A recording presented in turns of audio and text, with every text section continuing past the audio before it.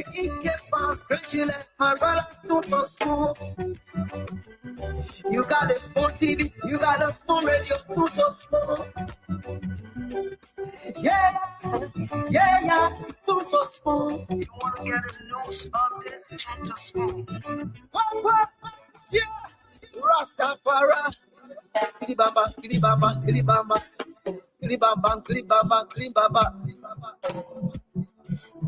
What I want? Yes, party.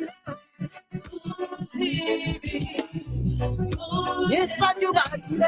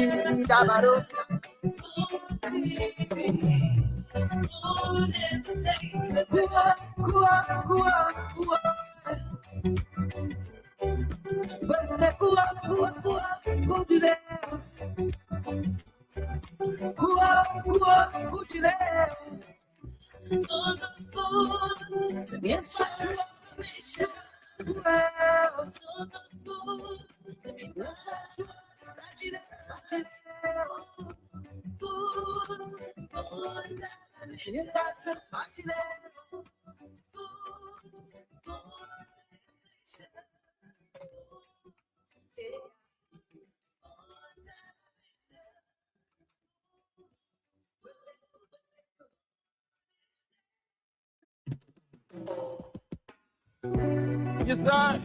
A special one with the CEO, Stan coming with the spoon. And your boy, right at the South. On the beat. To get your information. To the food, to be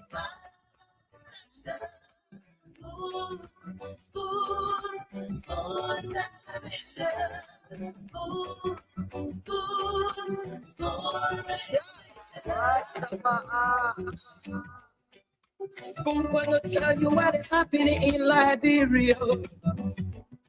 Spoon gonna tell you what is happening in Morovia. Spoon gonna tell you what is happening in Africa. Just to the spoon, you will know. If the children crying for starvation, just to the spoon. You want to get a news update, my brother, to the spoon. You want to know what is happening, Moravia, to the spoon. Politicians want to make their decision, just to the spoon. You want to know what happening in the ministry, to the spoon. Yeah, to the spoon. Yeah, to the spoon. You from Jama, Reverend to the spoon. Yeah, to the spoon. If you eat get found crazy like my brother to the spoon. You got a small TV, you got a small radio to the spoon. Yeah, to the spoon. Turn to spoon wherever you are and whatever you are doing. All you've got to do is to turn to spoon.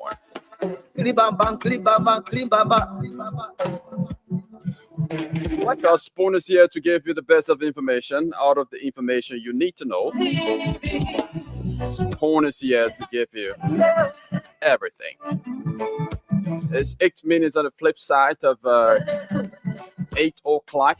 That's the initial time. Check here in Odious Congo Town in Monrovia, Liberia.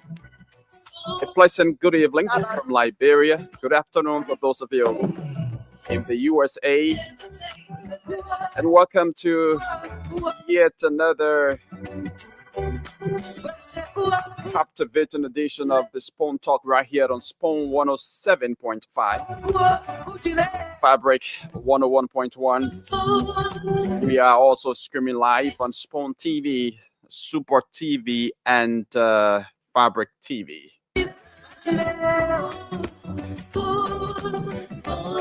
Also, don't forget to catch us live on our YouTube channel at Spawn Talk. My name is Yekezi Zobet, sitting in tonight as your producer. And of course, welcome. Let's have a wonderful time together. I'd like to say welcome to those of you joining the show live on Spawn TV.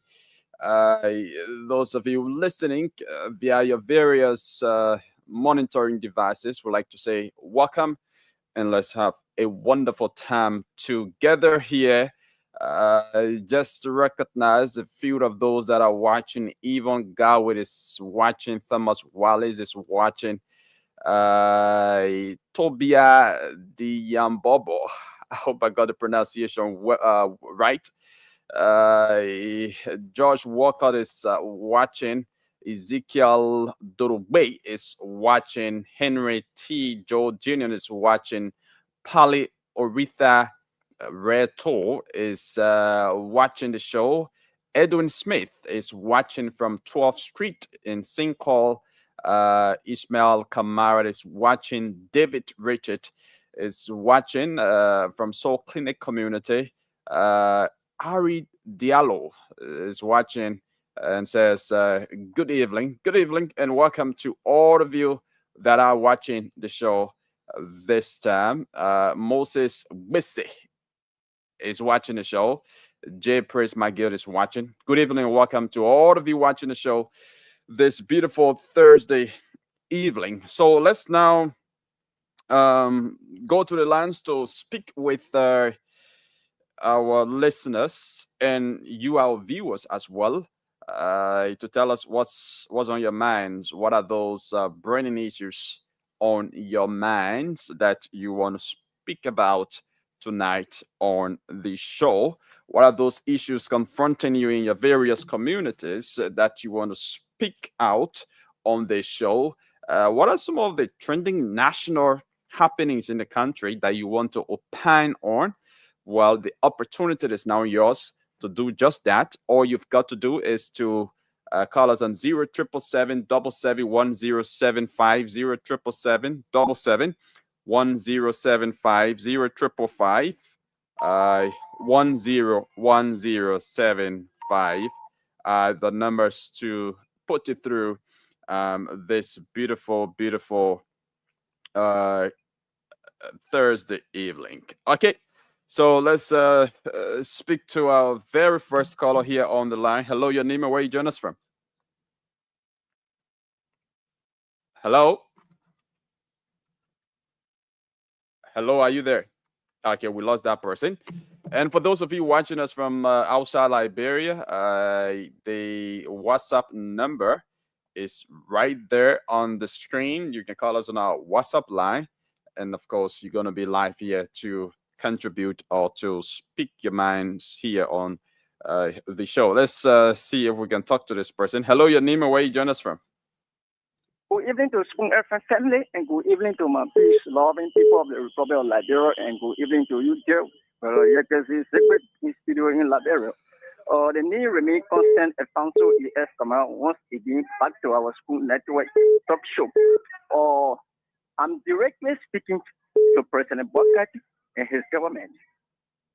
Remember, yesterday, you spoke against bad governance of our country today. Remember, you spoke about the empowerment of the economy. Today, your guys have been on routers. Let's give our credence to President Weah Dunhetenu. All of those criticism, those men complaints, these guys complaints they presented themselves to the Liberian people, they are the Messiah. They are capable of transforming this country within 2 seconds. Let's get Joe Weah a big exemplar. Because MCC Skoka, Dunhetenu, his school, the rule of law, they spoke against it, that the main governance was a bad government, it was lawlessness, it was this and that, but it was created by MCC Skoka. And the economy, what? The grain for taking the economy for the Thank you. stage point where Maraseli led. Apanso, thank you very much. It's everything been a has wonderful been time put having you on. Let's speak to another person on the line. Hello, your name and where you join us from? Yeah, hello. This is Samuel S. Young Faculty. I'm calling you from Bond County Bank. Yeah, let's hear you from Bone County. Okay, I want to say thank you ever so much for the show. I'm opportune to speak on Spoon tonight. What I want to say from my community is that of recently I listened to the. Hello, are you there? Yeah, I'm still there. Yeah, please go ahead.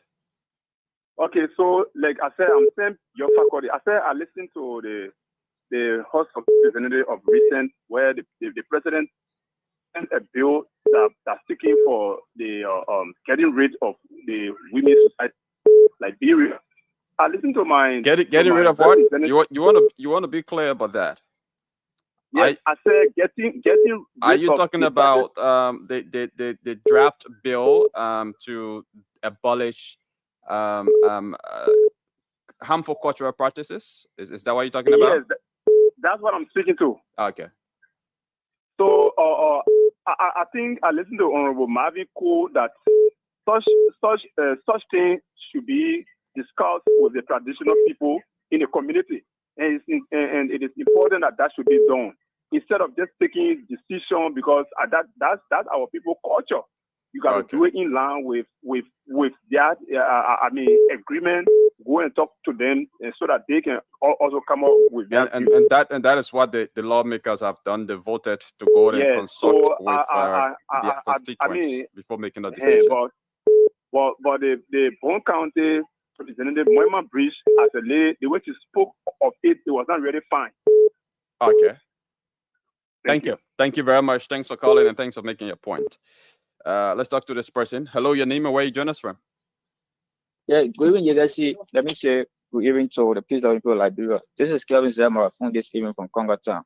Okay, Kelvin, let's hear from you. Yeah, you guys, thank you so much for the topic on the discussion. Basically, I want to speak about some of the information have been provided in the public by our guys, the CDCMs. I think I listened to one of the callers talking about the MCC school cut. CDC did well. In fact, one of the information that people have not really got is that look at parade that CDC passed 14 20 indicators, which is the first in misleading. I have read this MCC scorecard for 2018 up to 2026. In 2023, out of 20, they only passed 12. You can check it out. So to be pairing with misinformation that, oh, you passed 14, which of course is not true. And then I listened to the former assistant minister, Benedict Coloba today on one of the state radio stations that indeed the government is about to poster to the issue of mobile money transaction. I mean, that is far on the truth. How when government introduce the issue of mobile money during Marasali time, we say, oh no, we want to abolish the issue of mobile money. It's not true. So those guys, in fact, they are sincerely lie to the Liberian people, and they think that maybe they can use that, as a propaganda, which is very weak. And the United Party is very focused in determining, making sure that some of the issues that people are confronted with, like especially when it comes to the issue of bread and butter, and gradually the government is addressing that, so that Liberian people can know exactly that they have a government that responds, that the government that care for them. Thank you very much. Those governors say thank you. Thank you very much. But the information is that the CDC-led government did pass 14 out of 20 indicators of the MCC scorecard. That shouldn't be a debate. That's a debate. Just go and do your research. I had checked that there is nowhere that I read it. I went on the website, I read there's nowhere in that report that's the past 14, only 12. Because there shouldn't be a debate, please. Just go and do your own research. Hello, your name and where you join us from? Hello, good evening. Yeah, Casey. How are you doing, though? I'm okay. Let's hear you out. This is DJ Sim. I'm joining from Western Abidjan this evening. And I want to congratulate you guys for the hard work at the studio. And I want to congratulate the CEO, Mr. Waterspoon, for always be at the spoon to enlighten people about the good and the bad, okay? So I say thank you very much. All these guys, always we are listening to you guys in Abidjan here. So we say thank you very much for the hard working, though. Okay, thank you. Thank you very much. Thanks for calling. 0777 1075 1075. Hello, your name and where you join us from? Hello? You say your name again, please? Okay, we lost him. Let's talk to this person. Hello? Hello. Yes, your name and where you join us from? Down to us. Okay, let's hear you out. Yeah, I just want to say a thanks to the spoon. From what there, we the supporter of United Party, we like to lose the spoon. The government, what I get to tell them is that they should not forget the people that go in the bush to run campaign for them. Because when you talk about invalid vote, invalid vote come from in the bush, in the rural contest. Because we that in Monrovia, we all know how to go, but the people that in the rural place, they don't know how to go. So the people that take that time to go there to run campaign for them, they had to focus on it. That some of us, when we went over there, we partner with the sedition, and after they clean up Ben again, we clean up. And nothing we do somehow in university students. We sit here, nothing we do then in case 2029 reach, how will be encouraged to go by in the good to go run campaign for them and to educate the people how to vote. Now for the vote to be invited vote. So we are arguing one thought Mr. Waterspoon was jail and I get no matter because like he don't want you all the correct for all of you go in the bush.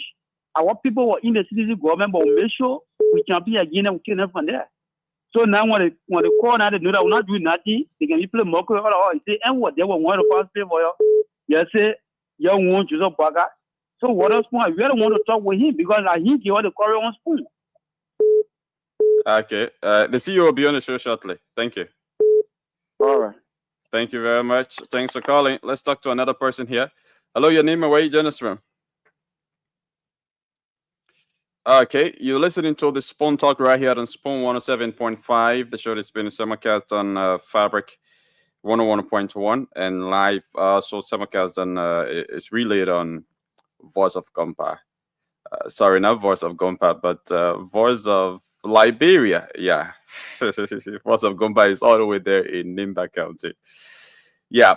So you can catch us live also on our various social media handles: Spoon TV Live, Super TV Live, Fabric TV Live, and there our YouTube channel at Spoon Talk. We are taking calls. We are hearing from you. What's on your minds? What are those burning issues you want to speak out this evening? Let's go back to the lines and talk to more individuals. Hello, your name and where you join us from? Hello? Your name and where you join us from? Please lower the volume of the radio or shut it down, please. Hello? Okay, let's hear you out. Yeah, what on my mind? I want to talk to the CEO. I take my children, they put them early. Never say they exam. Okay. I want to talk to the CEO. Like, so come to the station. Come to the station. Let's talk that. Okay. Right now we are soliciting calls. Okay, that's what I'm saying. Come to the station. I beg you, Papa. A headache on me. Okay, thank you. Come to the station and that can be talked out. Thank you very much for calling. Let's talk to another person. Hello, your name and where you join us from? Hello, my name is Junior P. Calling from Monrovia. Junior P, let's hear you. The thing that's going on in Liberia pertaining about the Muslim people or the Mandingo people. We need to be careful because I can remember in the 80s it happened in Pongante, it was not easy. What is going on pertaining about Mandingo people or Muslim people? They went to go rescue the poor land from them. Then how they call it, decided to chop petrol bomb on the police, and then call us it's not a grateful thing because even when we're allowed to become in this country, it will be very desperate for us. You think that is only unique to Muslim people or Mandingo people? Because for them, no other tribe has instigated violence in this country. They have instigated violence in this country, but they can limit it to Christians. But each time when anything happens, one people they will take it at Muslim level. Okay. How would they? The other pastors have been going to jail in Liberia who are ever get on the street. They're ready to NTA. One of the biggest churches out there. they break that church down to ground level. Whoever demonstrate that. Okay, thank you. Thanks for calling. Let's talk to another person here. Hello, your name and where you join us from? Good evening. Please go ahead. Okay, let's talk to this person on this international line. Hello, your name and where you join us from? Yeah, you can see. I'm calling from Libya, about Flomo. Okay. Libya. Albert, let's hear you. Albert, listen to your phone instead of the monitor. Yeah, you guys, I think 3 days ago, I listened to Damo. You were talking about those young guys who working with the Chinese people that are facing the Oahe Bridge. Okay. Yeah, I beg you, you put need to talk about carrying the garden salary up because when I watch our live video, they go down, fee for the librarian are working with those people.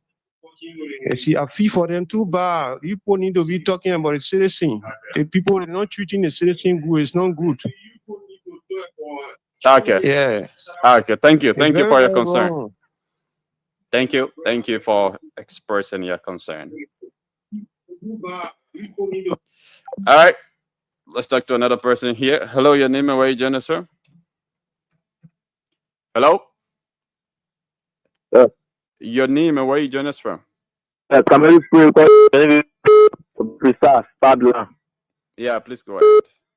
Yeah, so saying how to do defeated President Weah. President President be on the show, be fully talking say you will come back. Your line is breaking up. Your line is breaking up. Am I clear? Yeah, just do some adjustment and call back, okay? Your line is breaking up. Hello, your name and where you join us from? Hello? Hello? Yeah, my name is Biggie. I call you from Tottenham. Okay, let's hear you from Tottenham. Yeah. Yeah, guys, please, I want to talk to the CEO. I want to get a CEO number. I don't know how I can do that. Okay, the CEO will be on the show shortly. And I think usually you just follow the show. I'm a number here. That's the information I want to read. Okay, yeah. So just follow the show. Okay, let me get your number. Yeah, my number. Since it has to do with the information you want to give. Yeah. Just read your number for me. I'm not seeing it because there's another call in the line. 0888. Yeah. 33. 33. 22. 79. Okay. And the name? Tamabwaka. Tamba. Okay. Okay, Tama, I'll reach out to you, yeah? Okay, thank you very much. Let's talk to this person. Hello, your name and where you join us from? Hello. Yeah, your name and where you join us from? I'm just looking for Kumakwale. Just let's hear you. Yeah, I'm appealing to Central. Let's not be on our speaker. It's very dark. Yeah, like this year. Even though supporting one United Party partisan, well, those kind of things are happening in the district. It's very simple to us. Yo, let's say let's see what be on that man. Yeah, let's be on the speaker. Let's turn to all here. Yo, I'll just say very dark. Yo. Okay, thank you. Thank you very much. Thanks for calling. The speaker district is dark. All right, let's talk to another person. Hello? Good evening. Good evening. How are you? Let's hear you out. Thank you for the show. My concern even is we gotta love our country, love our the issue of criticizing government I will not have the country. So we shouldn't criticize government. Everybody might just be sitting and looking at government. I'm saying the issue of criticizing government it must be constructively, not to destroy or to bring someone down to take power. Okay. For example, they be power for 6 years, profile you, but you move on there, someone kind of be fighting. So it will not help. Okay. So work together, at least as a unity will be okay. Thank you. Thank you. Hello, your name and where you join us from? Hello? What? Your name and where you join us from? My name is Saman Pakistan. I'm joining from the old Yeah, let's hear you out. I've been to the broad identification card issue. The what? The broad identification card. Okay. What about that?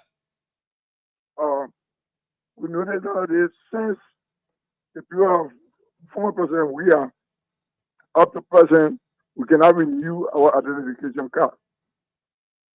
And that have drew my attention for each year at the office. I see the place open, and I need to win. So I'm calling on the president to make sure. Hello? Yeah, hello. Yeah, are you saying you've not been able to renew your identification card? Sure. Have you gone there, and what did the folks there tell you? You said the place is not open yet. How months upon months. How many times did you go there? I've gone over 4 or 5 times. Over 5 times. Okay. All right, we do a follow up on that to know the problem. But thank you very much for expressing your concern. 077-107-505-555-1010-75. This is the Spoon Talk, your talk. And of course, it's 8:30.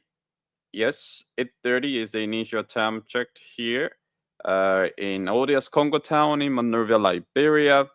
And of course, we are here soliciting your views about some of the trending national happenings in the country, some of the issues confronting you in your various communities, some burning issues on your minds. We want to hear them because probably some of those responsible to resolve or address those issues are listening, and they could they may just take cue from some of what you're going to be saying. So let's keep on taking calls here. Let's keep on taking more calls. Okay. Yeah.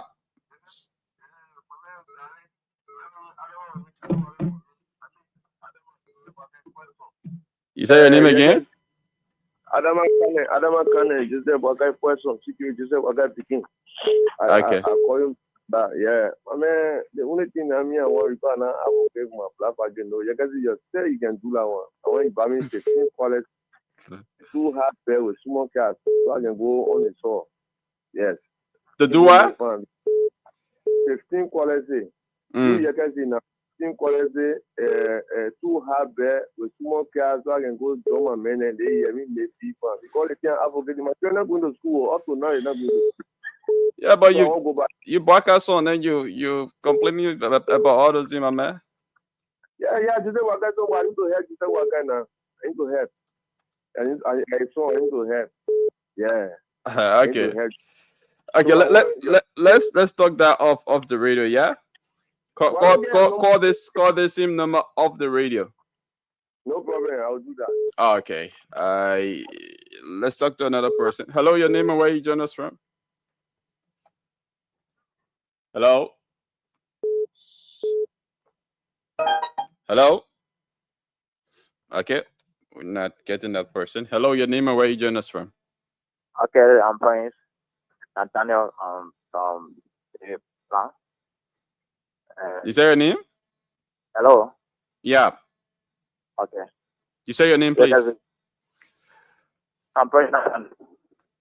Yeah, Prince, I think your line is breaking up. That's why I didn't get your name. Okay, no problem. Yeah, but let's manage to hear you. Hello? Yeah, let's manage to hear you. Go ahead. Okay. Yeah, this is and regulation ago has revealed. I beg you, please, I want to use this means to tell the entire country, if you have any of your family member in Europe or America, tell them to calm down right now. Because from now to June, it will be so difficult. So come on, people won't leave America. When you try to leave, or you try to leave America or Europe, it will Is be difficult for you. is this a revelation? Is this a revelation? A revelation. Tell them to come down from America and Europe now. Keep this number. This number is for the entire nation to use it. Who revealed that to you? Hello? Who revealed that to me? Yeah, what's the basis of your revelation? Where did it come from? The war is coming to an end already. There's nothing anymore. We just gone in from America and Europe. There's nothing that anymore. Tell everyone to come back home. And tell everyone in the entire country not to go to Europe and America. Keep this number. Call this number. This number is available to the entire nation. Hello. Is this a divine revelation? Is this something that God revealed to you? Something that already happened in the realm of the spirit. What kind of spirit? You asking me which spirit. When the time comes, you will ask me. You will call this number. Bye-bye, man. Bye-bye. Let's talk to another person here. Hello, your name and where you join us from? Hello. Good evening. Let's hear you. Yeah, thank you. My name is Mustafa Roger, and I call you from Banjo. Okay. My brother, let me inform my government on this strong advocacy. MTA, we have 35 buses right now. So I'm asking the government transport and the MTA also. Okay. The people need us. They need one of that MTA to be running there. When they came up, the MTA running, and even that one that running came out is not sufficient because the population there is getting so high. So one need to add up to the other one that running to came out. At least they want people to Bombay County because there was an information that Bombay County population is low. That was MTA not running there. I said no. Let the people be to get MTA to be running there. Okay. Then the issue there, we don't have MTA also from Douala to Pearl River by the information of the people because we can be collecting information to make the government to know. MTA is not reaching Pearl River. It's not taking people from Douala to Pearl River except from town strictly there. So we say no. MTA need to be from Douala to Pearl River or even investing town. Thank you. At least it can help the citizens there.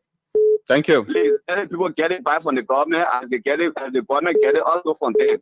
Okay. Thank you for speaking your mind. Let's talk to another person here. Hello, your name and where you join us from?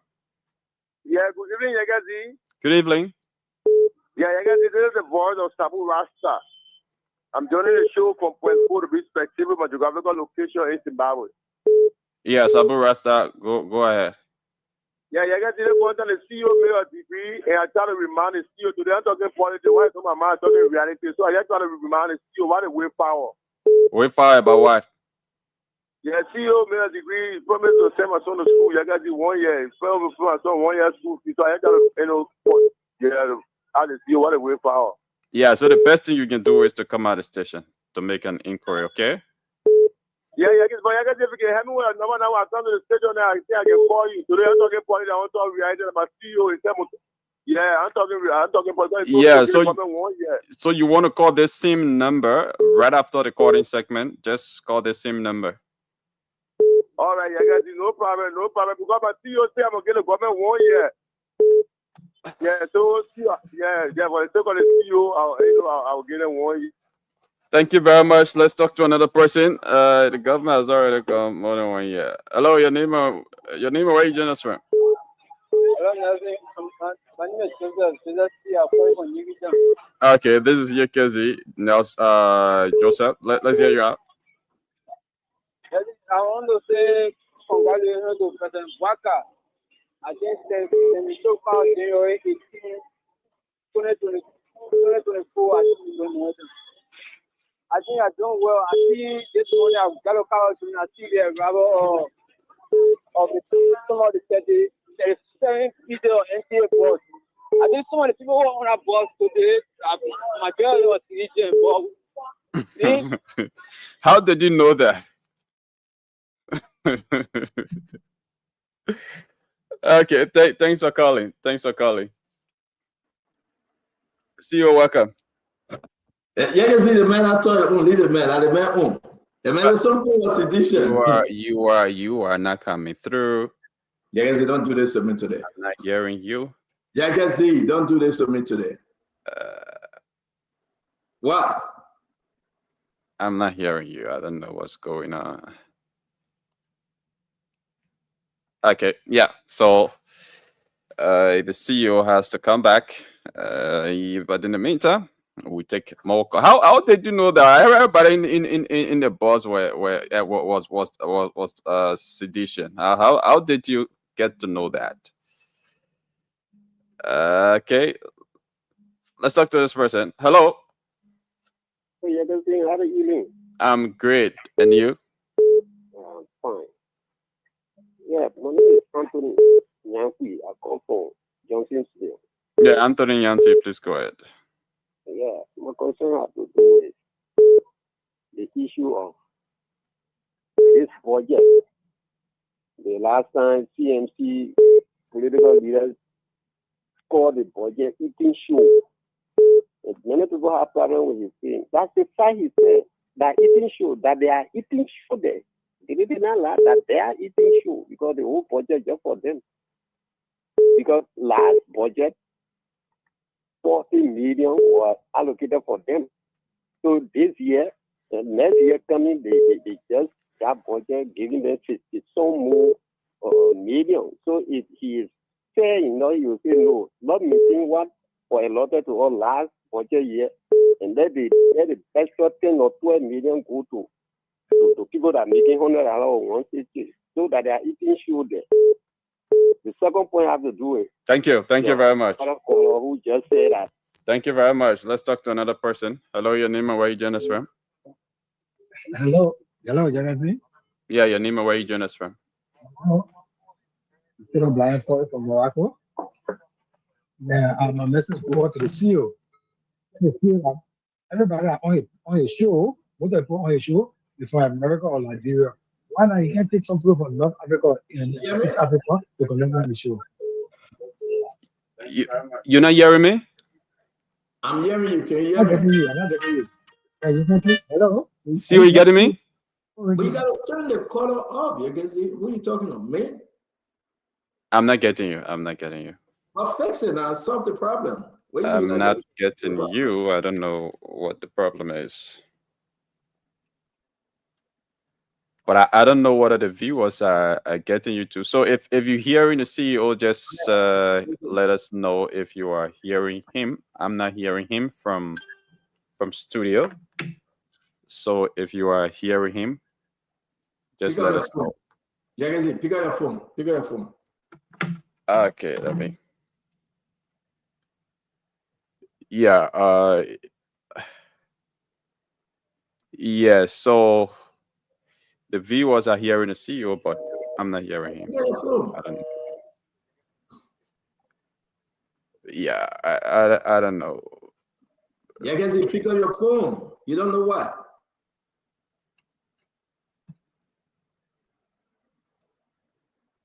Yagazi, call me. See you if you're hearing me. I think No, you can call go me. ahead. Huh? Call me. Call me. Call me. Call me. Okay, let me call you.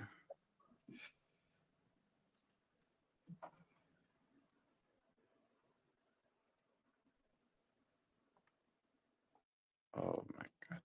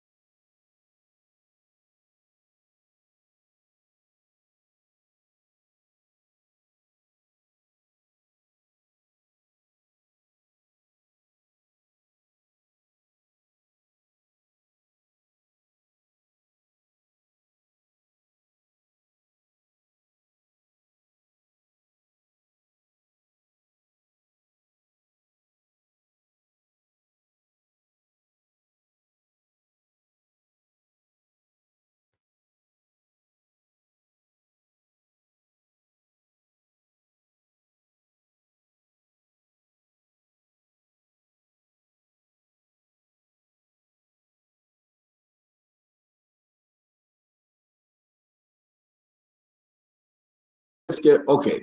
Are you hearing Dama now? What do you say, You Yagasi? hearing me? Yeah, I'm hearing them. Are you hearing the CEO on the radio? Yep. No, I'm not hearing the CEO. I mean, Yeah, if you're hearing Dama, then it means you hear me. Are you hearing me now, Yagasi? Apart from the cell phone? no, I'm not hearing.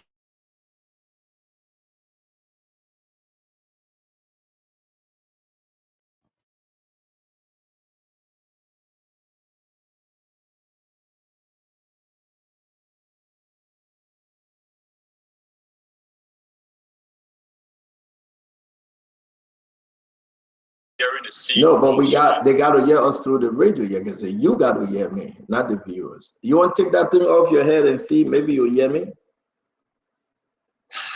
Yeah, because well, every day it will be another problem, man.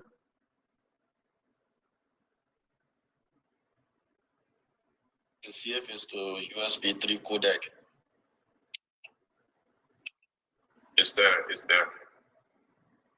it's there, then there's no problem. Can you hear me now? I can still. Dama, you got to go to the station, man. Go get out there and straighten out. Yeah, go to the station. Yagasi, you can't end the show as I'm going to say get out and come back in. But that's not StreamYard. That's not Facebook. So I don't know. All right, so take care of it. I will be in the back here. Yagasi, take calls. Continue to take calls.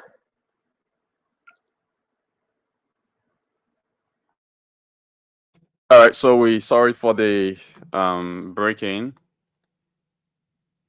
Yep, we sorry for the break-in. We've got some technical problem here in studio, and once it's sorted out,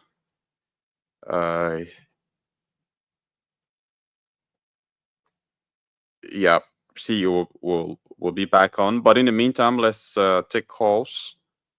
Call us on 0777 771 075 0777 771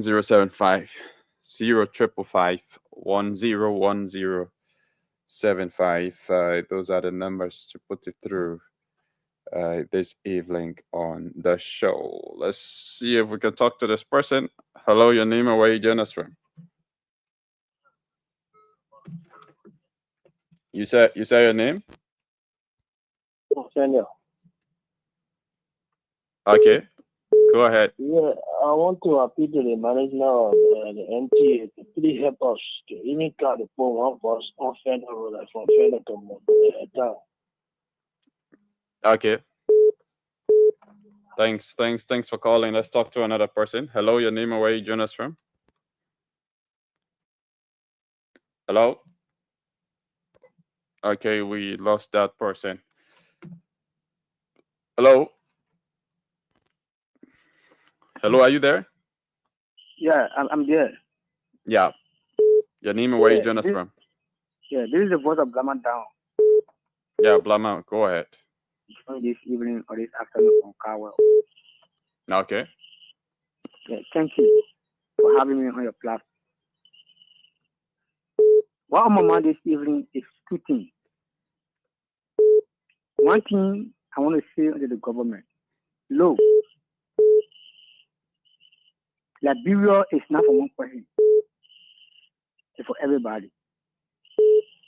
In Carwell, where I live,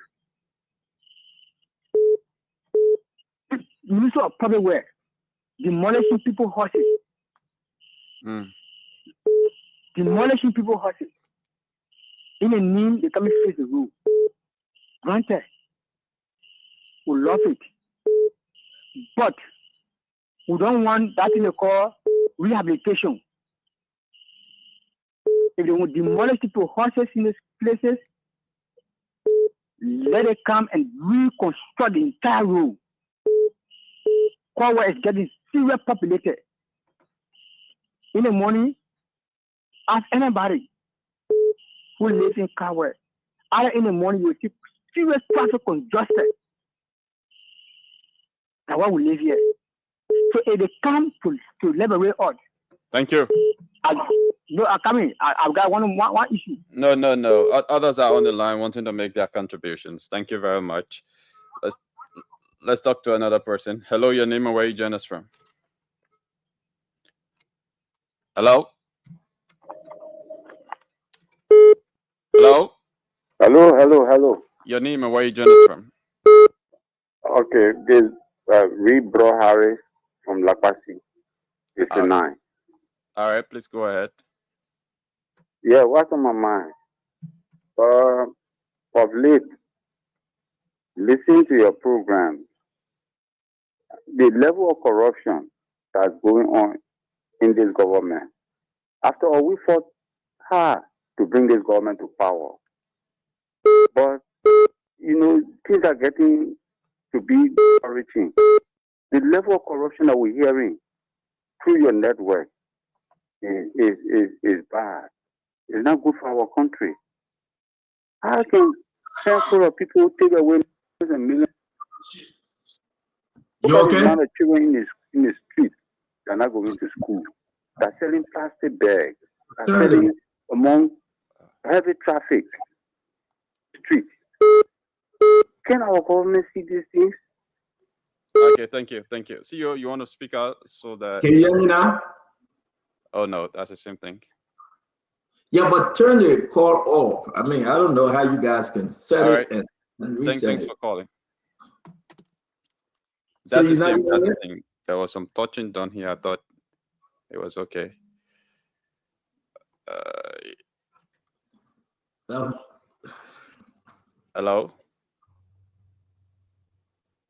Hello, your name and where you join us from? Hello? Hello?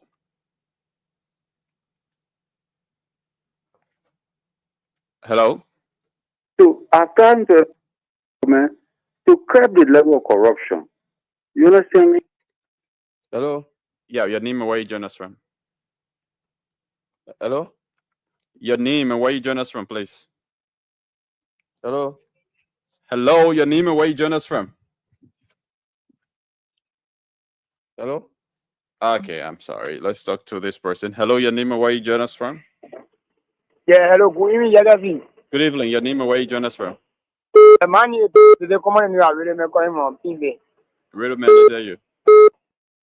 Yeah, Yagavi, what on my man, let me say good evening to the excellent president, to let you know, Bagasion, the greatest president of the only president that declared and published the asset. The only president that made today like 181 countries for them for Labrador on a non-permanent security council seat. And today, Yagavi in Labrador now, at least in Labrador now, you can find where for 2,700, you can find gas for 620, 600, and to the gas station at 740. So I want to say bravo to the excellency President Jacob Zuma Bagasion. They have the president, the community road project is ongoing, and now you can see the road is away, and now they're not parking the center of the road again. Now people can pass around and say donor in the center of red light now, open donor and all the setting it there. So I want to say bravo to the excellency President Jacob Zuma Bagasion, and me say bravo to the mayor of PV, Mayor Raul S. Desmond II.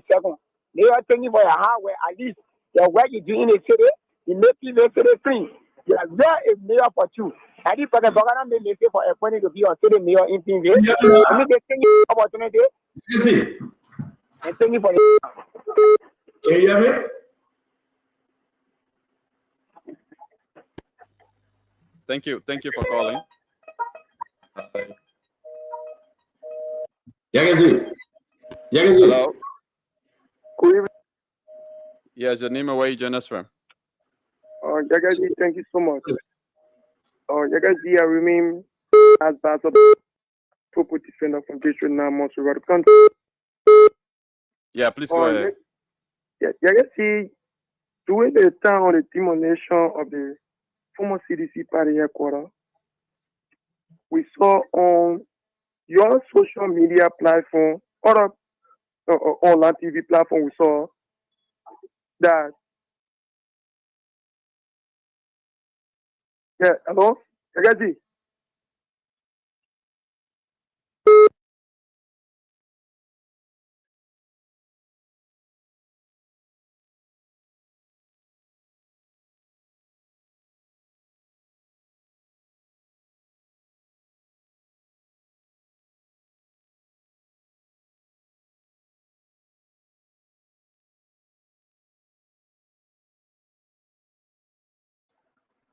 Okay, can you hear me? No. You want to remove the headset and get directly from the system? I'm looking at the system here. I'm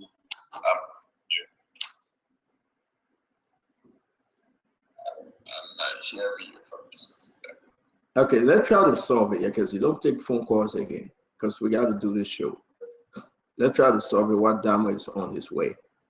I'm going to add Lorena, because she got it done the other day with Darius. So let's see what we can. Okay, so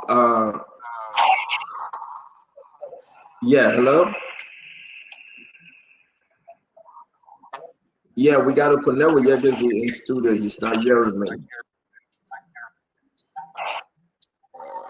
Yep. Yeah,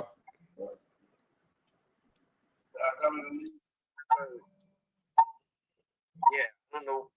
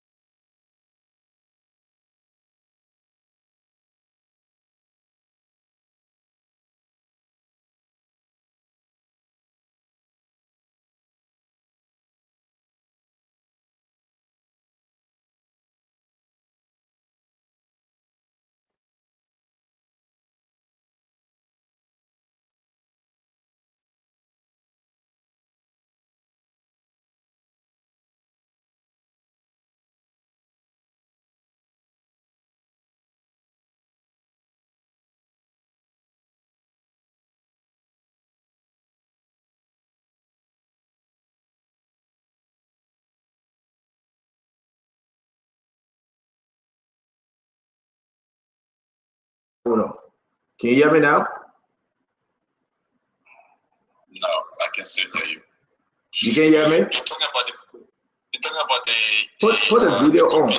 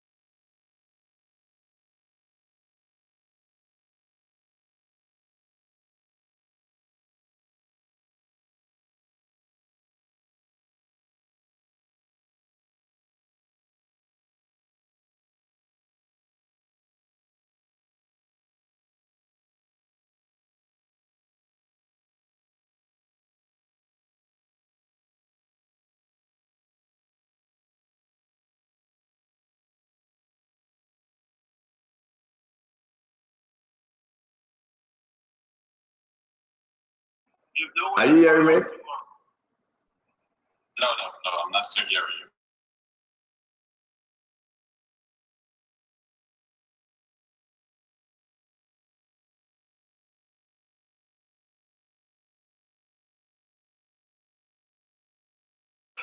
Can you hear me now? No, I can hear you. So usually it's this one that can be down. This particular one. It can be on? Yeah, it should be on.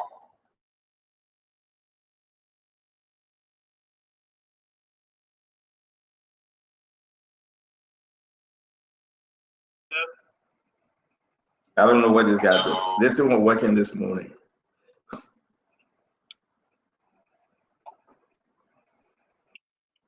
just pray that the red line you open, when you're playing the music in that line, you can open. Yeah, of course, that's a major line, that's a computer line.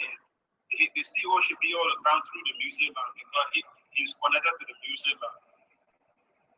Yeah, if it did not change, it means that it is locked somewhere, or either the camera, something happened to the camera, they close the volume on the computer.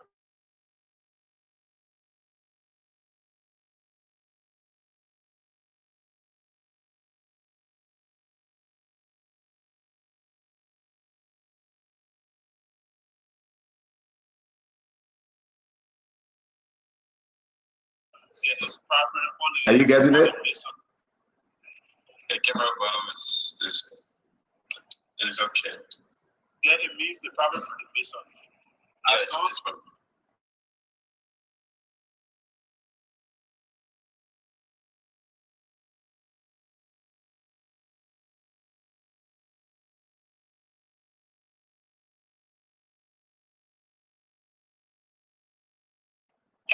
So who always on today? If you have to do it, you could change the music line to another line and see.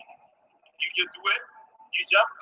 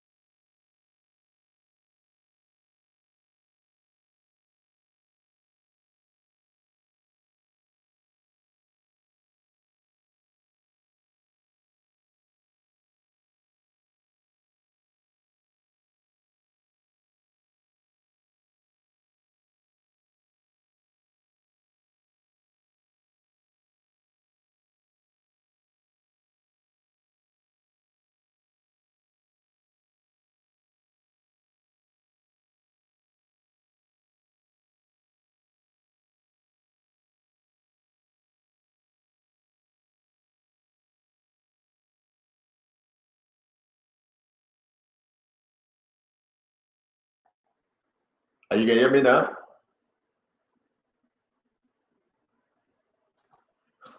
You can hear me? Hello? Two. Tango, Sunshine Corner. DJ 1 2. DJ 1 2.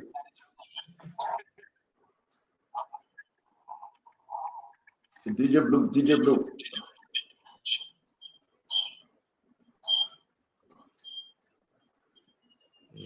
Yo, what Darius are you fixing? The other day you fixing.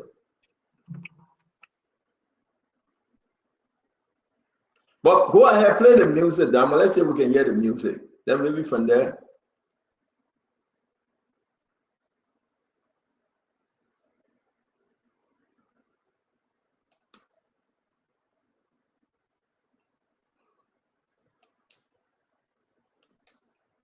So if you're not hearing me, James, it means that we are not on the radio, right? They can hear us on the radio, right? No, I'm talking about us. Someone will come out, they will not hear us. It means we are not on the radio, right?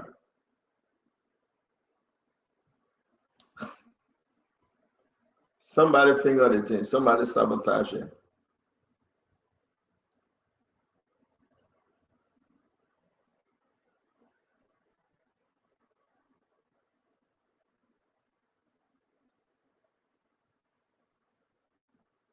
I mean, Darius know how to fix it. You want me to call Mr. Law?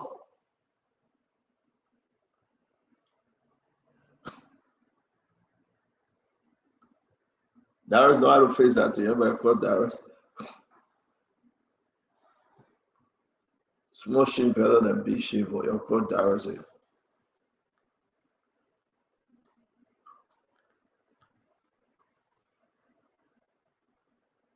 Hello?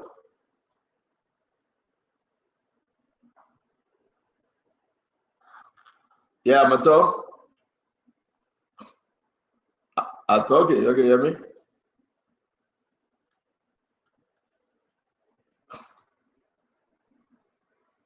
You are getting me, right?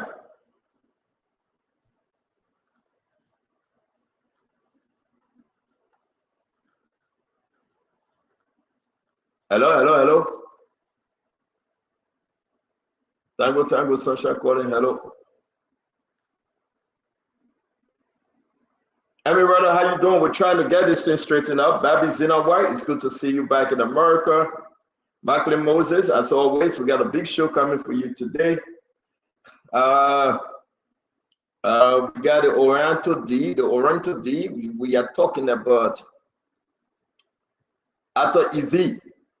Billions of dollars going to Ato Easy. We're also going to talk about the tourism chair. His name is Chris Onomuga, the Ghana ECMO guy, the Nigerian guy, the Nigerian ECMO. We have uncovered a lot of issues with him. The man took another money from another entity and refused to pay back. We'll talk about him a little bit. We're going to talk about the confirmation of the new public work, not public work, but Minister of Mines and Energy Minister Tingbe. I think some kind of Tingbe from Nimba. You know him. We'll talk about him. We'll talk about progress in this government. May I say, Councilor Kanyo Bagbara in the back, he's coming on, and all the guys are ready. We're going to talk about who ate the Bond County people money. We'll continue with that story. Somebody ate the Bond County people money. Public Work have given CMC the permission to build. Can't you imagine? They say CMC can build. But what was all the noise about? Who won? What's happening? I want to say just get ready. Someone whatever God is, someone pay somebody to keep us away. All right, so ladies and gentlemen, we have to again tell you that be patient. We will be coming on. We having some technical issue with our audio. Someone said call LBS for help. Hell no, we're not called LBS. Immaculate Son, leave us alone. The Honorable Grave Thing. All right, Atanaka Grace in the back, the man that they say. What you call? Yeah, music, bro.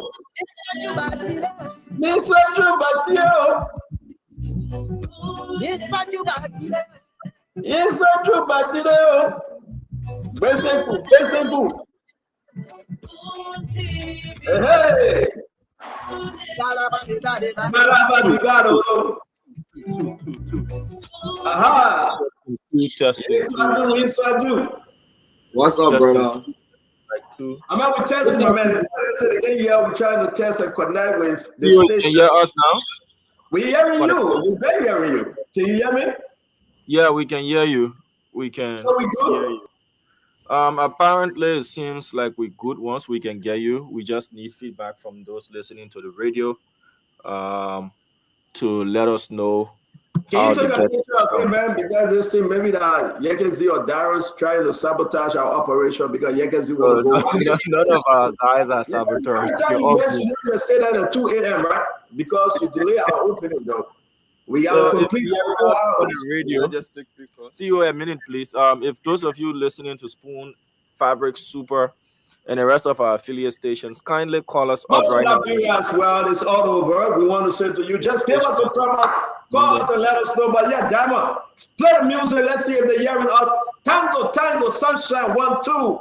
DJ 1, 2. DJ 1, 2. You know, DJ Blue. DJ Blue 1, 2. DJ Okay, let's Blue 1, take this 2. person here. See you. Hold on a minute, please, sir. Hello? Hello? Yeah, hello. You getting us on the radio? Yes, You I getting getting CEO? a plan now. You getting Mr. Witherspoon? You hear me? Of course, I getting a CEO. Okay. Thank you. Thank you. Let's just take 3 more calls to confirm. Hello? Yeah, hello. You getting us? Very clear. Okay, thank you. You getting a CEO as well? Sure.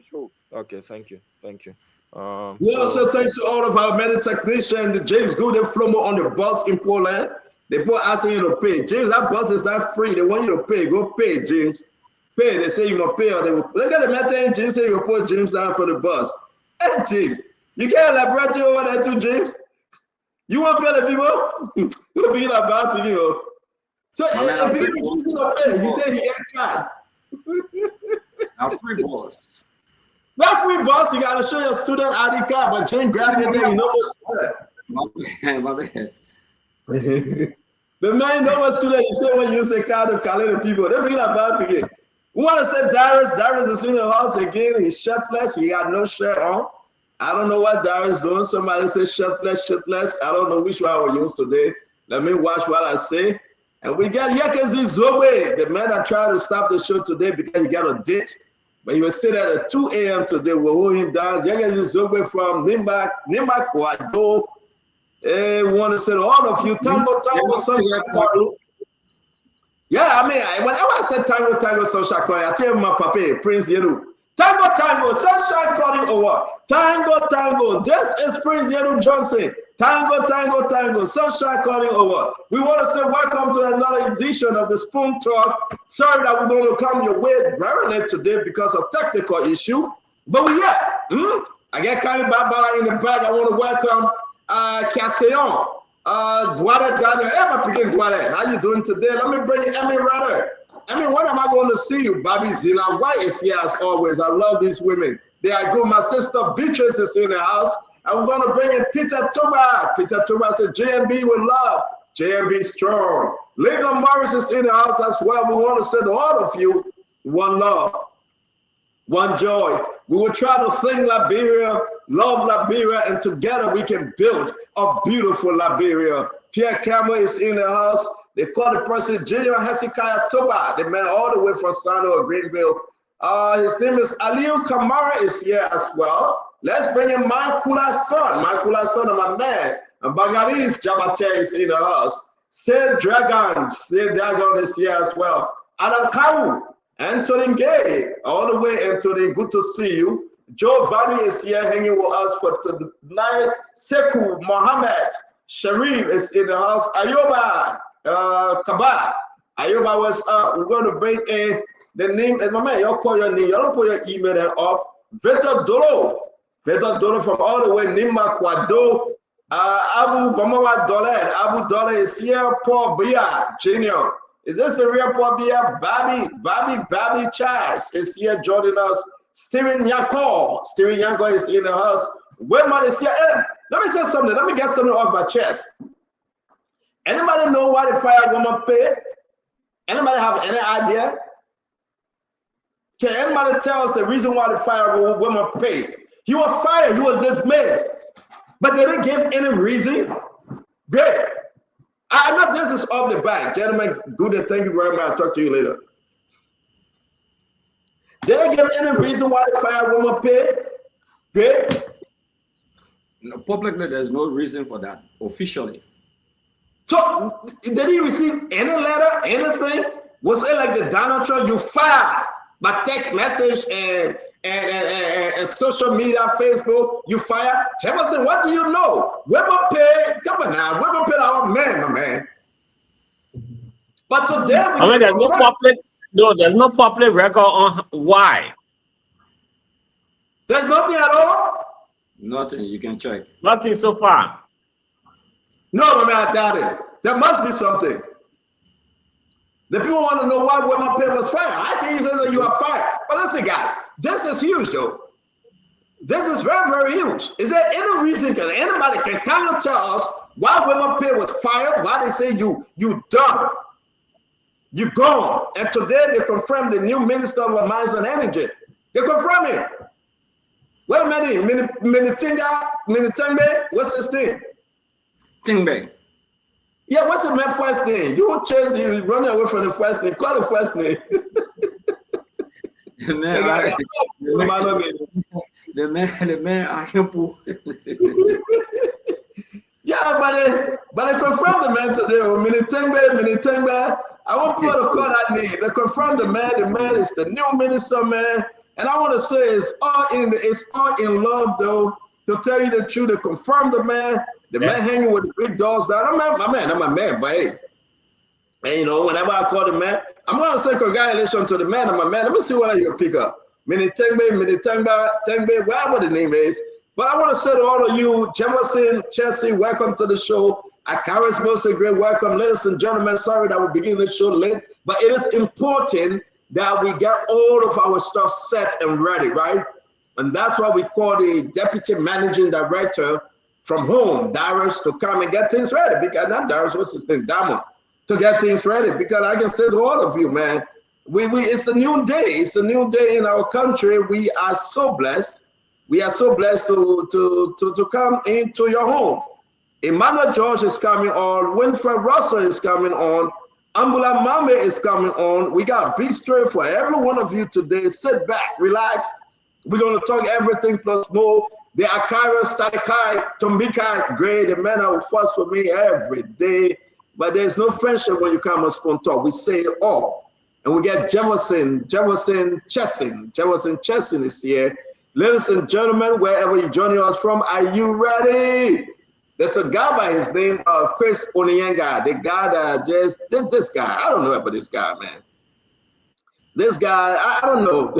This Ekman guy, man, that guy remind me about when we used to go on Ekman bakes, and, you know, and the garden would be beating on the Liberian people there, and, you know, for beans and rice. And that guy got a lot of allegation behind him. We'll discuss it today. LFA allegation is hanging over him. The man took $15,000, 12 to 15,000, 12 to 15,000 from LFA. This guy, to have a program that he didn't. He had the people money, and he didn't. So we're going to call the reporter. We're going to call folks from LFA. We got a check. We got the information. He have not paid. He took the money. He ran away. They called. He admitted of taking the money. President Boyga looking for people in his government that got corrupt behavior and corruption over them. This guy took the LFA people money. He didn't do the work. He ate the money. And he told them, well, I'm the board chair right now for tourism. When Gafan pay me, I will pay you. I will share the text messages with you guys. This is the same guy, great.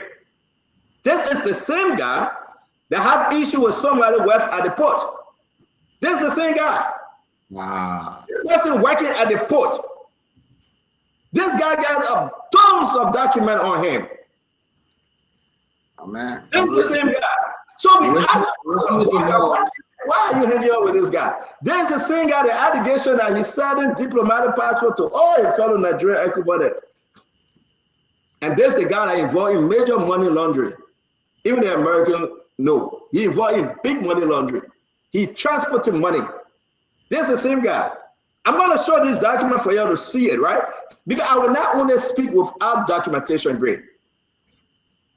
As the LFA boss, I'm going to put everything up.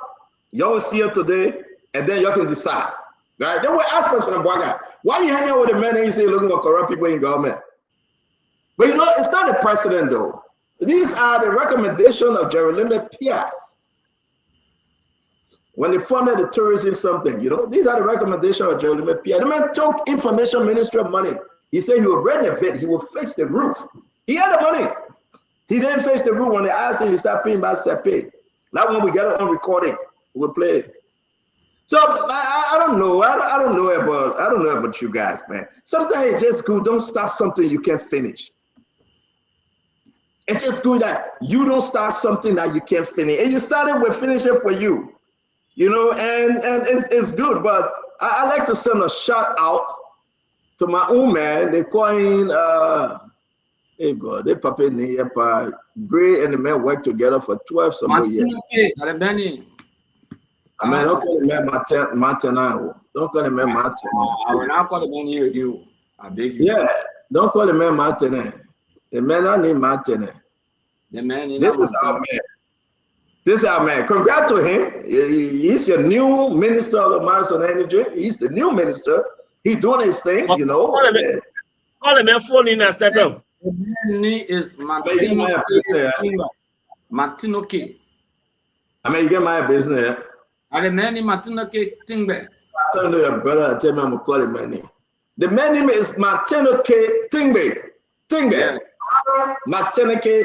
Tingbe. That's the man name. That's the man name. T-I-N-G-P-A-N. Tingbe.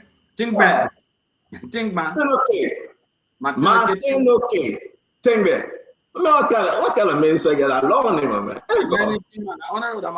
We used to be in the legislature together. But every day you beat you on the man, you say that you're colleague. Every day you beat you on the man, but you say that you're colleague. Every day you beat on the man, you call the man your colleague, but you beat you on him every day. The man can count on my post all the time, fasting, but he won't listen to me. But you know, let me say something, yo. This guy he's very cool, to be frank. And you know, he's not.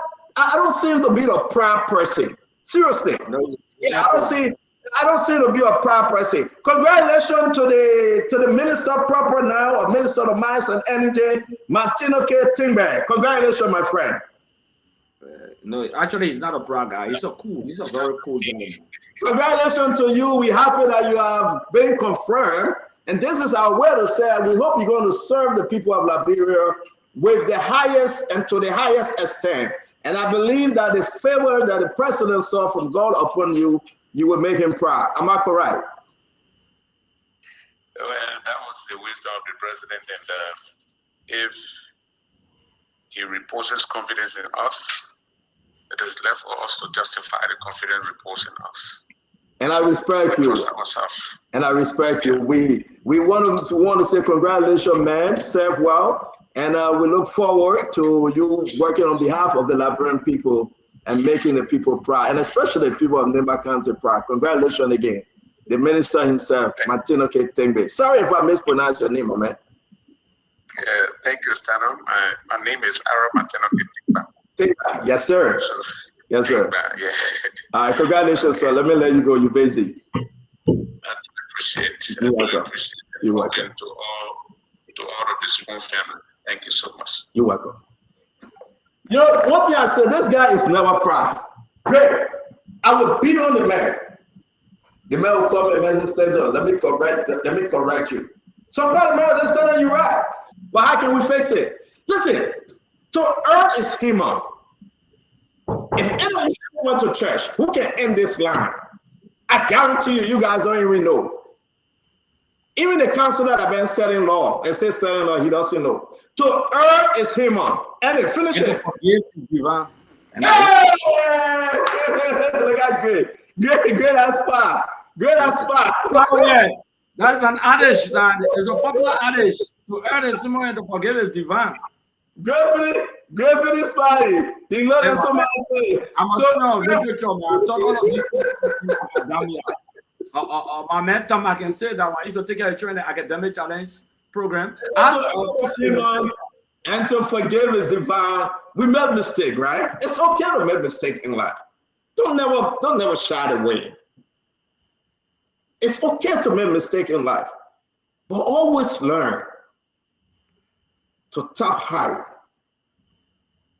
and elevate yourself. And do not repeat such mistake.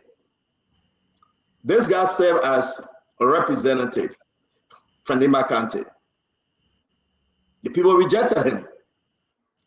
God had given him a second chance to serve the entire Liberia. And I hope he served God.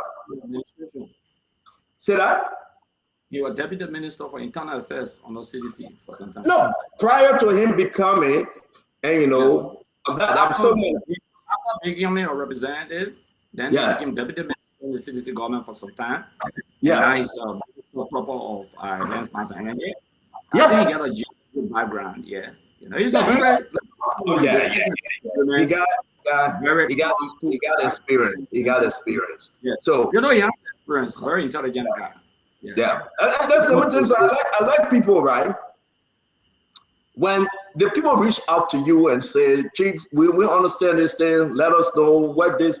You be open, no arrogant, no proud. And you know, you're not going to look down on your fellow Liberian because you're going to serve for 2, 3 years or 4 years and you think that you're a superhero. You cannot speak to the people that brought you there. And these are the things we're talking about. So again, like you heard the minister speaking tonight, we want to say congratulations to him, and we are proud of him, and we know that he's going to serve, and he's going to be humble. That's the issue. He will be humble. But I'd like to say, guys, let me welcome all of you to another edition of Spoon Talk. We love having you every day. Share the show. Share the show. Go on Facebook and share the show. On YouTube, share the show. You can find us on Voice of Liberia. Sekou Sherry is doing extremely well. He's sharing all of our program. You can find us on Super FM, on Spoon FM, on Fabric FM, on all the FM, on Voice of Lawalazu, in Buchanan, in Burma, in Cape Man. Even Musa Benedict said he will put us on his level. I said, Musa, for what? He said, my man, I let it show. But something happened today. Public work. Bad down to Musa Benedict and CMC. They had no choice.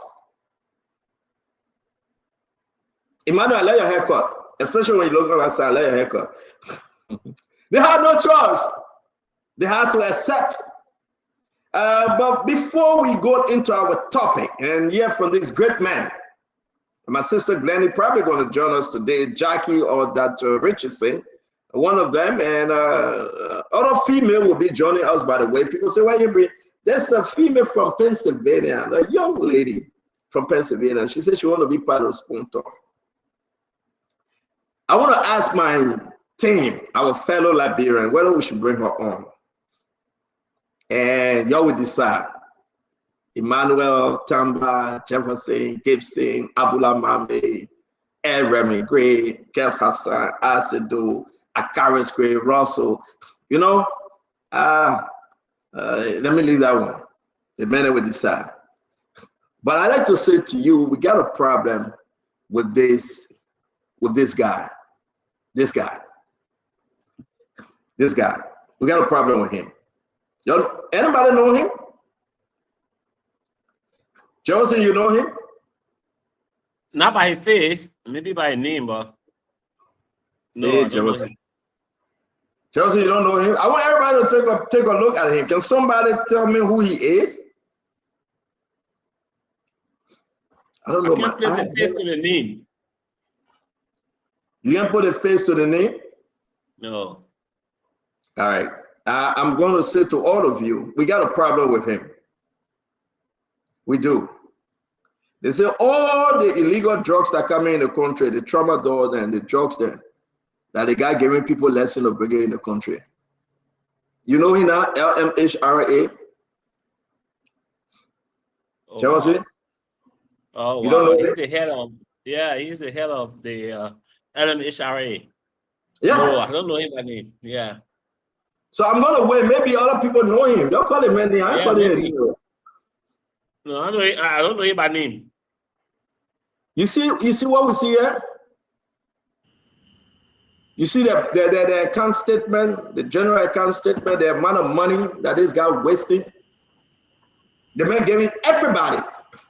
He giving everybody lesson. If you want to bring fake paracetamol, if you want to bring fake tramadol, if you want to bring illegal drugs in the country, they say the allegation the man gave you lesson to bring it in the country. He gave it to you. And this the guy. You see this thing, we want to talk about it today. And you know him great, because great, you know him great. The face looks familiar, to be frank. I can match the name of the face. Hey, great. Yeah. What were you, my brother? My brother. Oh, look at the other guy coming on our show. My man, eating on our show.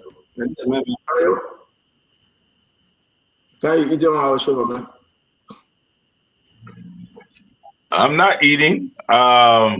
You're rocking your jaw. I just got you, actually. CEO, you're on fire as usual. You're rocking your jaw. Now why I went off first because the thing was coming here. I said no. Let me call anything and eat first before I come out here. So do you know this? Do you know this gentleman, Kayo? I think I do. I've not met him before, but I've seen his photo and stuff. I think his name is Dr. Luke Bawo or something. Luke Bawo, B-A-W-O. Luke Bawo. Yeah. Yeah. I'm going to share the document with you guys. We'll talk about him.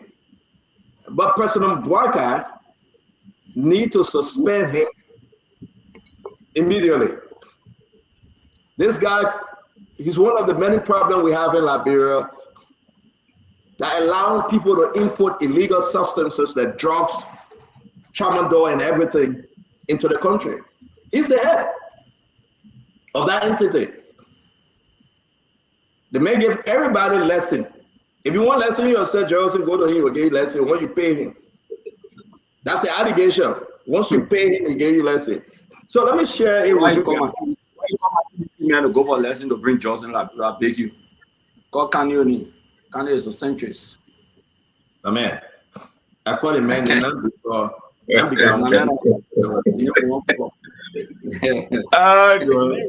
is that. I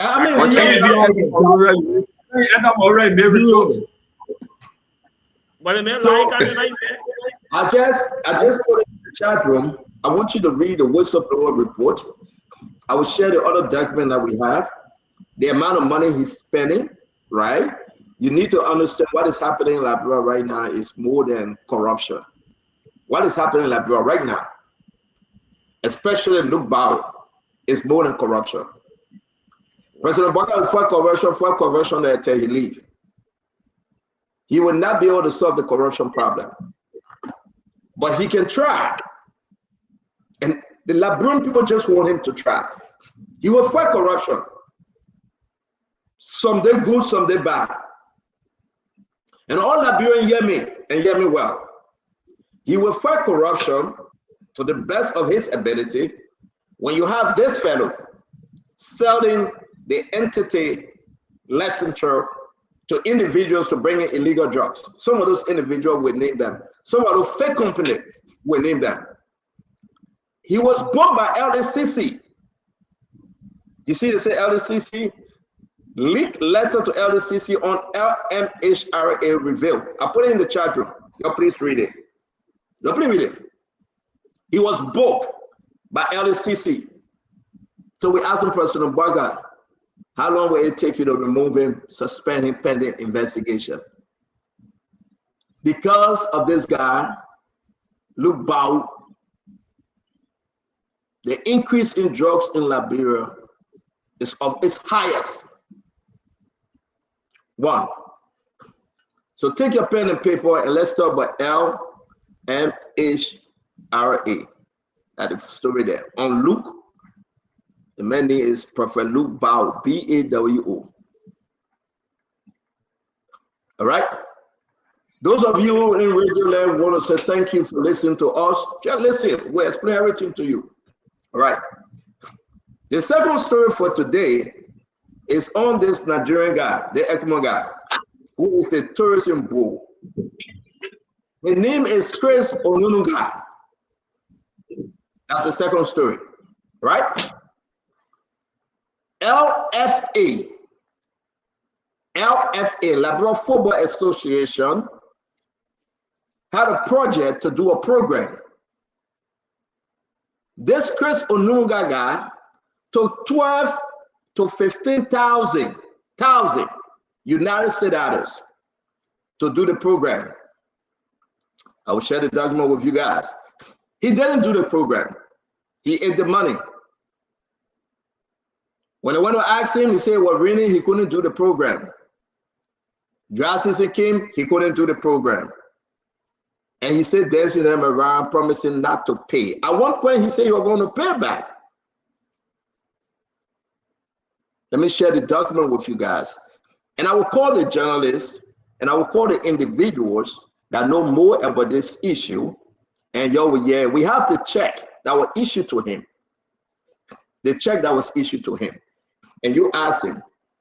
In another instance, this same Chris guy took money from the Ministry of Youth, the Ministry of Information, yes, to repair the roof. He didn't repair the roof. We spoke to Jeremy Pierre. Jeremy Pierre said the man promised to pay by the money small. You get $1,000 and you have not paid the rest of it back. You go ask Jeremy Pierre. He cannot deny it. This is your tourism pool. This guy is involved in selling diplomatic passports. These allegations are huge on him. And then we asked President Mbaka, when we received the information that he was involved in wire fraud, money laundering, crossing money from ministers, and some of those ministers and lawmakers, he transferred the money. He was sick here in Philadelphia a few years back during George Manaway time. And Nathaniel followed McGill, Serena Cephas, and that of Samuel Twell, called him back to speak concerning the money of the Bond County caucus. And we discussed that. That's our second story. The one concerning him, the lady from the port, he and the lady husband, we'll put that on your year later. I'm not yet to discuss somebody, boyfriend, girlfriend thing. But there's a guy, they put him messing with the guy well. I'm not going to discuss it, that's a business. We discuss the issue of national concern. That's story number 2. You guys also follow us today at the Capitol building. My dear friend and brother Fabian, the president of NOCA, he couldn't speak directly to the issue of Oranto, Ato Easy, Oranto, the people that they gave the 4 All Black to. The 4 All Black. We will be calling Fabian to tell us exactly what the government position is on the Oranto deal. Some hard questions were asked, but I can tell you, my friend, Ato Easy had a sweet deal where the government allowed this to go through. Not Total, Ato Easy, the Oranto deal. We'll speak to it. And any other story like the Delon story, his accusation against Labor Minister Cooper Cry, that Cooper Cry and the NDR threatening his life and they want to kill him. That's a big story that people need to look into. And we will be speaking to that as well. So wherever you're joining us from, get ready. Let's rock and roll. I want to say to you, I have a picture here that I'd like to share with you. This one. Yeah, this picture. Who are these guys? Quickly, just for fun. Who are these guys? Anybody know that? Stevie Johnson and Fatiga. Great. Great. You know, I came across a picture, right, Great? One person sleeping with a mouth open and another person just smiling with a mouth open. What I mean, look at these. These are my best. These are my brothers. Good. The man was sleeping with a mouth open was. You know the story started on big. You don't forget what our other story till the put picture that. What is say when I sleep with a mouth open? Remember, way back. Chosen Chelsea way back. Let's ask the other people. Tama, what do you make about this story? Because we are about to go in Zigo, but let's talk about it once more now. The man was more open for what I want. The man was caught. My man, this photo shows happiness. These two gentlemen are very happy right now. One is dreaming and one is hoping that something is coming in. I see happiness, but it's funny in their faces. You see happiness when somebody sleeping, right? Look at your window phone and said happiness. Emmanuel, when you make these, when you sleep, you forget your worries. Your CEO, you forget your worries. You are happy. You are carefree. Emmanuel, what say you? I see one man tired with a workout government, the other man wondering what happened.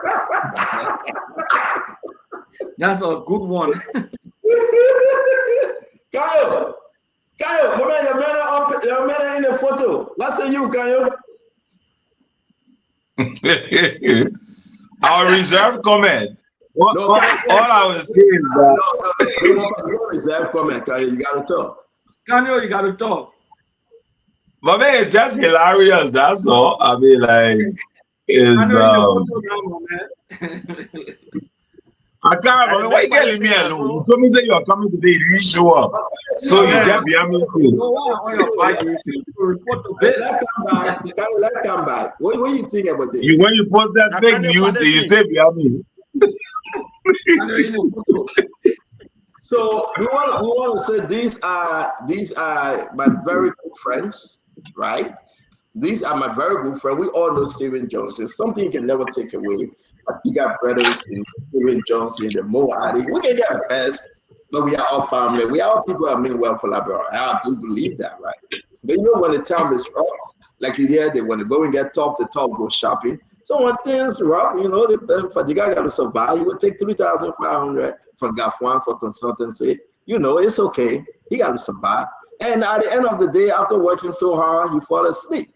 But can you guys tell Fadiga to just close his mouth when he's sleeping?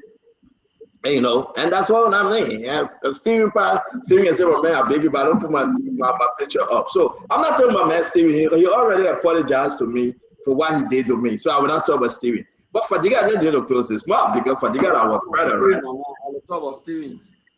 You talk about Steven? Yeah, Steven owe me. Oh, man, I get involved with you and Steven Owen. You shut up, man. I'm beginning. I get it.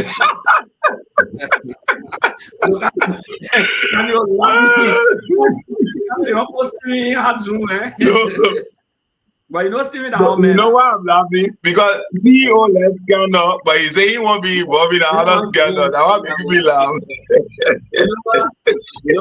Whenever I hear Steven can say, my man, and you must say, agree, no family involved. It's not you say no family involved, then I start laughing. But Steven, our man, Steven is a good guy. You guys say one of the hard times, so we deal with Fadiga according to the law. So let me put this up real quick. Take a quick picture of it, and I will put it down. It's for you. It's for public service. These are public service notice. Take a picture real quick. We're about to go again. I'm going to keep it off for a few seconds. Take a picture real quick. We're about to go. These are public service notice. 1, 2, 3. Are you ready? We're going to put it on, ladies and gentlemen. This is what we do here on Spoon Talk. Now, having done that, I want to say thank you. Welcome to the show, guys. 30-second quick. What brought you to the show today? Akari's great. I'm here because obviously I want to provide the necessary information, and I think this platform provides the information that I think is genuine and good for the Liberian people. Don't disagree to agree on issues, and like you said, but I just want to say kind of welcome to the Republic of Liberia, but you are here to report to base. Okay, we're gonna get carried back by that. Councillor, what brought you on today, sir? Councillor, are you with us? Man, you gotta pay attention, man. What brought you on today? Sorry, I think my internet tripped a little bit. I'm sorry for that. Well, I'm on as usual, CEO, because the conversation on this platform is always stimulating. And at the end of the day, we may clash about issues, but it's all about Liberia.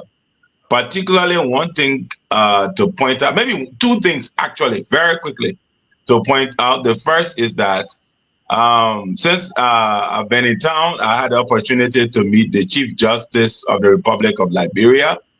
And one of the things that came out of that meeting was his desire and zest for us to improve our rule of law rating.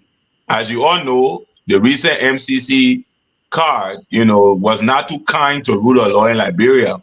But he is very clear in terms of steps he wants to take, Chief Justice Yame Bwese, to address that. So that's one of the things I think is worthy of talking about. The last one is that, of course, like I told you, CEO, I'll make all efforts to be on, but on Saturday, we are launching the Liberia Political Centrism Movement. And that has been taking a lot of time in terms of coordination amongst others. So on Saturday, we come out at midday to make a statement, not a million-man march, but a march of very committed souls who are clear that we can only change this country if we put all of these partisan divides aside. So we're going to be launching on Saturday, and that's one of the things I want to talk about. Overall, it's good to be on the show, and we always wish the best for Mama Liberia. Thank you. Thank you very much. And Emmanuel George, the Dr. Emmanuel George from ANC, Kayo Bagbala from Century Movement, Akaris Mose Gray from CDC, Tamba Aguilas from Unity Party. Now you know why. We want to welcome all of you. And Jefferson Chesson, of course, he will be here in the United States next month. So a few weeks from now, you'll be here in America. But I want to say welcome on your way. We'd like to welcome the man himself, Simon Freeman, who is in Pennsylvania. He will be having a special lunch with me on Friday, and then he will appear on Spoon Talk. We have to discuss issue of national concern. He says, Stanton, I have a basic 2 weeks trip, but I must see you to discuss, and we're happy to welcome Simon Freeman to the United States again. But let's hear you, my dear brother Emmanuel George. It's good having you. What brought you on today, sir? Thank you, Stanton. It's good to be back, to be on the station this evening. Good evening, Honorable Gray. Good evening, Councilor Bala. Jeff, good evening, and good evening, Tamba.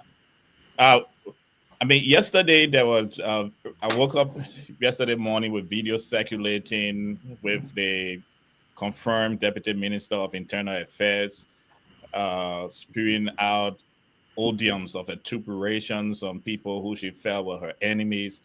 It's been running through my mind because the Ministry of Internal Affairs should be the custodian of Liberian culture. And if a minister from that institution found it very easy to pour out odiums of vituperations on perceived public enemies, though later on in the evening there was a letter of apology. I saw Good Day Flomo also having another video in her vehicle. That is on my mind. I know we discussed many other things, but good evening to the Liberian people. We look forward to having this wonderful conversation. Thank you very much, Emmanuel. Jefferson, it's good to see you, bro. Yeah, Master, thank you, man. And good evening to all our panelists. It's a good. Kanye in Liberia, right? I hope you're having a good time. And Tama and George, Honorable Gray, it's a good evening to be here. Yeah, basically, Stunt, I just wanted to re-emphasize what Emmanuel George just spoke about. I think what the Senate did by confirming that lady was an insult and a slap in the face to the Liberian people. The lady openly lied on her oath to the representative of the Liberian people, and that was something she should have been prosecuted for instead of, confirming her. This shows that our values, as a country is dropping drastically, and we need to correct that. I mean, this single lady has apologized over 2 times. She apologized for lying to the Liberian people and to the Senate, and then she again apologizing for insulting Liberians who will be paying her. That lady is going to be surviving on our taxpayer money, on our taxes we're going to pay. And she turned around and insults the Liberian people. I think there's not something we should be taking lightly. It's something that she should be penalized Instead of awarding her with confirmation, she should have been denied to send a strong message that the House of Senate is not a place for play, and government service should not be a place for immature people to go to serve. Serious Thank you people very because much. you survive on the Liberian people's money. Yeah. Thank you very much, my brother. Thank you, you. Stanton. Thank you.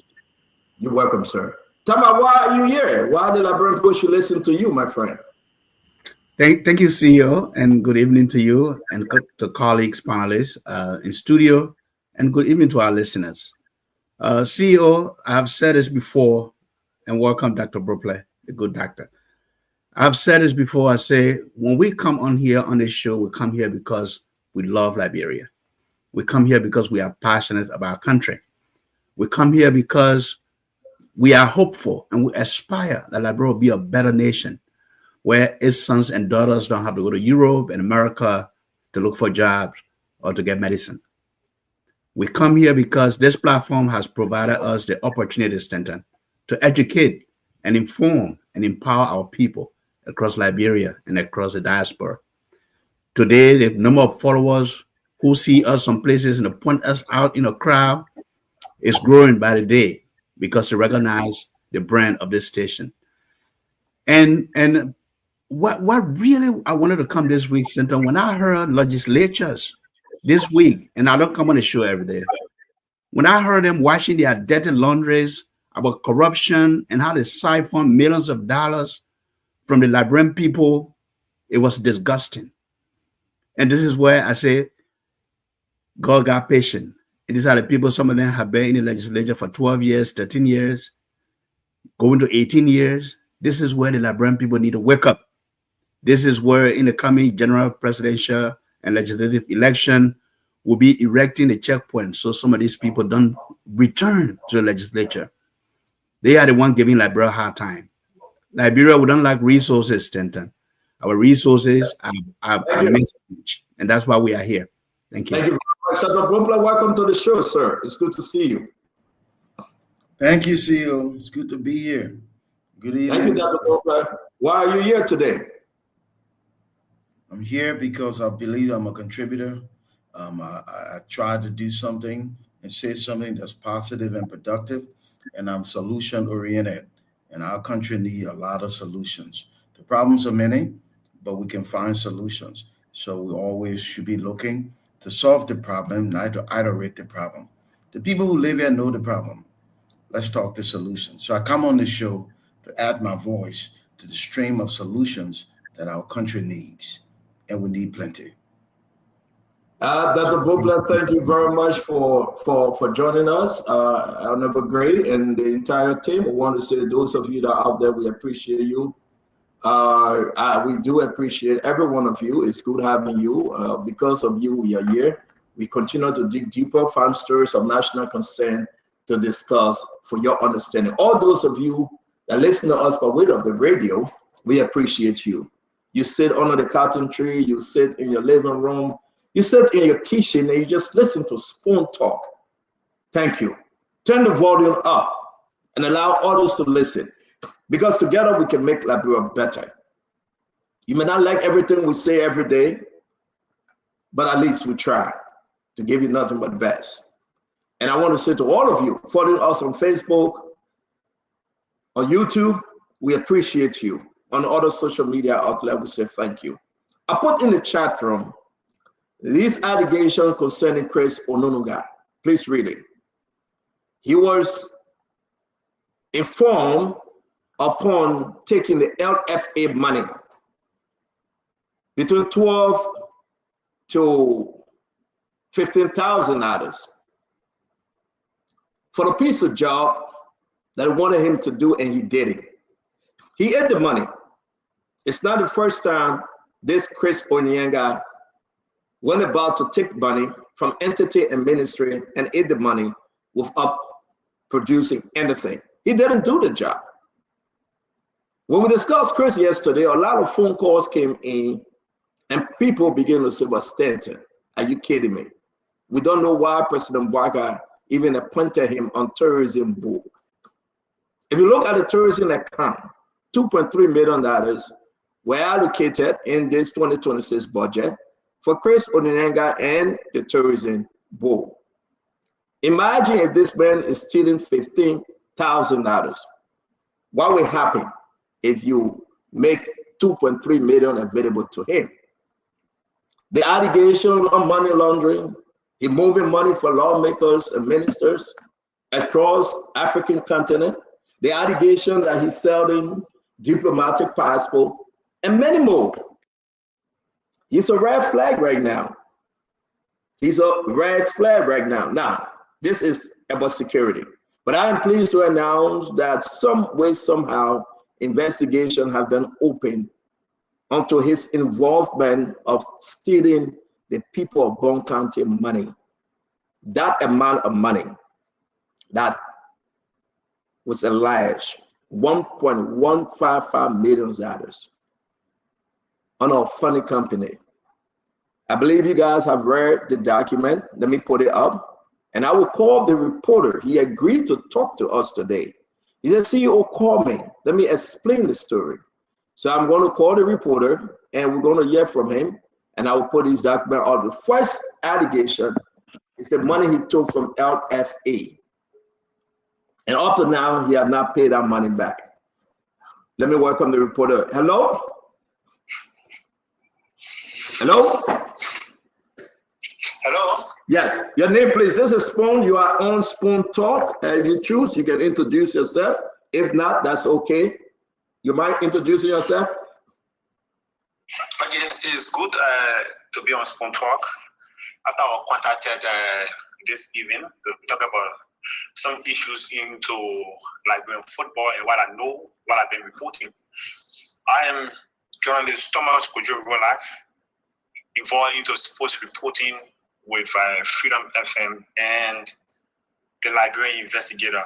I've been investigating stories. I've been reporting stories across the country effectively since 2016, after I was brought on board by a veteran and former Secretary General of the Sports Writers Association, Mr. Akosa Ag, who tried to refine me to become a better sports journalist across Liberia. So I'm Thomas Kojo-Rolak. Thomas, thank you very much for joining us. We raised a story concerning Chris Onyenga concerning $12,000 or $15,000 that he took away from the Liberian Football Association. I just posted your statement, your message that you sent him, and his reply to your message, not denying, of course, when you reach out to him. And he said, you have 90% of your story obtained as truth, but that is stolen or embezzled. That part is totally wrong. He is speaking to you. We enjoy negative news and always want to bring such to limelight. Unfortunately, this time we're looking for this DEC to have both the aways and the Hall of Fame stage together. I don't know what that means, but that's his message to you. In doing so, it may have been also putting in self-funding to have 4 programs staged, just like the last awards were staged. But glad you read REA, or you meant to say glad you reached out, I believe. Also, when such is happening, you may choose to agree to serve the media committee so as go have full, what's this? So as go, I'm just going to read it as this, man. So as go have full knowledge in how every single department will work to bring such to fruition. Any other detail needed, kindly call or get in touch. What actually happened? Explain the story that led LFA to give Chris Onyenga, the Nigerian ECMO guy, $12,000 to $15,000. So Chris was appointed to head the Liberian Football Association annual award ceremony. That position was being held by the current Minister of Youth and Sports, Councillor Jarrah Kobagalo, who is the current minister. He used to be the one organizing the Liberian Football Association What year? award ceremony. What year was this? Well, the 2023-2024 that award ceremony, Minister Cole Bangano, at that time he was not a minister. He was the one who organized the award ceremony. The 2024-2025 ceremony held on 7 December. It was Chris who was in charge of hosting the award ceremony. And at that event, it was announced that a Hall of Fame were going to be hosted. Now, a Hall of Fame talk about recognizing athletes who performed during that time for Liberia. Correct. We know that because when you come to town, you will come in studio. So let's get to the story because of time. How much was given to Chris? So on 20 August 2025, a Liberian football stakeholder, president of Senior Female Professional MS Stages Glasgow, posted in all of the football chat rooms, raising concern that, hey, the Liberian Football Association gave Chris 12,000 of the budget money that was not approved by the executive committee of the Football Association to organize the Hall of Fame. And since then, we have not had this program. What is going on? When that message struck around in all of the football chat rooms, we as sports journalists I decided to take an interest into the development. And I reached out to the Football Association for an inquiry to get details. Due to the slow pace of information coming from the angle of the Football Association, I reached out to Chris. Chris had traveled with the president of the Republic of Liberia to South Korea for something a program out here in South Korea in August of this year. Okay. Due to our time differences, I called him on multiple times. There was no answer. In journalism, when you call for response, So you call him, he didn't answer, and you send him a text message. I left him a message to respond to my story because I did a draft of the story. I told him, hey, I'm doing a story on you, but I would love to get a response from you. And then he responded.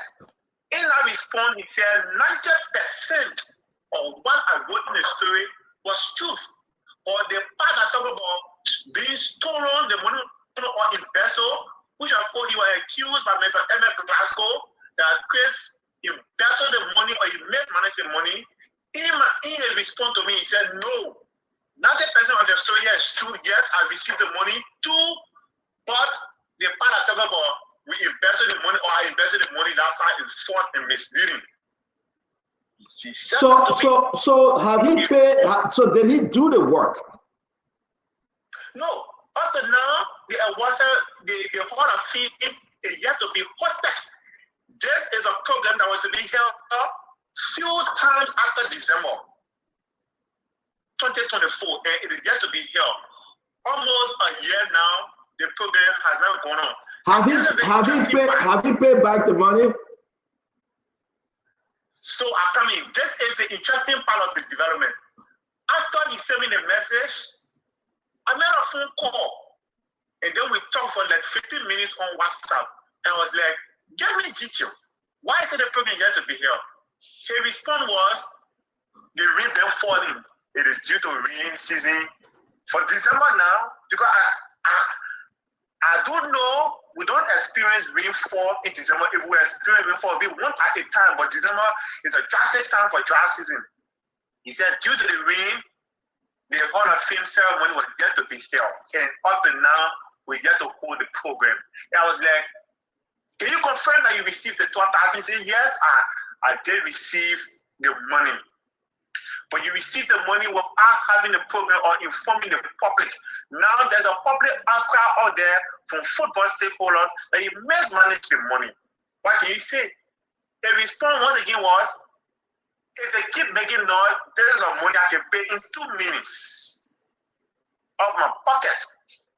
I said, paying the money is not the issue, but you are given a task that you agree to. You agree to host a program Hall of Fame that people look up to you for. And the promise was, we're not going to take a year. This is something that's going to be done in less than 2 months. In getting documents, in getting highlights, in speaking with journalists, in speaking with stakeholders in football, in speaking with veterans who played the game before, or veteran administrators. Why is it taking long?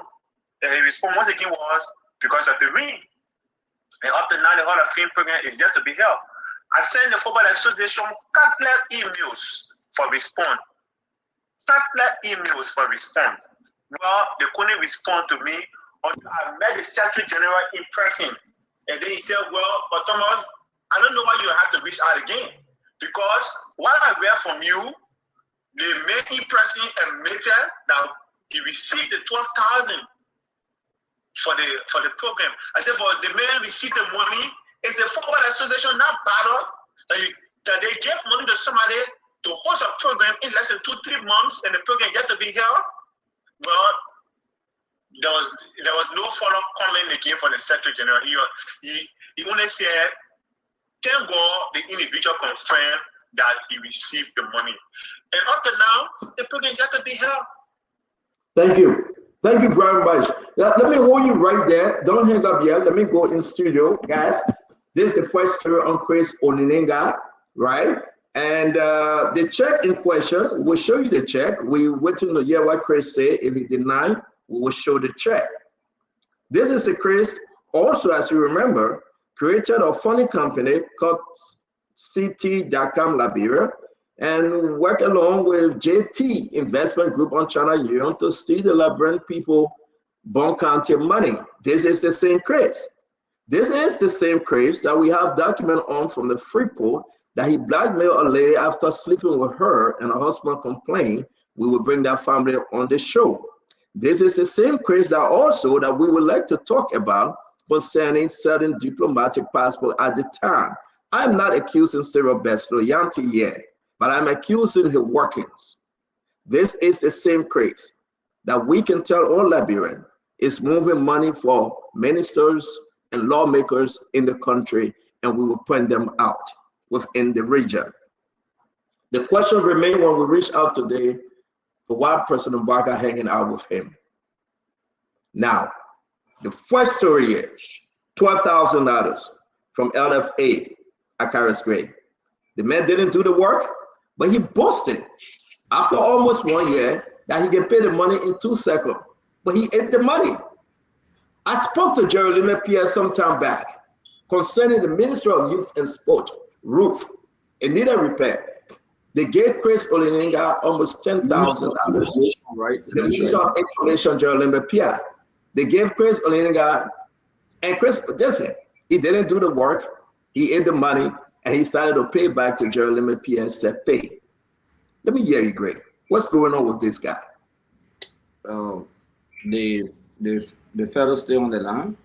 Yeah, you still get Kojo on the line. Oh, okay. I just wanted to put everything in a nutshell, to be frank with you, besides what Kojo narrated.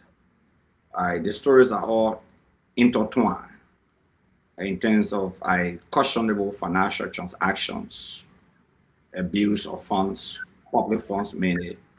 You know, there are trend of history of record on Chris from the cyber money issue that led to Billboard 1, Billboard 2, that saw Ellis Dado, Vanny Sherman, and other people going to court, that the laws were being changed. Many of you followed that development. Okay. And then it comes all the way up to a pageant, and then now. So the stories are innumerable. I don't really have a question for the journalists because as far as I'm concerned, the FA should be taking him to court, or they should flag the issue why the program was not held on time. But if we progress, I will be able to give my candid opinion on where I stand with the innumerable accusations and barrage of accusation for many years and up to now. I have a position saying Chris is a senior level government official.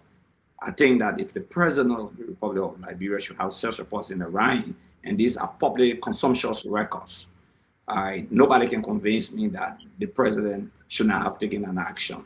Okay, no matter what the situation is, I will blame the presidency for keeping such people around because there have been series of issues being flagged and people records should have been counter-checked. You know, there was a guy in the CDC administration who they said wanted some relationship with Mexico. The opposition beat all about that. And we have to take the job from him. We have to take the position for him. Okay, so Chris is no stranger to such a thing. But I think with all of these things ranging to the issue of channeling your money with almost 2 million United States dollars and all of these things, I'm concerned because people like a lot of people try to bid on us, or link us, or wrong footed. Okay, so I'm concerned. I think that's sufficient. Let's move over. We stay. Let's see. Thank you, Greg. Councillor, we stay that the reporter online. And again, a lot of stuff coming up. Councillor Bala, what say you? Do you have a question for Kojo?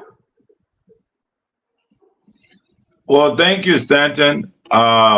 First thing to anchor is that these are allegations. Yes, very serious allegations, but these are allegations nonetheless. Serious allegations. So what I would advise, or what my opinion would be in such a situation, is that we give Mr. Onanuga the opportunity to also present his side of the story. And I don't know, maybe you may have contacted him and he's elected not to speak to the matter. But if he has not spoken to the matter, maybe there may also be a third party also that's associated with this matter that could be spoken to get, additional information. I am not saying that the reporter is lying. I have no reason to say that he is lying. But what I am saying is that that is his version of what may have transpired or may not have transpired. So normally the requisite thing to do would be to say, Chris Onanuga, what transpired here? Let's hear your side. And the LFA also, I think, has a responsibility. What's his name? Mustafa Raji, who is the president of the LFA, because it's a two-way street. If Onanuga is being called into question for monies that he allegedly, and I use the word allegedly, deliberately, received from the LFA for work that wasn't done, allegedly, then Raji also has a responsibility to come out and state publicly that whether or not this is the case. I think so. Raji needs to speak up about this. The journalist, I believe, is merely doing his work as a journalist, finding stories. Some of them may not be all of the full details, but with what he has, he wants to provoke a conversation. So Raji can come out and also give his side. Onanuga can come out and give their side. And then when those sides are given, I think we all will be in a better place to reach conclusions about what may have transpired. But these are like serious allegations. That's what I would say on the matter. Thank you. Councillor, thank you very much. We have one of the team owner who he will be joining us after Kojo leave the line. And yes, indeed, we are reaching out to LFA President Raji. But the check is available though, the 12,000 check. If you look at Chris' text message response to Kojo, he admitted, he said 90% is true. The 10% he said he didn't steal the money. He admitted of receiving the money, but the job is not done. But it's not the first gig of Chris. He would take the money, he would say he would do the work, he won't do it, and when you push it, he said, I'll pay your money back. It's kind of, Emmanuel, let's hear you. If you have questions for Kojo, I have to call other people connected to this story. Amen. Yeah, I have one question, perhaps a comment after that. Kojo, for those of us who are unaware and have never heard about the Hall of Fame, can you give a brief history or the brief impact of what this Football Hall of Fame is all about? And when did it start? When did we have the first one? Who are those who have been inducted into it? So that is going to be the very first time we're going to have the Hall of Fame ceremony hosted in Liberia. All we've been having at the end of the league season, since Mustafa took over, has been a award ceremony to recognize those who perform well in the past season by giving the best player in the league season take a car home. All won cash prize for me. I was named best sports journalist received 150,000, and others has been winning prizes. But we have not had a Hall of Fame. It was at the December 7, 2024 event. It was announced that we're about to host a Hall of Fame.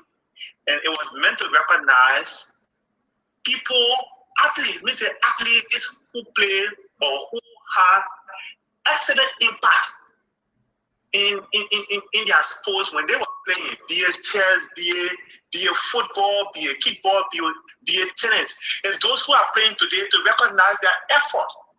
In Europe or in England, we see the Hall of Fame where people get inducted for what they Thank you, Thomas. I think I have an answer. So this was going to be the first one. We have never had it before.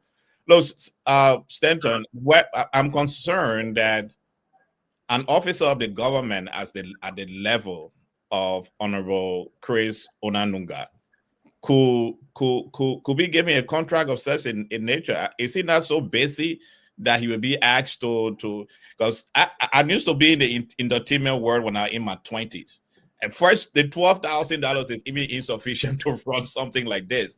And the nature of his work, this is a full-time job to organize a program of this nature. So I'm just struggling to understand why someone at this high level of government will be running for a $12,000 contract, and who will give him a contract with the level of work that he has to do for the Liberian government, a contract to organize something like this. I think they were fighting in November. He says they were happy in December, except they want to do something that is a charade. I mean, there's but you understand that the term long gone. Yeah, I did. There's no way. Somebody came up with that story on him. It's a pattern, right? But connecting this to the government. Anyway, we'll say our own. Let me hear from Jefferson. We'll still get Kojo on. Kojo, bear with us, please. We got two other panelists to come your way. Jefferson Chessy. Thank you, CEO. Well, I don't have much question or any question for journalists, but I mean, all I have to say is that this is a grievous allegation, and until we can hear from Chris or from a third party, maybe from the LFA or other, people with similar information, it's good because this allegation borders on the character of our tourism representative. So it has to be validated properly, because I read the conversation between them. It is serious and grievous. So we need to dive deeper into the allegations. Lastly, it also falls squarely on the lap of the president, because if this is true, then we want to know how is the president vetting these people that are being appointed in government. We think that he's dropping the ball on selecting his government officials. If this is true, because it's an allegation, maybe we need to give Onanunga the opportunity to speak for himself and to face his accuser, which is fair enough for him.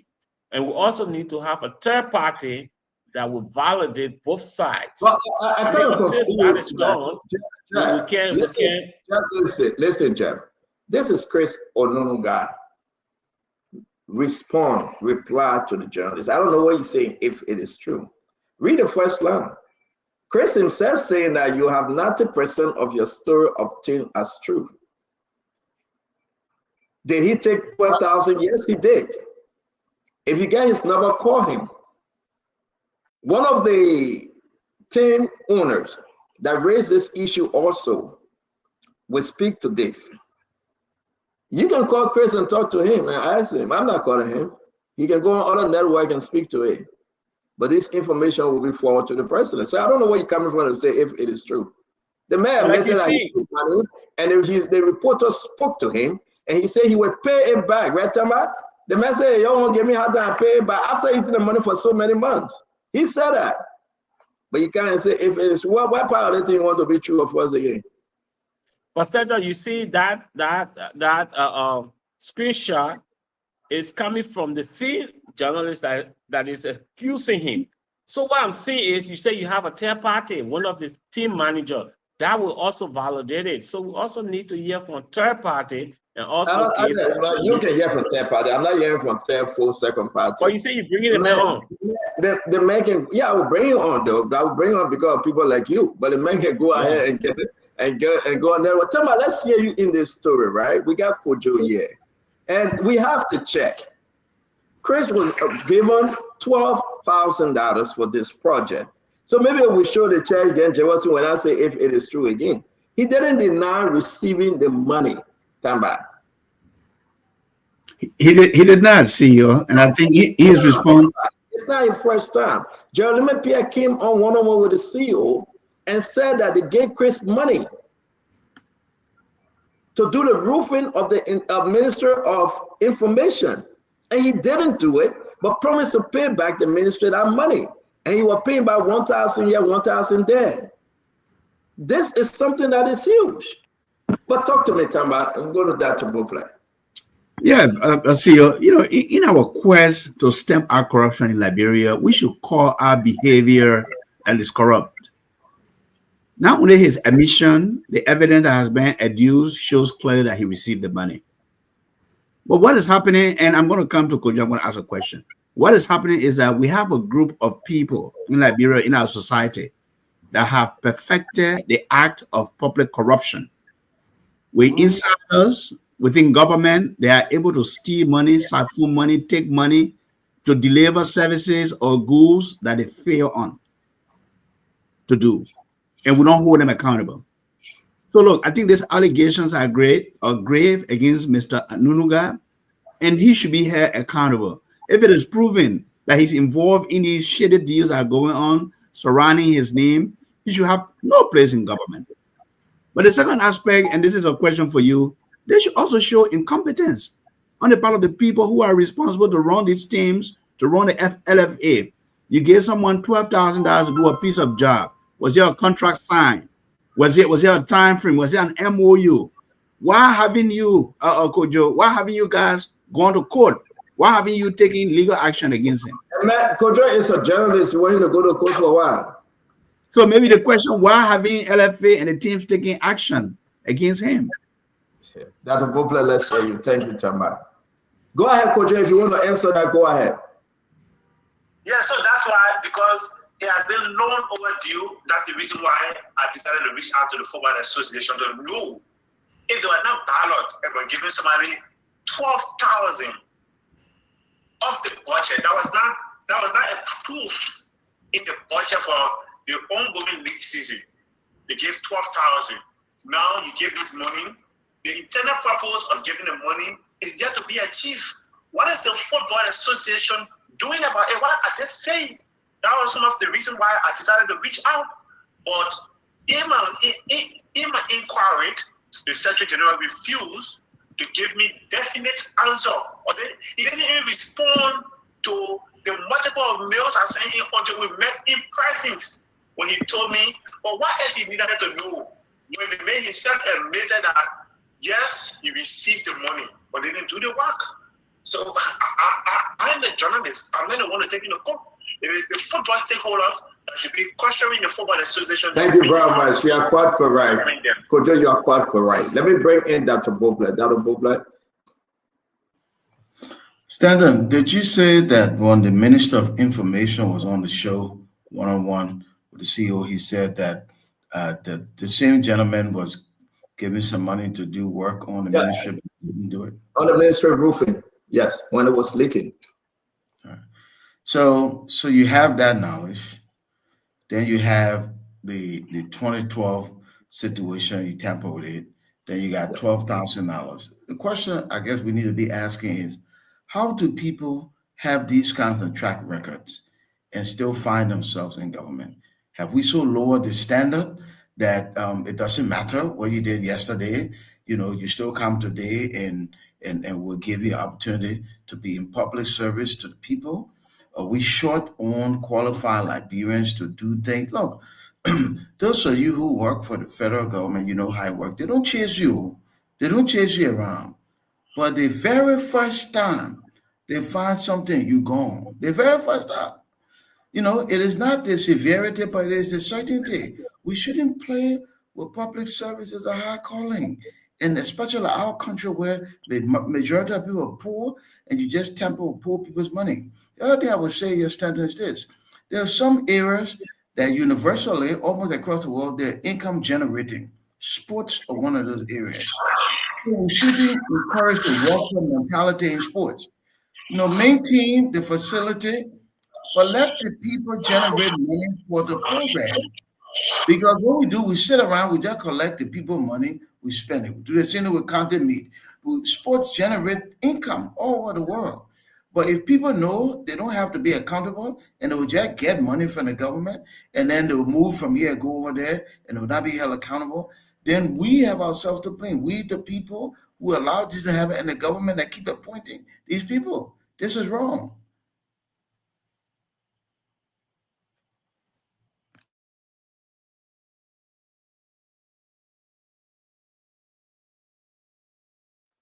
Dalbubla, are you done? Yes, sir. I am. Sorry. We're trying to make contact with Raji, the LFA president, to come on as well. Sorry that Kojo, if you hear me, please call back. Thank you. He's calling back. Let me say this real quick. I put this in the chat room. Yeah, we got a lot of document coming up. You can read it. This Chris Onenga guy, you understand his company was banned. You understand that he was involved with the Big Ball 1, Big Ball 2. These are reports. It's not no story. So we ask ourselves the question, who told President Bouakai to hire him? The man got over 10 records, different records of criminality. And the president put him on terrorism board. What foreign national will come in the country and gave him a diplomatic passport? Is President Bouakai joking? You allow this man to travel with a diplomatic passport. But Kojo, finish up, Kojo, because we want to get back. Finish up. You got anything to add, Kojo? Well, the only thing, we'll keep investigating. We'll keep asking the Football Association. I think this time, because I want to see Chris himself in person. We only talk on the phone, but I have not met him in person. But we'll keep fighting. We'll keep investigating because the public need to know what is happening. Football stakeholders who are spending their money, they need to know. The LFA need to be telling us why they give someone money to football. I'm not speaking. Are they in Kowu? Are they satisfied with giving US 12,000 to somebody to conduct a program in the Boston field? And then they are not speaking. But we'll keep doing these things. We'll keep talking. We'll keep asking the hard question as journalists. But thank you, Kojo. Thank you. You can see the whole program be hosted. Kojo, thank you very much. We know we will ask Mustafa Raji. We will talk to him, and we know this program have to take place. But the fact remains is that for a minister or director of board chair to steal his way and steal the people's money, this is horrible. Kojo, thank you, and I will talk to you shortly. Tomorrow, let's talk. Thank you. Yes, sir. So I'm going to bring in the team owner, not to drag too much of time, but let me just remind you guys, look at this report coming up. You were asking my brother, my dear brother, Kanyo and brother Chesson. This guy have history. He have history. You can read it for yourself. He got histories that you will come to know that he been in problem. The committee set up, CT.com, and the CEO, Christopher Ononuga, organizer of the 2012 Miss Liberia Beauty Pageant, has been slammed with a 5-year ban and other investigator for his dismal performance. The committee set up by the Ministry of Information, Culture, and Tourism to investigate. 1, 2, look at the other report here. It's all over. Somebody is telling us, how did the government miss this one? Big Ball 1, Big Ball 2. The rate of arrest issued Wednesday by the Criminal Code C is very good. It's clear. It's right here. It's clear. Issued by Criminal Code C before His Honor Judge Emmer Pay from the clerk of the court, Noah Shin, reads, you are hereby commanded to arrest the living body of vanished Chairman ECB Jones, Christopher Onuga, Alex Tyler, and the civil money in by and through its authorized representative charged with the commission of the crime, bribery, criminal facilitation, conspiracy, solicitation, and economic sabotage. These are German record on Christopher Onunuga. But this is the man that traveling with the diplomatic passport. This is the man that President Barga said he should represent Liberia on his tourism as chair on the board. $12,000 he can pay back. $12,000. Christopher Onunuga was in Philadelphia when the Bon County issue came up, the money, the $1.155 million. Christopher Onunuga at the time, he was called back by Nathaniel Fallow McGill when his friend and brother Jaro wrote a letter saying that Christopher Onunuga have eaten the Liberian people Bon County money. The government under George Manawiya then said he must come back to the country. They froze his account. This is historical. This is everyday thing, folks. But the question we ask today, who pushed Joseph Yima? I know Greg will get very with me if I say who pushed, but Greg, who recommended Christopher Onunuga? Who pushed Joseph Yima Bwaka to hire him? He stole money as per the allegation from the information ministry. He went after LFA and he grabbed money after LFA. You guys seeing it. Everywhere he goes, he got butterfinger. And we are here talking about his chairman on tourism board. Is this a rescue? Okay, Stan. We gotta go. We got plenty to talk about today. Go ahead, make your point, sir. President Borga had known Christopher from the time he was last president of this country. The Sabomani case, the Big Boy 1, Big Boy 2, started on Ellen Johnson study. You remember when we decided that we were moving former Speaker Ellis Starter? It was on the basis of this Big Boy 1, Big Boy 2 Sabomani case against he and Vanny Sherman and Chris. One may ask the technical question on how Chris got his appointment. I could infer, let me be selective with my words. Chris and the foreign minister are related. Chris is a Hayes. If you look at the name, it's Christopher Hayes. He's a Hayes from mother side. The foreign minister also has a relationship with Hayes as family link. So I could infer that on the basis of that family relationship, Chris may have gotten the appointment. However, those who are appointed by presidents should be vetted. That's why you have the office of the Minister of State. Unfortunately, when we say this, then people want to say, oh, you were there, or your government was there. He then moved the CDC-led administration to bring in a system of kakistocrats, unscrupulous group of citizens, West group of citizens. You cannot move one government and bring in a government of khaki. You bring in a government of kakistocrats. The facts are there. Allegations against Chris are visible. There is no way you can disentangle President Boyka from this. With all of this barrage of allegation, prima facie evidence being presented, actions being taken in the past and currently, and seeing these people flying with diplomatic passport, allegations of the sale of passport, not only that, then action should be taken. The president again, action should be taken. You are quite correct, Greg. We're going to move on. I want to say, all of you, welcome to the show. It's good to have you hanging out with us. Sorry that we started late. It's always good to have you in the Spoon Studio. Let's talk Liberia. Let's love Liberia. Let's think Liberia, and let's build a beautiful Liberia. The question remains, Chris Oyanga, guess what happened? He's your tourism chair, the board chair. He's hanging up with a diplomatic passport. The allegation that he has taken money from LFA, $12,000, money from the information ministry. We'll play that clip, okay? Money from the Big Boy 1, Big Boy 2, money from the Bon County people, creating the city.com Liberia. Mommy, wrap this thing up, we gotta go. What say you on this story? We gotta go to the next story. I mean, Senator, like I said, it's good to be back. Gentlemen, sorry for coming late. Like I said yesterday, and I will say and continue to say, What happened to the people of Monserrado, Bond County, Margibi, and Liberia at large was what we call revenue diversion, resource diversion. They diverted the money from the people, they passed it through Chris, and they went to Chris and got what they wanted.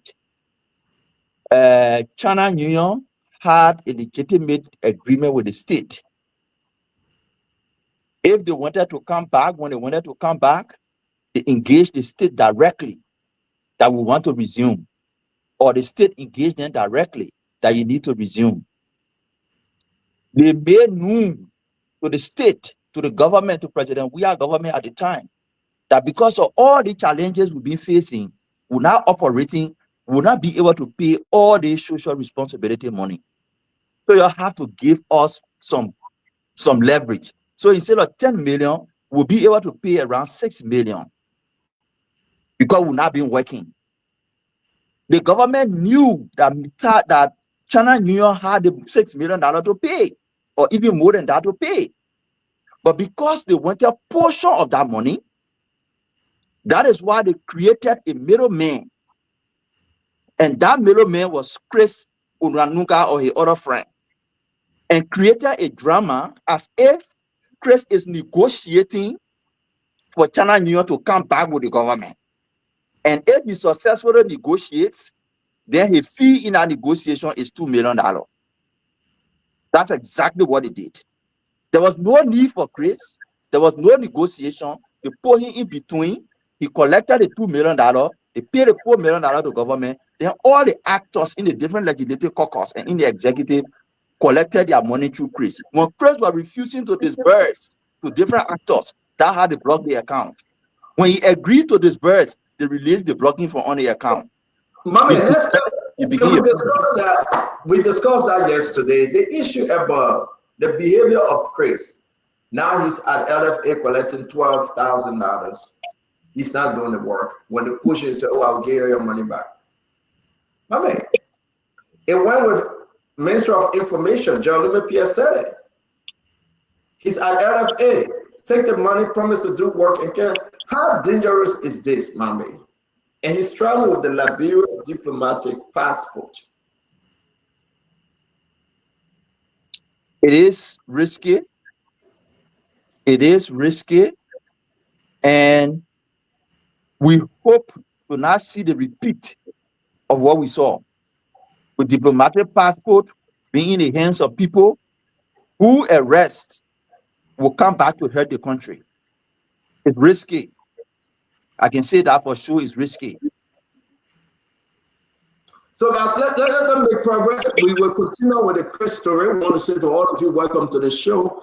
Just in passing, we cannot do this story today because it's only important, except you want to have 30 seconds on it. That would be fine. But we want to say to all of you again, this is Luke Dow. Luke Dow is the head of the LMHRA, the medical entity that gave lessons for medication and other things of that nature. LCC after him, allegation of selling those lessons to foreign national Liberian people, bringing in fake drugs. And this man been going home with a lot of money. As you can see on the Variety newspaper, a leaked letter addressed to the Liberia Anti-Corruption Commission. Now in the possession, we have this. I put it in the chat room. Please read it. But this guy, money that he's taking, project that he should be doing, he's not doing it. Account statement, LMHRA, general account, the date for 2024 to 2025, total amount, $58,500. I put this in the chat room, and I'll put the other documents in the chat room. People are still looking for this money. Everywhere you get 58,500, you get 10,000, you get 49,000, 47,000, 14,000, 65,000. These allegations are huge on the man operation expensive. The man cannot give account of it, promise to go ahead. But one thing that is confusing, great, let me start with you. And after this, we'll go and talk about Oronto and what took place today at the Capitol building. Great. Why the Ghana can't land, great? from one allegation to another, and these people still repeating the same nonsense. I want this money to build this. I want the money to fix this. And they're eating the money. Look at Luke. Luke, that was hustling. Joseph Boakai said, I will give you the job. The man is abusing power. He became wasteful. The allegation that he's stealing the money and LACC not grabbing. What's going on, Greg? Will we ever do away with this kind of corruption in the government? No, that's what I use perfectly the word kakistocrats. One of the things here is that many of the guys believe that the government after 2029 will cease to exist. So they are amassing wealth. They come to realize that, look, the Liberian people can make any decision at any point in time. So the rush for the amassing of wealth under this administration is unprecedented. If you look at the vast majority of the people, one way or the other, they're trying to amass wealth clandestinely. And I would not come here, somebody say, oh yeah, I know people like Kanyo is a lawyer, so he will speak legally. I'm a politician. I understand the issues of the law also. But the fact of the matter is these are political appointees.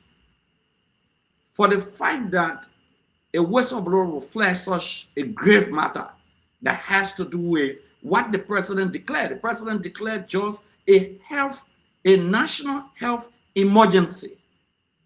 That's what the president declared, just a national health emergency. And it's zero tolerance for corruption.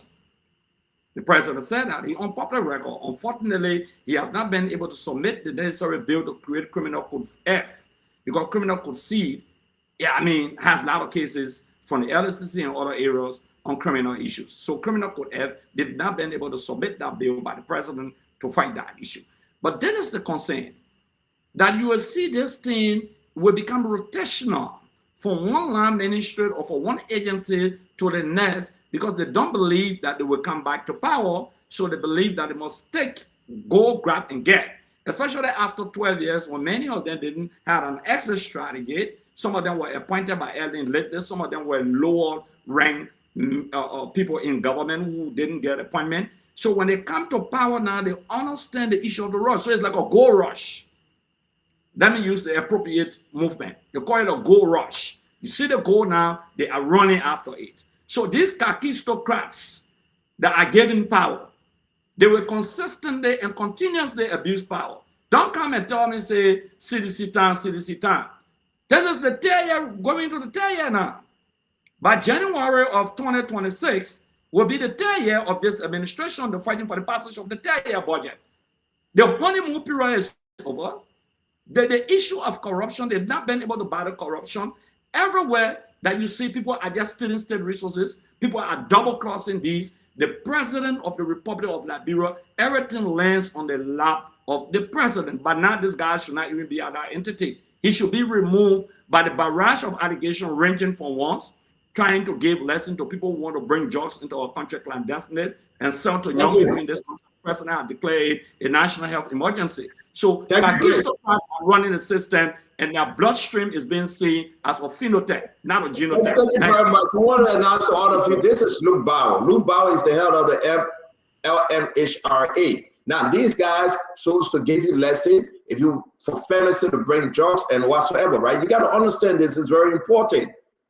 Every tramadol, illegal drug substance on the street today, the allegation that Luke Bauer giving people lesson falsely, illegally, with no background check.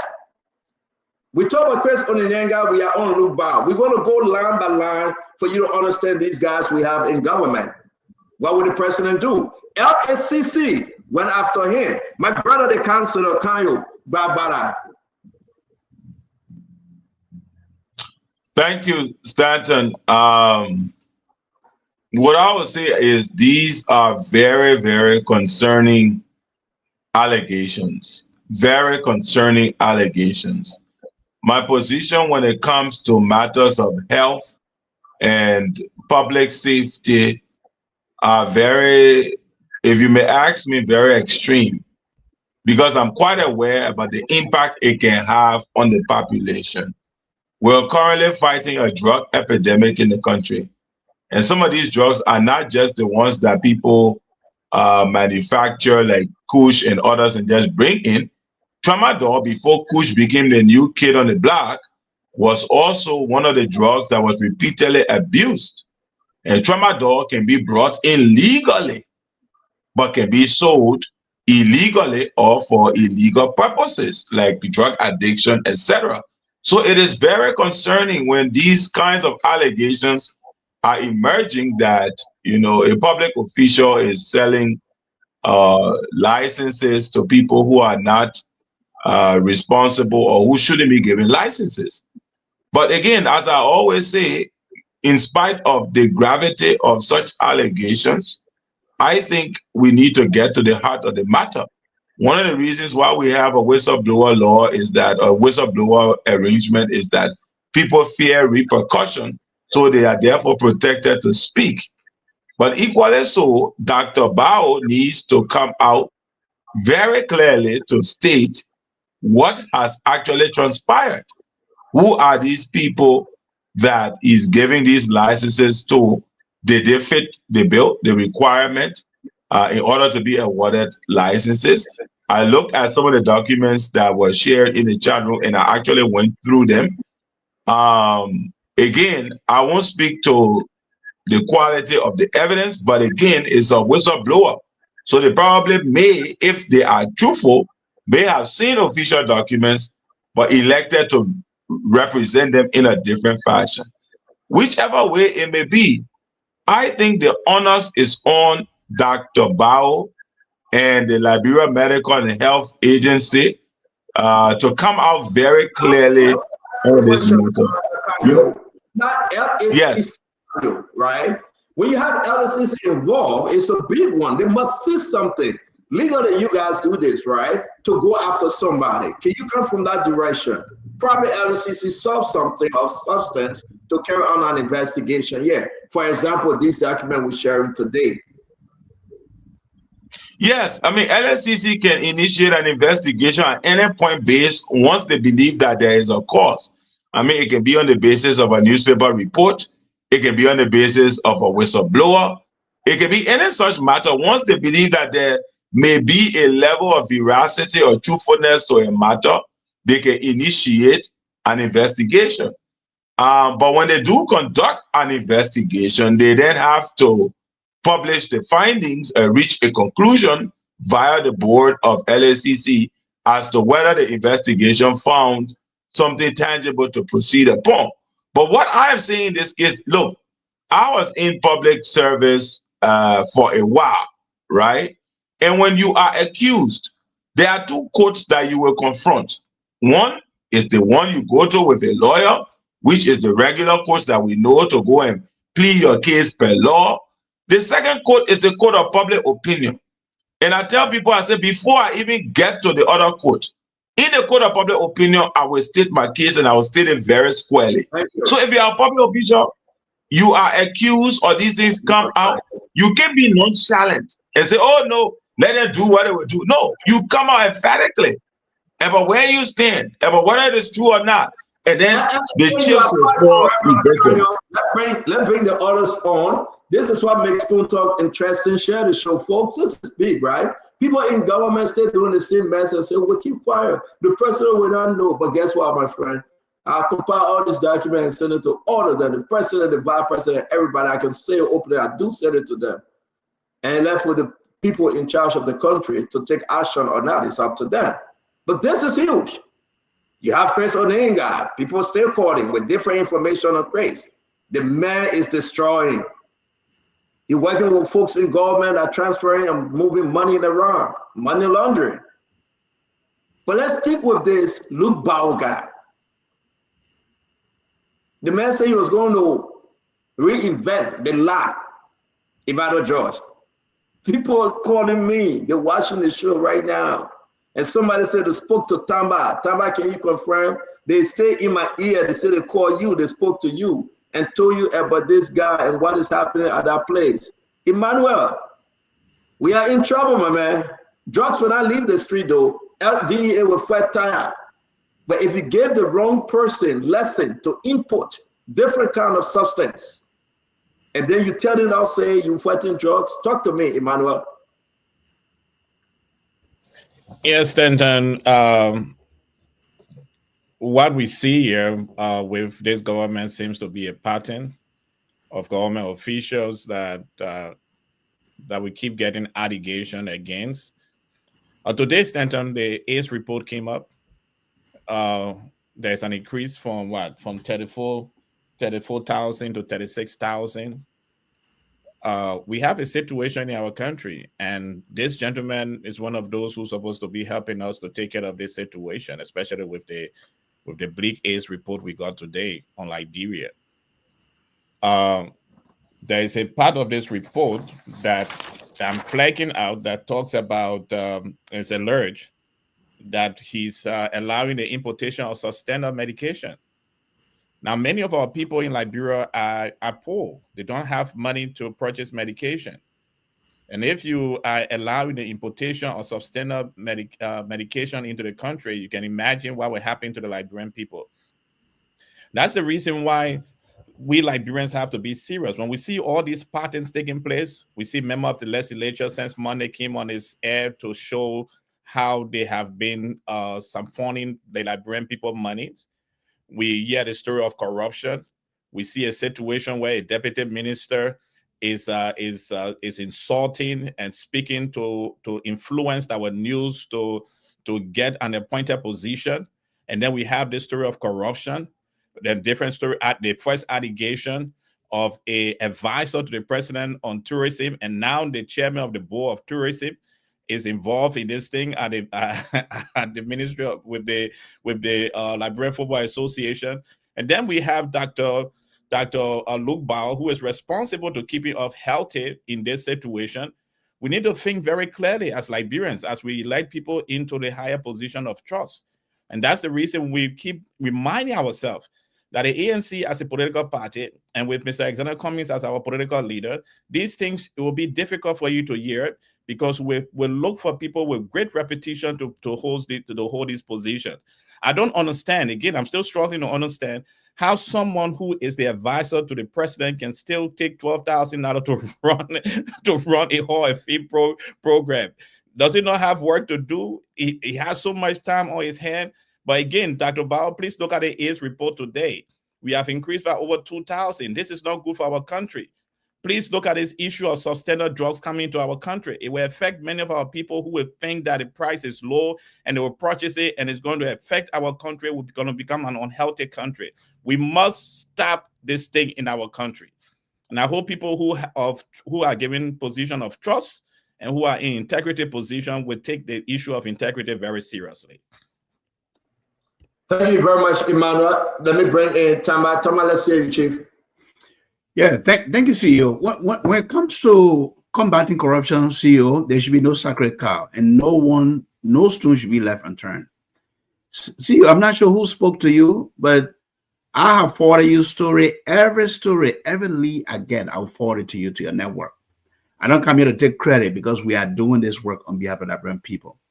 When I read this whistleblower report, for me, what is really troubling, in addition to the allegation of mismanagement, corruption, but the medication part, where he's taking a request from a pharmacy to input a certain type of drugs, and I can read it, but I'm not going to go into that. And then he's giving this pharmacy a preferential treatment to input the drug, bypassing, the medical assessment, the technical assessment that have to be done. It put the entire population, citizen, at risk, and that is dangerous. If these allegations are proven, if LACC can really move quickly, this guy should be removed and he should be prosecuted. Because look, it's easy to be in government 6 years and 12 years and you feel bigly, and today another government is there. They are at least trying to make a change. I'm not saying the president may not know everything that's happening in all of the ministries, but also when it comes to the issue of corruption, allegation of corruption in key government entities like these, the president should move quickly and make sure that LACC can really do their findings, do their auditing, and then let the chips fall where they may. There should be no sacred cows. Thank you. Thank you very much, Dr. Bopla. Let's hear you. Yeah, we are talking about this kind of left in Liberia among the ministries and entities, Dr. Brooklyn? So we see multiple things, and I hope that as these things happen and we expose them and discuss them, we can learn from them and the government can tighten things up. So like I think Tama just said, so you have a portfolio, you're advising, and then you're managing small money for a particular event. You shouldn't be doing that. But that aside, why are we not following procurement processes? So if I'm in charge of something, I don't need to handle the money, right? My job is to make sure the thing gets done. So if you want to have the event, you want to decorate, you want to transport the people here, you do the proper paperwork and the requisition going, so you have checks and balances. So it's more difficult for me to just squander the money, because all I'm doing, I'm overseeing it, the money, the paperwork here, the approval is here, the money's released over here. So it just seems like there's so many loose places that needs to be tightened up. You would think that after we've been at this for a while, we'll get better. Why are we still here with a diplomatic passport being given? Why is it so easy now in our country to get diplomatic passport? People who are not diplomats. So as these things come to light, I hope the government pays attention and tighten up. And the practice of intolerance, what's wrong, needs to continue and be accelerated.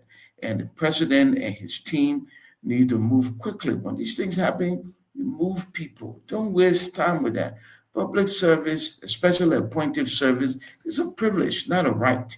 So don't let people just sit around and destroy our opportunity to move forward and make progress. Look, let's just do the bottom line analysis, Stanton.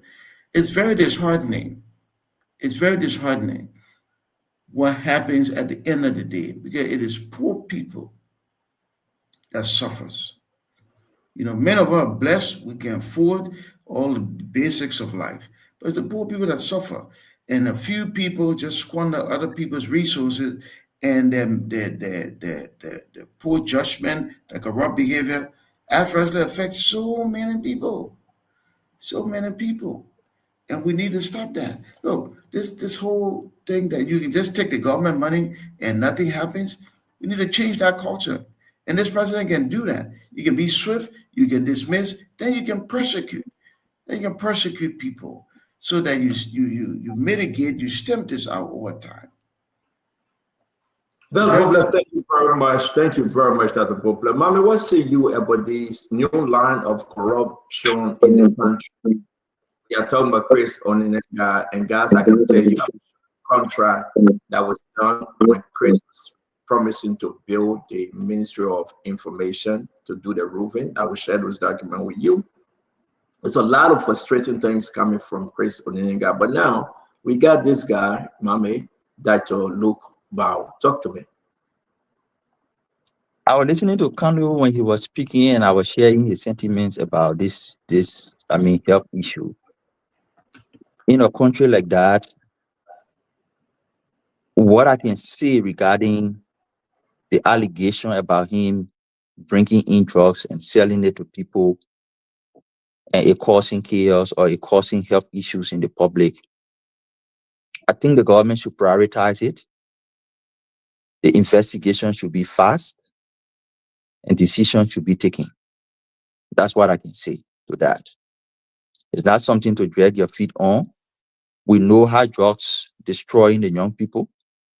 The president declared war against it. If somebody in the government has been identified through whistleblower to say this person is one of the problems, it's one of the moves who is leaking these drugs outside the system, I think swift action should be taken to investigate, establish the facts, and try to take him off if the investigation proves to be factual that he's involved in that. It's not nothing to waste time with.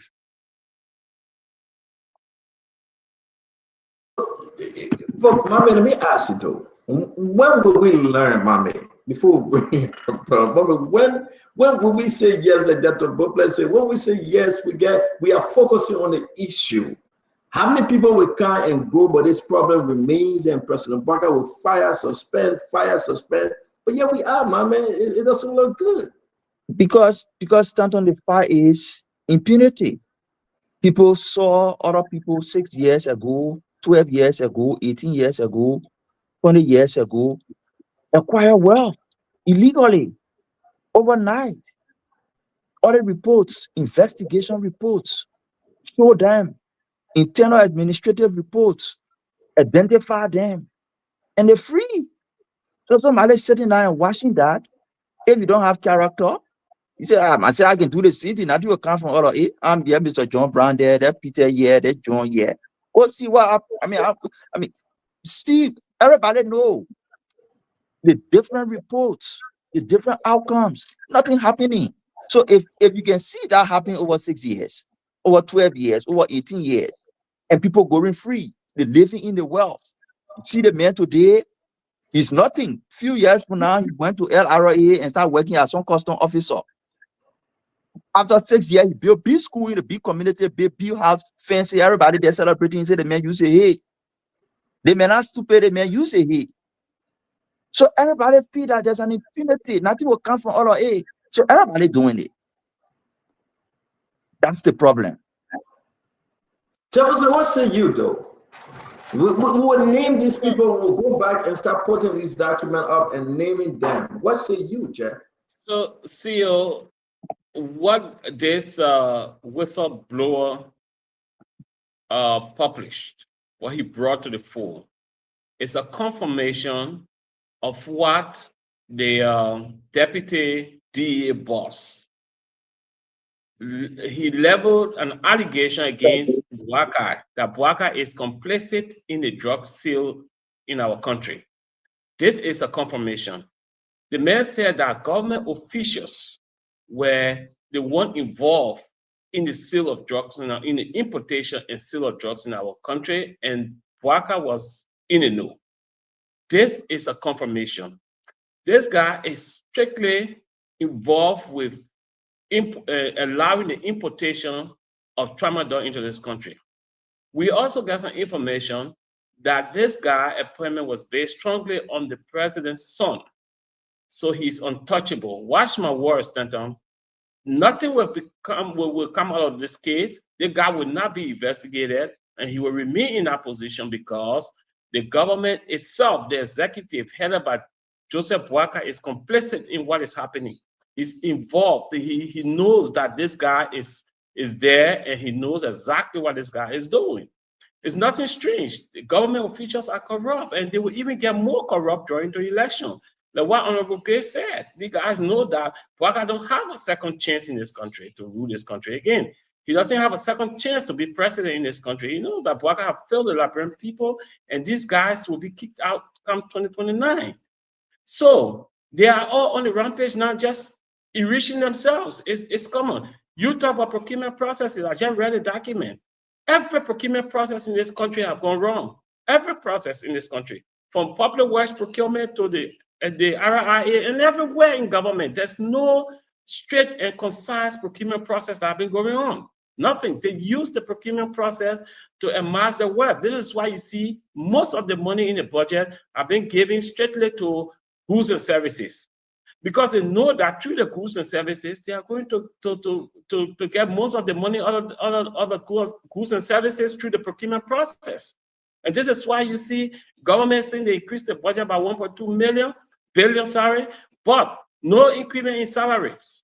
They put all the money into goods and services. Watch it. Procurement processes in this country is going to get worse because they're going to use that process to get all the money from the budget. That is how they're going to reach themselves. And when it comes to drugs, trust me, this guy is strongly protected by the son of the president, and nothing is going to happen. They are fully aware of what this guy is doing. I can announce, speaking about the budget, Friday we have Simon Freeman here. I'm going to have an afternoon lunch with him. He's in the state. Then from there, we'll bring him on the show in the evening to discuss this budget issue. He was pointed, he broke things down, and we'll be speaking to Mr. Simon Freeman. But again, if you say there will be no investigation, can you? Let me ask you a question, only you, because we got to run to the other story. Your students say there will be no investigation. They say LACC right there, investigating the man. So isn't that an investigation, kind of? Well, it's very clear. If the LACC is investigating, that's an investigation. But again, I mean, So I don't want to throw jabs at Jem at this point. You know, he and I will have a nice drink and chat this earlier today. You know, we had a nice drink and chat. We agree to disagree around certain things. I'm a centrist. I support the president. He's going to remain a die-hard sedition and condemn everything about the government. So we can agree to disagree. There's an investigation that's going on. I said nothing will come out of that investigation. That man will remain in a position. Nothing will come out of that investigation. I can assure you. Thank you that man is very much. protected by the president's son. They are aware of the importation of the drugs. Jonathan Chen said, thank you very much. I want to say thanks to all of you. Real quick, when we're talking about the Ministry of Information, Dr. Boble, you asked me whether Jeremy Pierre came on the show on the Sunday and said that there was about roofing, and I'm going to put a conversation there. But the person that was doing the work, the contractor that was doing the work, let's hear from him briefly. Then we'll go to Oronto and that of the after Easy, Oronto All Black. Because something funny happened. And I want you guys to hear from this contractor that was doing the work. While I put the information in the chat room. We got some, I don't know if I would call them sophisticated criminals and liars. But the question remained though. Look in the chat room what I shared this document with you, the assessment, the estimation and everything, the text messages back and forth. And then you can just tell, man, I'm troubled because when we ready to see what we fought for. You know, say BMO. You know what they call BM? No, I know they call BMO. Okay. But when we see what we fought for, let me put a video, everything in the chat room. But again, and then I will call briefly. Let me call him real quick. He will just speak briefly. Then we'll go to Oronto Easy and the All Black. The All Black team is huge, my people. It's not a joke. If we are not careful, I don't know if I would say the Liberian government. Yeah, they are all part of the government. They will sell us while we are alive in our country. They will sell that country. You will go to Liberia, they will give a different name. The manner in which they are giving the All Black. You will go to Liberia, and instead of saying I'm going to Liberia, you say I'm going to Balawon. They will give a different name. Yes, you are live. You own the show. You are live, and if you care, you can introduce yourself. If not, that's fine. Who are you, and what do you bring about the Ministry of Information contract? Can you tell us briefly? We don't have enough time. What can you tell us about this contract? Were you the one doing the job? Yeah, since I would not call my name. Okay. But I will just speak with the issue quickly. Yeah. So. But you want to tell us your company name, or you will not tell your company name either? Yeah. Yes. No. Sorry, I will not do that. Okay, no problem. I will just speak with the issue. Yeah. Go ahead. What do you know about that roofing contract with Information Ministry? Who gave you the job? Who called you for it? Mr. Christopher Munoga called me for the contract out of the ministry there. Can you tell me the blood estimate? Real quick, can I share your video? Is it okay? Because yeah, you can share it. Okay, thank you. Yes, go ahead. Yeah, you can share the video. Thank you. Go ahead. So we started the work after he called me. Yeah, we did an estimate, and then he told me, he said, "My begin the work. I'm the one that's doing the work, not the ministry. I'm just helping the people to do the work. Nobody gave me $5. Everything I will spend there is my own money." So I said, okay. So I did the estimate. I found the estimate doing on WhatsApp. And he said, the money huge. I really want you to do the work, so cut the money down. To cause a particular amount that you cut the money down to. So which I did. Few days after he called me, he gave me $6,000. We started the work. And then we went out of material. I sent him message with me some material. And then he called me, said I will get to you tomorrow. So the minister invited me because when we're doing the work, every time we would send somebody to monitor the work. And the people saw her changing, fusing. So the minister invited me and said, the guy are doing the work for him. I want to see him. Who's the minister? I want Jeremy Pierre. Okay. Yeah, Minister Pierre invited me in your office. So I went out, met him and said, man, what happened? You want changing his entire roof and he just fusing. I just said, that's what my boss may tell me to do. So I'm taking instruction and say, and the minister asked me to begin. I and the minister are the ones ain't no responsible for everything that's going on here. Why would you tell me that someone telling you you shouldn't change the thing and we need to change the thing? We brought you for you to change the thing. I said, no, that's what they tell me to do. I'm just here to change few pieces of the thing as well and change some two by two, you know. And the minister said, okay, you can go. So I left and called Chris to want to talk. So I said, I called him, I said, Chief, the minister invited me. The minister said, I have to change all the things. He said, no. Now I tell you to do. Just do what I said. I said, but the people keep embarrassing me every time I work, will come stop me, and I have to change the thing. So Chris, whether you to change fusing and Jeremy Pierre, whether you to change the entire roof, right? Exactly. Lord, so, tell you it's funny. I remember my money left, but I played that thing laughing well. I gotta laugh, my begin. Sorry for that, though, but talk to us. Yeah, my money left to that place. So I told my man, I said, man, the thing here is getting serious. The minister said, would you change the thing? And my own boss said, no, would you change fusing? So I'm just embarrassed. I don't even know what to do. So it really up when the minister tell me, say, man, just stop the work. And I called him very well. I said, Chief, the minister said, would you stop? He said, okay, no problem. You get all your tools out of the place. I try to help them, I pay my money. Nobody give me money. I just trying to do a help. So I was just confused. I said, but why you be helping somebody and the person demanding you what to do? So let me hold you right there. Sorry, I almost called your name. Let me hold you right there. The minister came on the show. Great. If you ever follow us 101. No, I'm not calling the man name, my man. I know what to do, but I just slip a little bit, but nobody get it. So, but here's the issue, right, Great?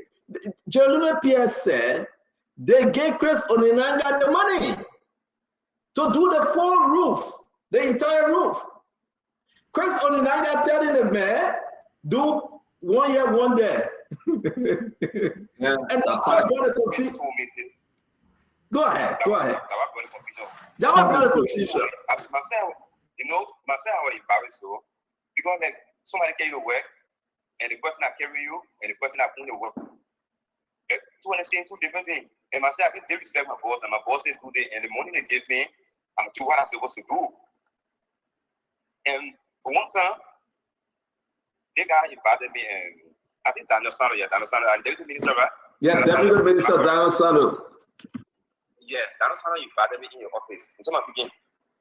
How much would it cost to change the entire roof? Because we're using the long span thing. We say the long span. So I did an estimate. The estimate went to 24,000. It meant about the money. That's small money. Change the entire money amount. That's small money. We can raise the money and change the roof. Why Chris embarrassing you? I said, I don't know. I keep calling me and know that the people telling me to the basement, we need to change the thing. And he said telling me, no, we don't have to change the thing. Just change a few pieces that's for there. And fairly speaking, the entire thing on a roof was messed up. So to pass, it was very much difficult to pass.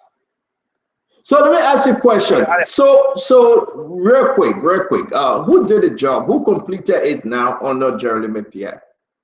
I think it was some, if I'm not mistaken, that's some of the guys. I already know them. Yeah, I already know them. So one time I was passing by, and then one of my bosses came and said, oh, but the people doing the work to the ministry there. So myself, I went and checked. I saw some of the guys who do the work, So I didn't bother. So thank you very much, my man. I'm going to listen with talk. Thank you very much, man.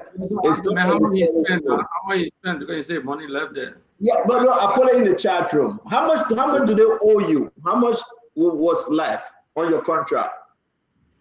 So on the contract, I think I received, if I'm not mistaken, 500. I received 500 on the contract, and the money that is able to give me was 1,300, and I received 500. So the remaining money left there. So they owe you like $800. It's only that I'm getting. So what Chris Onyanga tell you? He's not paying you? No, I didn't say nothing happened. I said, you know, you're embarrassing. Like, I just let it go. I just let it. I explained to my boys, just found something for them, and everybody let it go.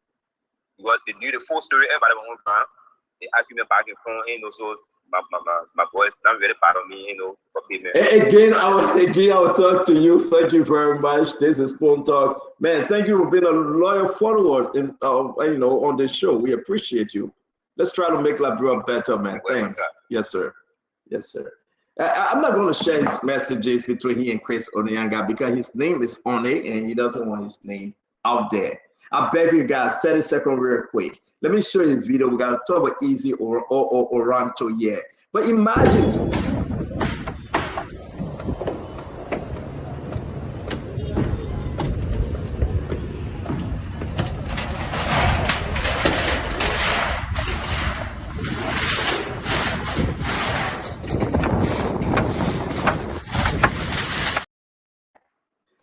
So Chris' intention, listen, and John Mapia get him the money. He said it on the show. We'll play that video.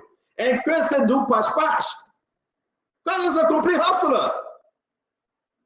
They gained him out. He said, do pash because he wanted his car. Occurs. John Mapia said, no. You got to change your whole roof.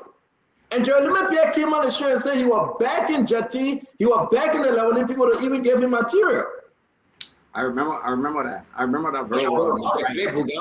But at the end of the day, though, what kind of guys we have here? What kind of hustlers?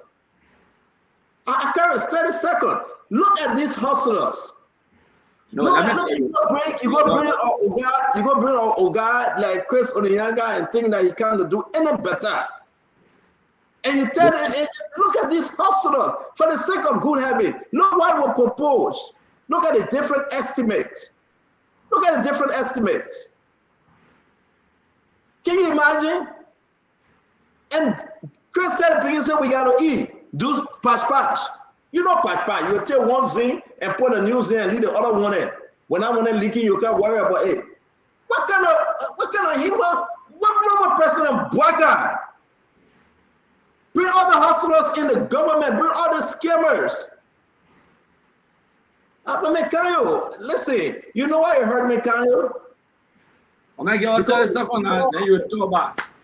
the Liberian people, I beg you, man. We fought the Liberian people, we begged them. I beat on Kanyo, I beat on Lakaro Square, I beat on Jefferson Chelsea, just to remove Jawia. But, I mean, I beat But that's why we got to get old man a chance to fix it. I'm not talking about he will not fix it. He will not face it when he get these guys around him. And Kanye, you know that. He will not face it when you have allegations every day of people being corrupt. We are going into year number 3. You, Kanye, you will say you will fix it. We'll pass year number 3 and go to year number 4. You will still have hope. And after 2029, you will say, but I thought you would fix it. Then it will be, but I thought. And this is reality. We have individuals, not like you. You mean well for President Barker. If they gave you an assignment, you would execute that assignment. I believe so. But you can't have this individual from one point to another complain of corruption, complain of stealing things at $5,000. Great. 30 seconds, man. I go straight to Abula Mame. We get into Oranto conversation. Yeah, but these are, like you said, these hustlers. They're not just hustlers, but they are desperate hustlers. Extremely desperate hustlers. And if you follow, you know, most of the time, that's something good people have been verified many times. But you follow the history of many of these people, you will get to know where they from the private sector to coming into government, leading government, and coming back. The records are public record. They are politically consumptious. Again, we will not escape this. President Boakai is responsible. The Constitution provides for the president to appoint and dismiss or suspend at will and pleasure. And these people work in accordance to the pleasure of the president. So there is no way you can detach the president. Under the citizen letter mission, for example, everything that happened was, even now you can say, Le Mame will say on the show, Samuel Toh will take the money, or Percy will take the money and carry it to Joe. That's why they will say it. They always say that. Maybe even said that yesterday. So can we say Onunga took the money and carried it to Joseph Boakai? Or Boakai is fully cognizant and aware of his actions and inactions? The president has to take action, and the president is responsible because the president who appointed him. Forget about the Senate. They confirmed what the president gave to them. So it's the responsibility of the president after the confirmation. Those who work in accordance to his will and pleasure, he doesn't act like you said we're going to tell you. And you are surrounded by desperate hustlers. Even if you put a good guy like Kanye in the midst of enemy forces, he will not survive. Because we didn't train to be a gorilla to just disarm corrupt officials that kind of way, difficult for him. Even during the LACC. But the guys are sophisticated criminals and kakistocrats that will destroy Kanye when Kanye get in the midst of enemy forces, and I advise that you should not get into the midst of enemy forces. Doing got a letter of appointment. Congratulations, Kanye.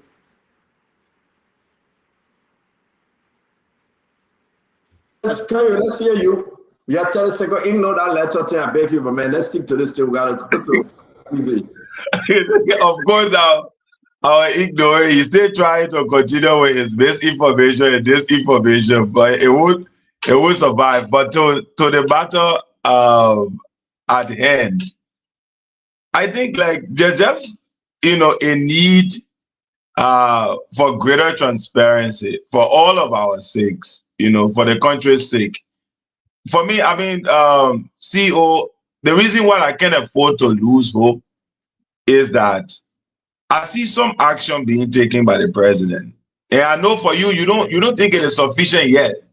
But just, we were just talking about it the other night, right? The president took several action, because of issues that I'm sure information was shared with him that made him realize that, corrective action should have been taken, and he took them.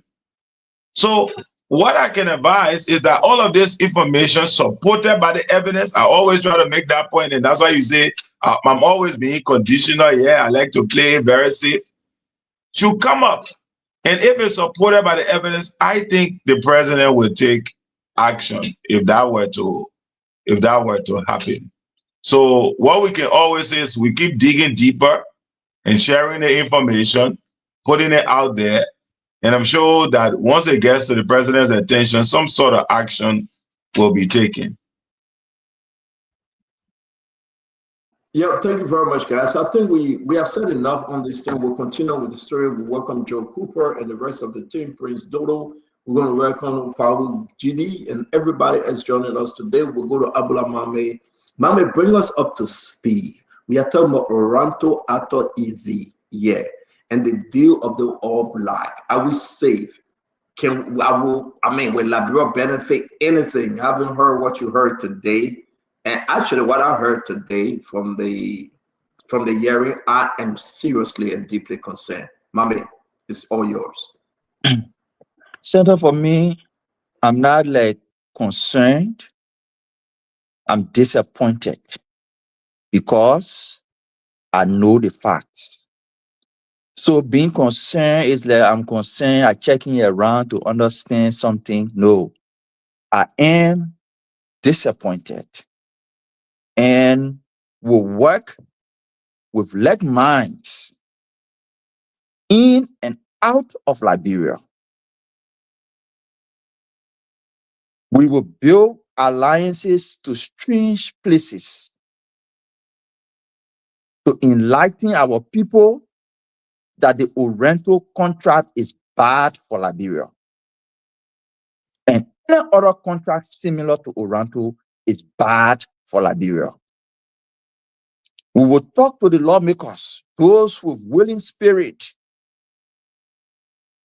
Some of them who will even pretend as if they are willing will reach out and will speak to them. Before I go to the specific, let me give a background that will help the discussion center. When Charles Taylor was president, he established the whole oil program. He did not award oil blacks. He left.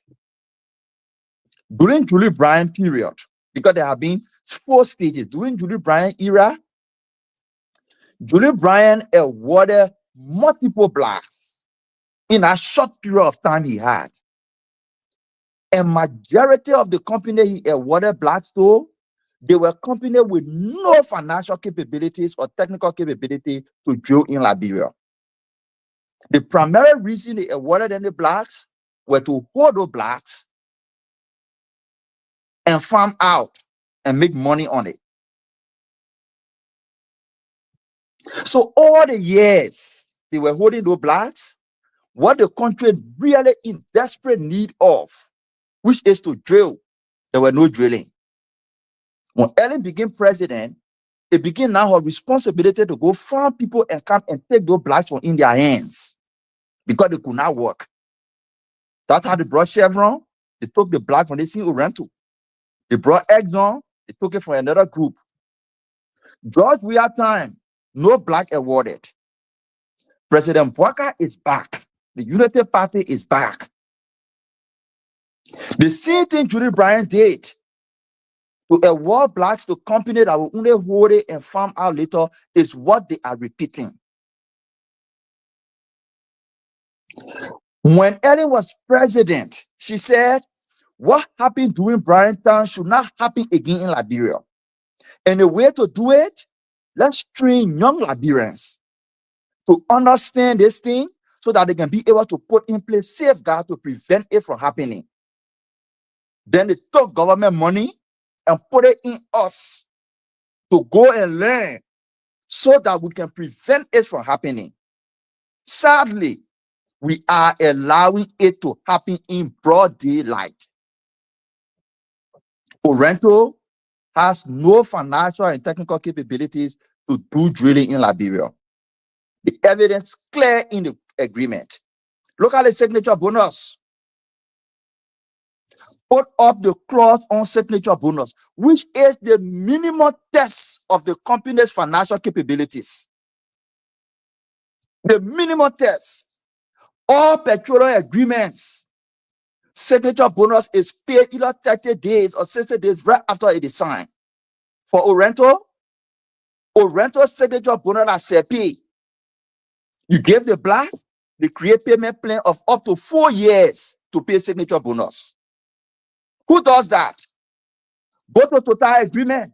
Total is paying signature bonus immediately after ratification, 30 days to 60 days after ratification, they pay. Check all around the country, all around other places. Hold on 1 minute. Mama, let me ask you a question. Let's stick with the signature bonus, please. And Liberia want to understand this. Are you saying that Oranto, let's remain with Oranto, not Total, because nobody can eat Total eyeball. Total, the American company, and the scale of sanction. So let's see with the Nigerian company Oranto. Have they not paid anything? There's nothing given to the Liberian people yet? The signature bonus that they announced and put in the agreement, they spread it to pay it over a period of up to 4 or 5 years before they pay the signature bonus. Here's how they did it. They said they will pay $1.25 million 4 months later. After the 4 months, they will pay additional $1.25 million within 4 years because they say when they acquire their first seismic data, when you go back way down in the agreement, they didn't put date there. Smartly, they didn't put date because they don't want to hold themselves. They say when we acquire our first seismic data, so they didn't put date. But when you go way down in the agreement on a work program, seismic data acquisition is a requirement for work program. And the first drilling program is in 4 years. So technically, they will only be paying $1.25 million after 4 months, and within 4 years before they will pay additional $1.25 million. Who pays signature bonus like that? If you claim you have money that you're able to spend $100 million to do exploration drilling, why don't you pay our signature bonus? Wow. So they're giving the black to them on CP. We'll give it to you. You go look for somebody when you get money before you pay our signature bonus. It's unacceptable. So let me hold you there. We'll come back to you. Let's keep you right. Great. What say you? Signature, I'm going to ask people, and we'll put a picture up. They say the government will get to what, $12 million, right? Am I correct, Mami? 12 mil? Yes, the 12 million is their extension by the way they did it. They pay the first. But the impression that if the lawmakers sign that thing, they will get the 12 million. Great. We're in trouble. What's going on? No, we're in more than trouble. Two things will get this government out of power: corruption and inability to settle the bread and butter issues. Those two things will get them out of power. Let me say this. I don't say this with any remorse. President Boyka was vice president when Arthur Easy flipped the oil block for hundreds of millions of dollars. He was the vice president of the country. The public record, this man financed President Boyka campaign in 2023. We know the story. We know how few of his sons, Jacob Kabakoli, his biological child, the rest of the people went to negotiate with Arthur Easy. This is a payback time, economic reciprocity. It's clear cut. This guy put his money into the campaign process. He must get his money back. Listen to Mame. Mame say he's disappointed. It's good. There's no debate about that. But for us, we knew that this would have been the situation. The guy is now going to almost flip. Just by Mame's explanation, it says that this guy will pay $30 million, right? Maybe right after the ratification. He's not going to do it. He's going to pay 1.5, then the other money will be spread over 4 years or 3 years to come. $30 million, this guy cannot pay. What is $30 million for? What is $30 million? What a discussion. The pretext was that they were going to pay $12 million exactly. We did the calculation right here. We said, oh yeah, we just pay the people, the civil servant for 1 month. That's what we said. President Boyka is fully cognizant of this dubious and criminal deed. That's why I've said this government is being run by not just BM, but kakistocrats. The CRC of the revolution and the movement is the president. There's no debate. I don't care how you twist it around. President Boyka knows is here for Tama's birthday, his son Tantan, the first birthday when he became president, when he was launching his foundation, after Izzy was in the country. He contributed towards that. Okay? So nobody, look, this is a pure payment for the campaign money that was given. The guy got to get his money back. So this guy is parading the economic corridor of the country to exploit our country. Extremely exploit our country. So this deed is a criminal deed. Many a time I don't agree with my mate today in the chat room if I was throwing jobs at him in the chat room. But the fact of the matter is that you see the last time we were talking about, oh, Dara Delon, I said that Delon, you expect Delon not to fight for a government. He was fighting against CDC government. But not just the opposition lawmakers, but even the independent lawmakers, they have to stand up. Because this is mortgaging the country. Okay? Global we got everything here. Cairo, let's hear you. We'll go back to Mame for stage 2. This is about the bonuses. Is there anything contrary to what Mame is saying? That we didn't receive a dime and we put this thing in SEPE? Cairo, have you read it through? No, I have not, and I don't have a copy. I don't know if it's publicly available. I would like for Mame to share a copy of the agreement with me so I go through the fine print. However, there are certain issues that are being raised about the agreement, which is good because we should discuss these agreements and in the way push them further so it benefits the people. I'm of the opinion, Stanton, that the reason these agreements go to the legislature is not so we grandstand. It goes there so that they get improved. The process of ratification is the process that eventually binds the nation to a contract, a concession, in a particular way, if we call it that. So even if the executive comes out with what I may elect to call preliminary provisions in a concession, that's why we have 73 guys in the lower house and another 15, I don't know, 15 or 30 of them in the upper house with the responsibility to review and ratify and to improve. So I think there will always be room for improvement. However, where I then tend to want to draw the line is when we say, look, kick this out absolutely.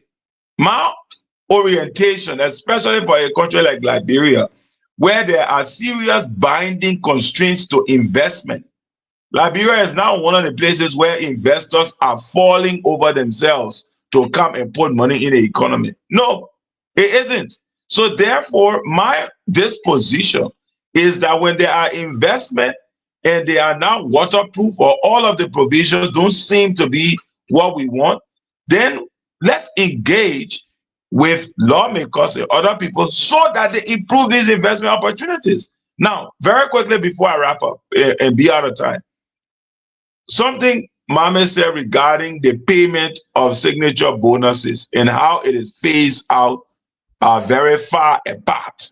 Now, is that something that is fixable? I think so. If the idea is that the money is going to be paid and there's too much space, then let's narrow the space down and get it paid. That's what the legislature can do. They can do it. So let's change it if that's the issue.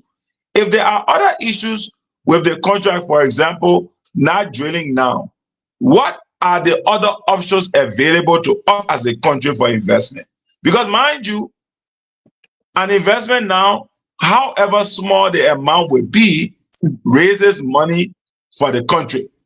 But if we kick it out, then we should be having a conversation about who are the competitors to I don't know how you call these guys, Oranto. Who are the competitors? Okay. Who are the other people? I'm coming now. Yeah. So if the whole idea is just kick it out, it's bad for the country. Okay. What is in it that is specifically bad, that it is before the legislature, that cannot be fixed, right? In contract negotiation processes, standard contract negotiation processes. What you Okay, let me ask let me wrap up very quickly. The point I was trying to wrap up on.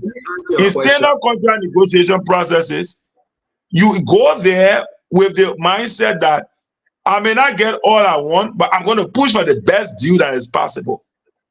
If there are options on the table besides Oranto regarding this deal that are better, then let's take the option that know it. But if there are no options and we're dealing with Oranto, then let's improve Oranto. Councilor, hold on 1 minute. And you know, I like the way you can come in, and it's fine, right? But for us to take all this dirt and dump them on the lawmaker and say, well, you got 73 men in the House of Representatives, 30 in the Senate to solve our country problem. I think it's not fair. First of all, let me finish, sir. Can we acknowledge further whether President Bouakai recognized this deal to be a bad thing for Liberia? Let me come in quick. Can we acknowledge further whether President Bouakai acknowledged, right, seriously, that this deal, it was a bad thing because this guy came, took this few all black, flipping, make millions of hundreds of millions of dollars. Now he coming back again and saying, I cannot give you no signing bonus till after 4 years, 5 years. And it's hot that the government are going to get 12 million for Ato Easy. Now we know that the government will not get a dime. So if President Bouakai and his advisor knew that, why couldn't they just stop it right there at that gate? But instead, welcome him in and send it over to those lawmakers. Now, just my last take on this. Most of those lawmakers, Emmanuel, they are damn corrupt. Most of those lawmakers brought us this far in disgrace. Most of those lawmakers made our country what it is today. But the people depended on President Bouakai and said this people will not allow it. But now the president taking our country, Jew, right, and sending it back to the hyenas and saying that the hyenas fix it for him. But those are the hyenas that gave this guy the first thing the first time. So I'm kind of confused for us to say the president is not in it.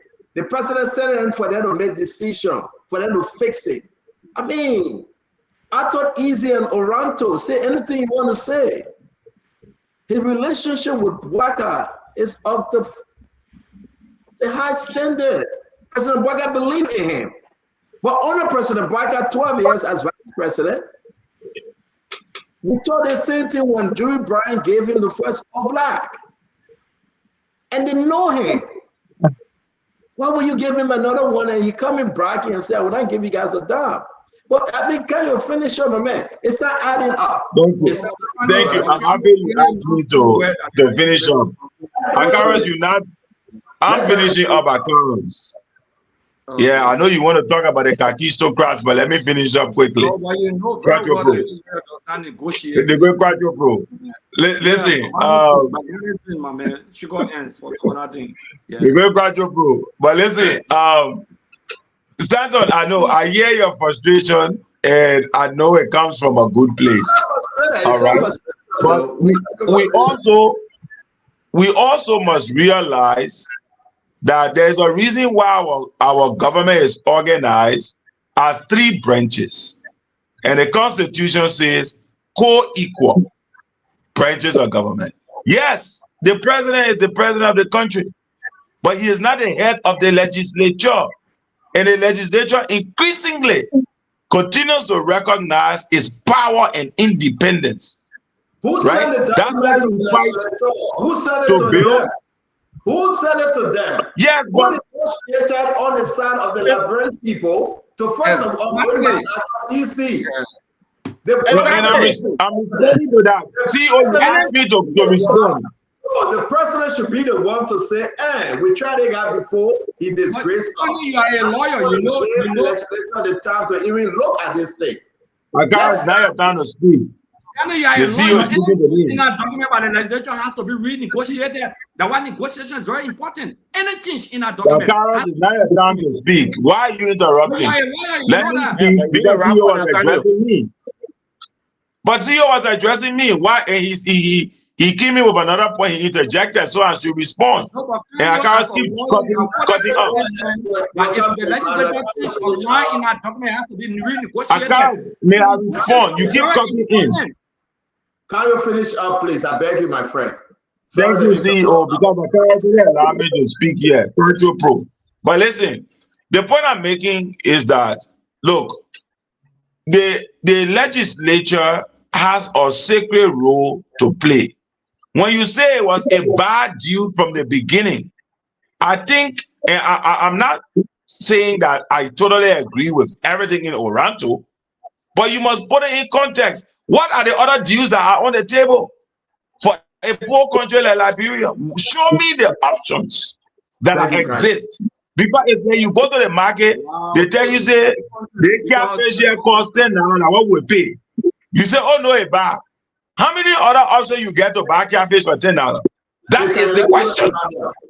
So thank you very much, my brother. Focus is on people who just say things are bad to show us what were the options. And if there are no options, we will fix what we have and make it better. Kyle, thank you very much. Before you leave the show tonight, we'll give you different options. We will, right? Before you leave the show, we'll show you different options. Kyle, let's bring our brother Emmanuel George. Brother George. Thank you, Stanton. Liberian people have a parable that we used to say when we were growing up. Say, not because your man say you should let the doctor backside. Because of Facebook rule, I would use that nice word. And not because your man say you go let the doctor backside. My dear counselor, look, there are many. Look, I respect Liberians. I interact with Liberians. There are a lot of smart, intelligent Liberians, even working in the government, in the civil service. Extremely smart people. They want us to believe that the only option we have is someone who duped a few years ago, flip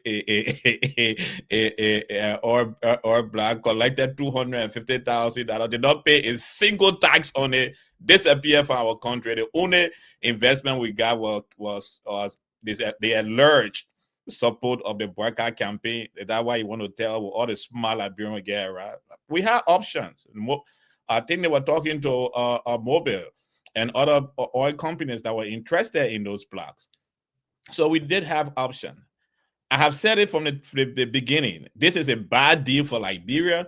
We should not go into a business with someone who did not pay a single tax on after getting over $200 million from our country, did not invest a dime in our country. We should not be talking about this deal today. And hopefully the people in the legislature will see that. And to even look at my dear brother Kanyo's point to say, oh, the president sent to the legislature. What? The president should send all. What is the president trying to tell us? That he's so weak that he won't look at a document properly and know that this is not in the interest of Liberian people and send it to that house of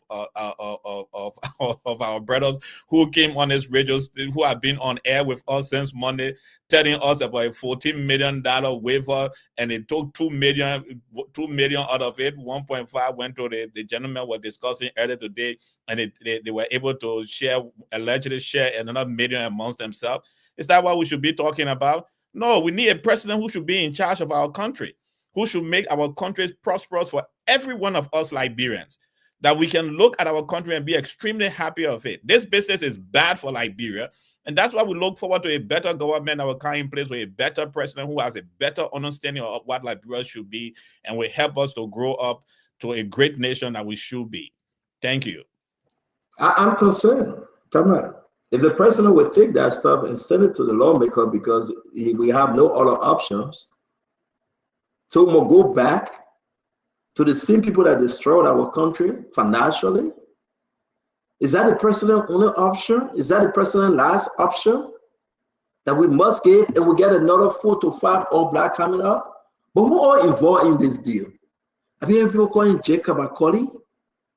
I'm hearing people calling names, the Jojo. I'm hearing people calling names, the Mr. Waters. I'm hearing people calling these names that surround the president and say it's okay, bring back Arthur Easy. Whether he got it legally or illegally, that was bad for our country. What was the gain, Tamba? All of that $200 million or $400 million, they liberate you a dime out of it. Now that's the reason why, and Mama don't want to get that, right? The people agree, so don't pay some signature bonus because they want after easy I've given, they put it in a pocket, they're traveling. That for one account, they chop it. Now the rest with the Liberian people after 4 years, they can bring more money. They make it bring more money. The first money, these allegations we are getting, the chop it, and who chop it? We'll put a name up. But go ahead, Tamba. Yeah. Thank you, CEO. Look, when this deal issue came up with Oranto and Arthur Easy, my position was clear. When a deal raises questions and when a deal doesn't guarantee a fair share for Liberian people, it raises questions for the citizens, it raises questions for people like us who have been in advocacy for many years. It doesn't matter who is in that executive mansion. Today is President Joseph Numa Boakai. Yesterday was George Manawia. We can go on and on. But you see, when the Liberian people give you that opportunity to represent them, to cut deals for them, to pass laws, it always have to be about the interests of the Liberian people first. Doesn't matter.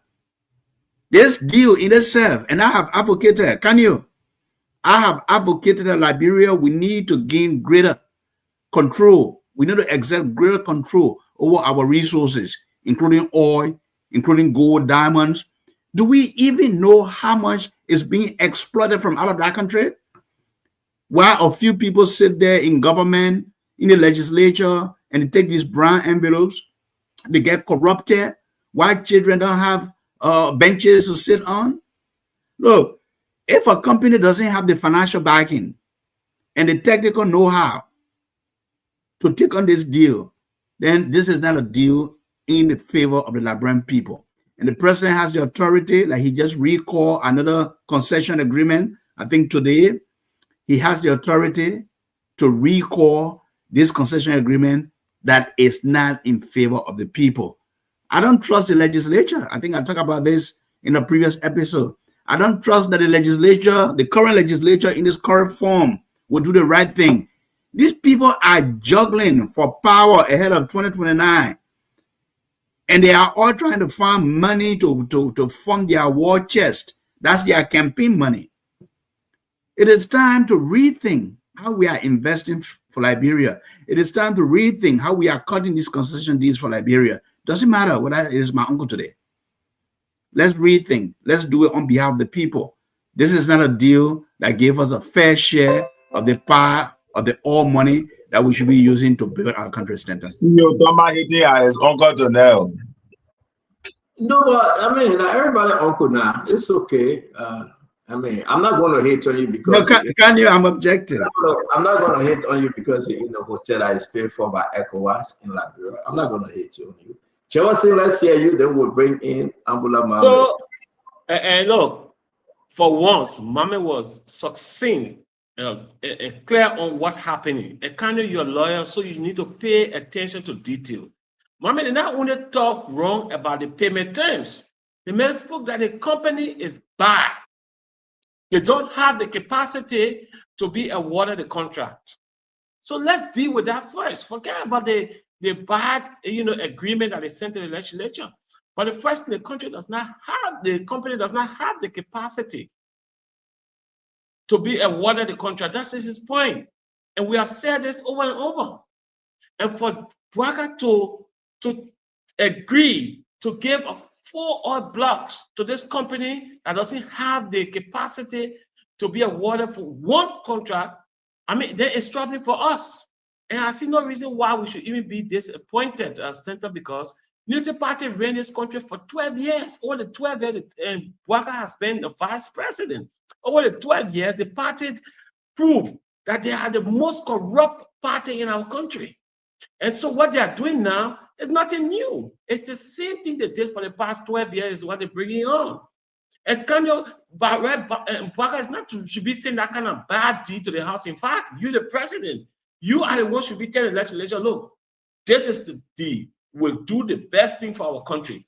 But instead, he collaborated with those who want to destroy the country, encouraging his sons to determine how we award our concessions. I mean, this is terrible for us. Bouaka is fully aware of what he's doing. He's not guessing. He's not. He knows what he's doing. He knows that he wants to make the guy rich. He wants to pay this guy back for financing his campaign. Look, if we're not careful, before Bouaka says the year ends, he will destroy this country to a point that will be unable to recover. And under the CDC government, we're not going to allow such things to happen. We led this country for 6 years. George Weah demonstrated astute leadership. This would have never happened under a George Weah-led government. This would have never happened. To see the executive is the one pushing to corrupt our country, to destroy our country. That has never happened. It was our problem was mostly the legislature. Those were the people we were battling with. But for you to agree that Bouaka was right to send that kind of agreement to the legislature, that is troubling for our country. We're not going anywhere. And nobody should say Bouaka was not aware of what going. He was fully aware. He read that thing. Thank you, Chairman. Let's go to the next one. So he's complacent. He knows. You have to die. They said thank you and you stay talking. After I go to the next point, it's important to make this point clear. Because we have a lawyer on the show. It's Kanyo, Councilor Barbara. It's very essential for everyone to know. The negotiation process of any concession is the most significant portion of such. What is sent to the legislature is like for the legislature to agree. That's why the legislature will invite the justice minister, you will invite the finance minister, you will invite the NRC boss, or whatever the concession has to do with, if the NOCA or Ministry of Lands, Mines and Energy, they will come and they will justify to the legislature why that agreement should be passed. They will bring them. That's during the period of the public hearing. So let's move on. Any change in our document by the legislature, the agreement will go back to the executive. So to renegotiate. So no, the executive, but they can also reject it. Wait, we gotta move on, guys. We don't have enough time yet. Great, hold on 1 minute, Mame. Let me. Can before you take this next step, and this to be continued, right?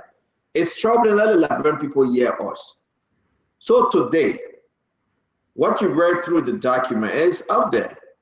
The Liberian people should understand that after Easy Oranto, he ain't get Liberian no money yet. As of today, nothing. We're just talking. Am I correct? You're muted. Sure. So to your point, the agreement has in it signature bonus. It's there. The amount is there. But the way the structure is, they deal it with CP. They give you the black, and in 4 years, before you start, you pay the first 1.2, in 4 months. After that, the remaining amount you pay in 4 to 5 years. That's a pay. Is that legal, though? Is that legal to do? If the legislature confirms this, they make it legal, but it is not the practice. Go just look at Stanton, just look at Total Uno Agreement. Beside Total Uno Agreement, look at all the other agreements we have signed in Liberia. Why do you think President Bouakai agree with this one like this? I wouldn't know why President Bouakai agree. What I would assume is, one, Orento doesn't have the capacity to spend this money and spend all money all around. They don't have that capacity. They do not. And I want to be careful with the way I proceed in this discussion. And this discussion will not end here, because a good number of the people at the LPRA and NOCA are my friends. It's clear. And I wouldn't want to ruin that relationship.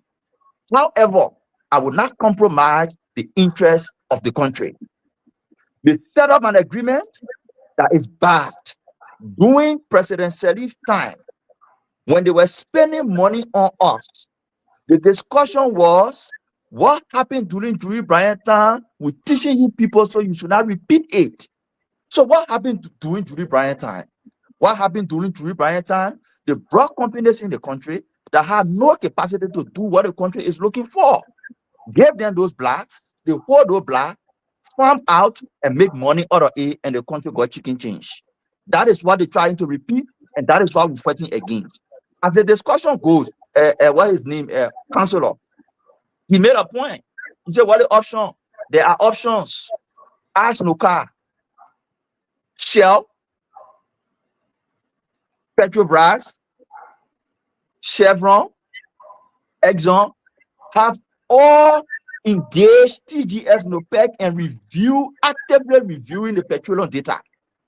That is the signal in the petroleum industry that is a potential for the company to come to your basin.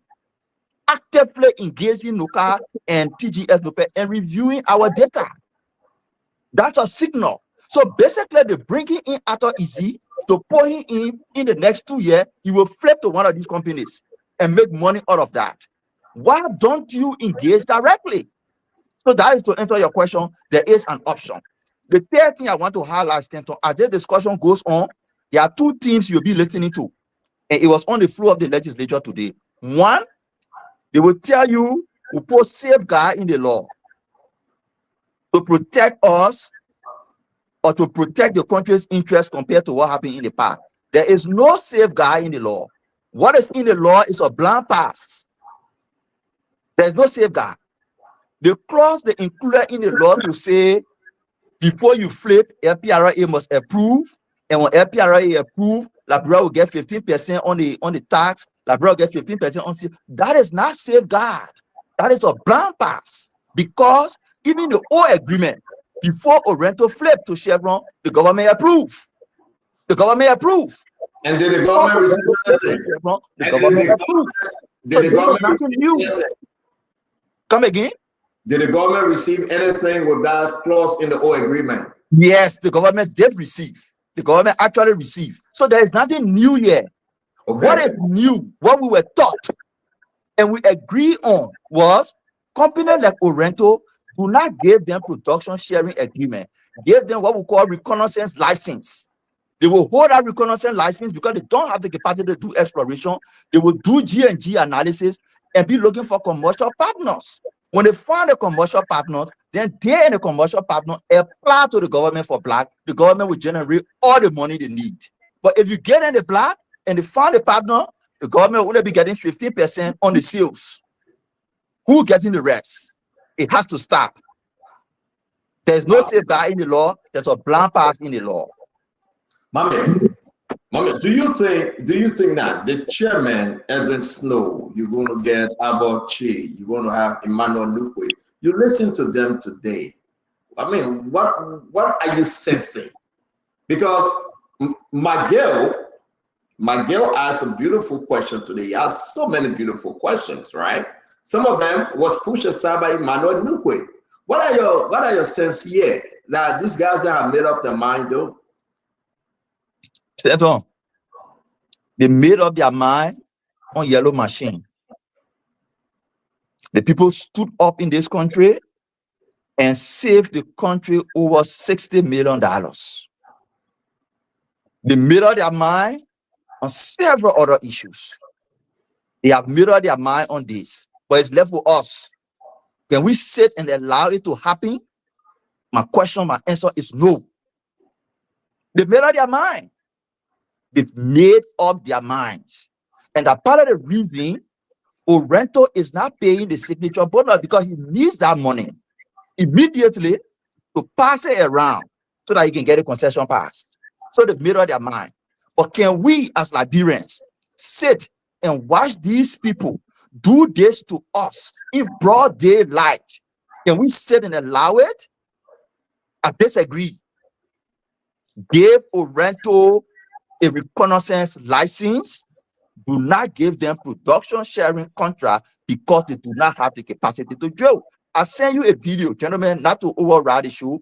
I'll send you a video.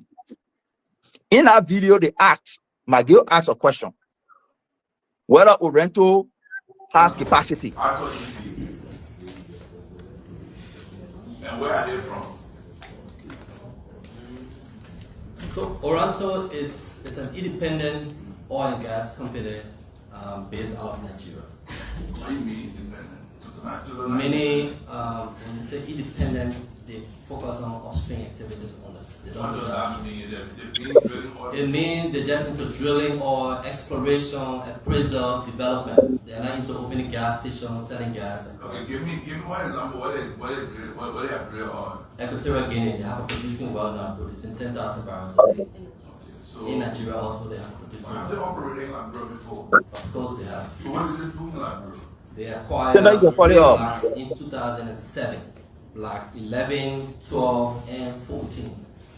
So what did they do? Did they end the drilling? So they operated block for 3 years. What did they do? Did they do any drilling? But that's Wow, my man. Fabian is a smart guy. He's my friend. What he did, it was deliberate. McGill asked him whether this company has the capacity to drill. And he flipped the question and said they have production asset. Those are two distinct things. Two distinct things. We know to have the capacity to drill, you must have the resources to drill one exploration well can copy up to 100 million. But somebody can make a discovery and ask you to join them in the production of that discovery. And you go there and pay 50 million because you show that discovery has already been made. You know that oil is there. So you go and join them in the production. Exploration, you don't know oil is there. You are raising over 250 million. You have to be a strong company to do that. Check all around in the world. Check all around. Atlas Orento company does not have exploration assets. But Fabian smartly flipped that and said they got production asset in Equatorial Guinea. But Maggie was not asking for production asset. You can get production asset because it's simple. An oil company can make discovery. They can spend all their money to make discovery. At the point of production, they say we need additional capital. But you know already it's there. You put in your money there, you're getting profit. So you can do it. But here's the fact. The production asset in Equatorial Guinea is operated by Chevron. It's operated by two other companies, one of which is Atlas International. So now Atlas International. No, it's not Orento. Atlas International is not Orento. Saying that Fabien lied on an oath to the senator question. You the question on what he's trying to say. Two things he smartly did. And I mean, I gave him the credit for that. He's a smart guy. And if some of us were not around, I mean, everybody would go away. He flipped the question from exploration to production asset. But besides that, the production asset is owned by Atlas, and Atlas is what Orento can use as their parent company. They are two distinct companies. Atlas will register different, Orento register different. But Orento can always use Atlas as their parent company. That blogging Equatorial Guinea is operated by Chevron, Atlas, and 2 other companies. You cannot use it to justify Oriental's technical capability to drill in Liberia. It's wrong. What do you think that what we hear is great? Thank you very much, Mami. And we'll do this as our closing round in our last question. 150,000 on the table for each lawmakers if this go through, but they cannot bring about the signing bonus that belongs to the Liberian people. It's a bad deal. Now, my question is, will sedition lawmaker take the 150,000? Probably yes. See, lawmaker take his 150,000 Boycha away. With an independent lawmaker like Amara Conan and all of them take the 150,000 to destroy the country? 150,000 to each senators. If they can only sign on this deal and close their eyes. You know we are walking towards the Thanksgiving and Christmas season. You know the year coming to an end. Will these people put country first? 150,000 and just waiting for the signature. And that's the signature bonus part of it that Arthur Easy Kunin gave the Liberian people. And not only that, those outside of the Capitol building, and we'll put their names up tomorrow.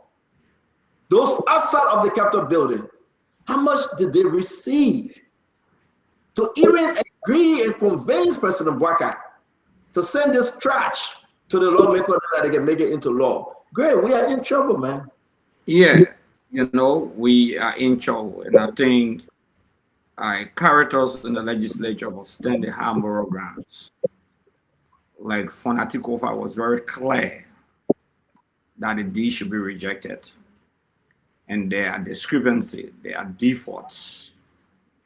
I believe that all serious lawmakers, whether from the CDC or any political institution, should put themselves on the public record on their stand against Oriental.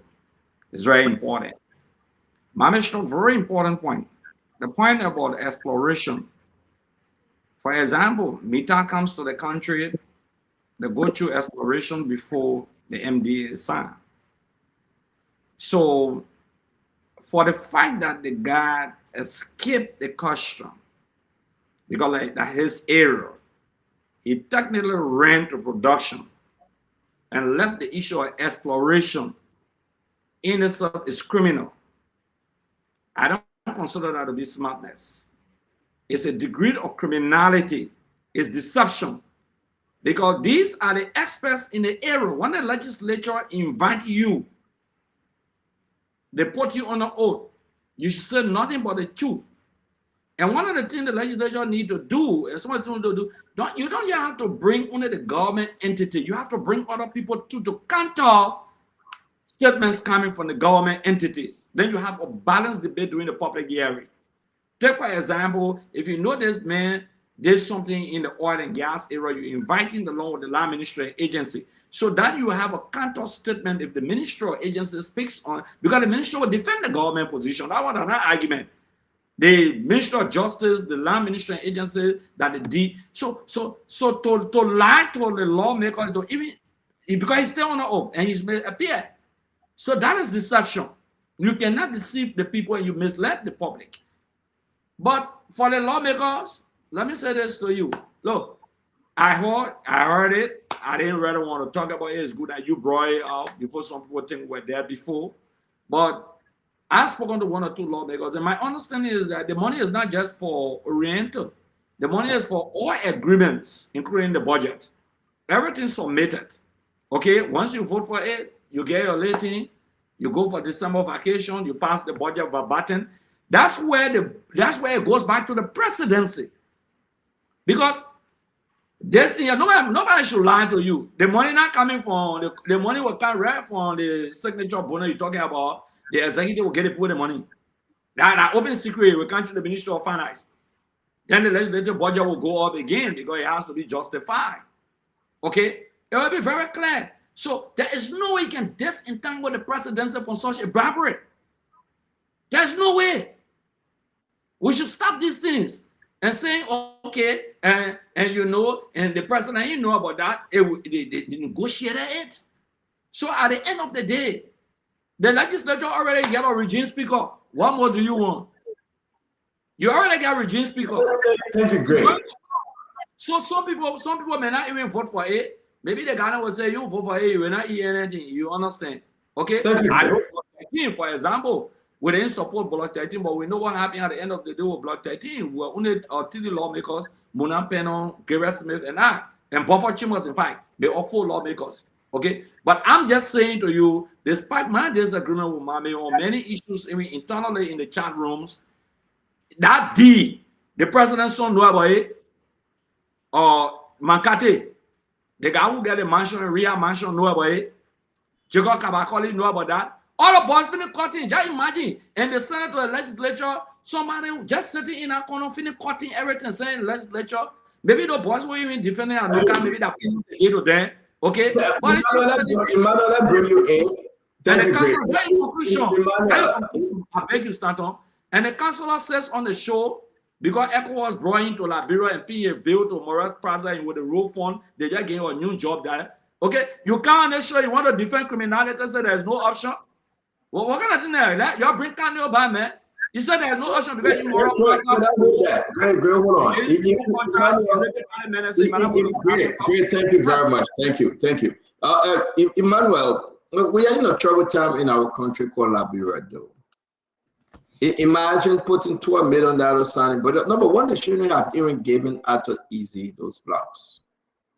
But for us to say that, well, we got no other options, and on top of it, put on giving Liberia a dime, but people in government, family members, then receiving a lot of money.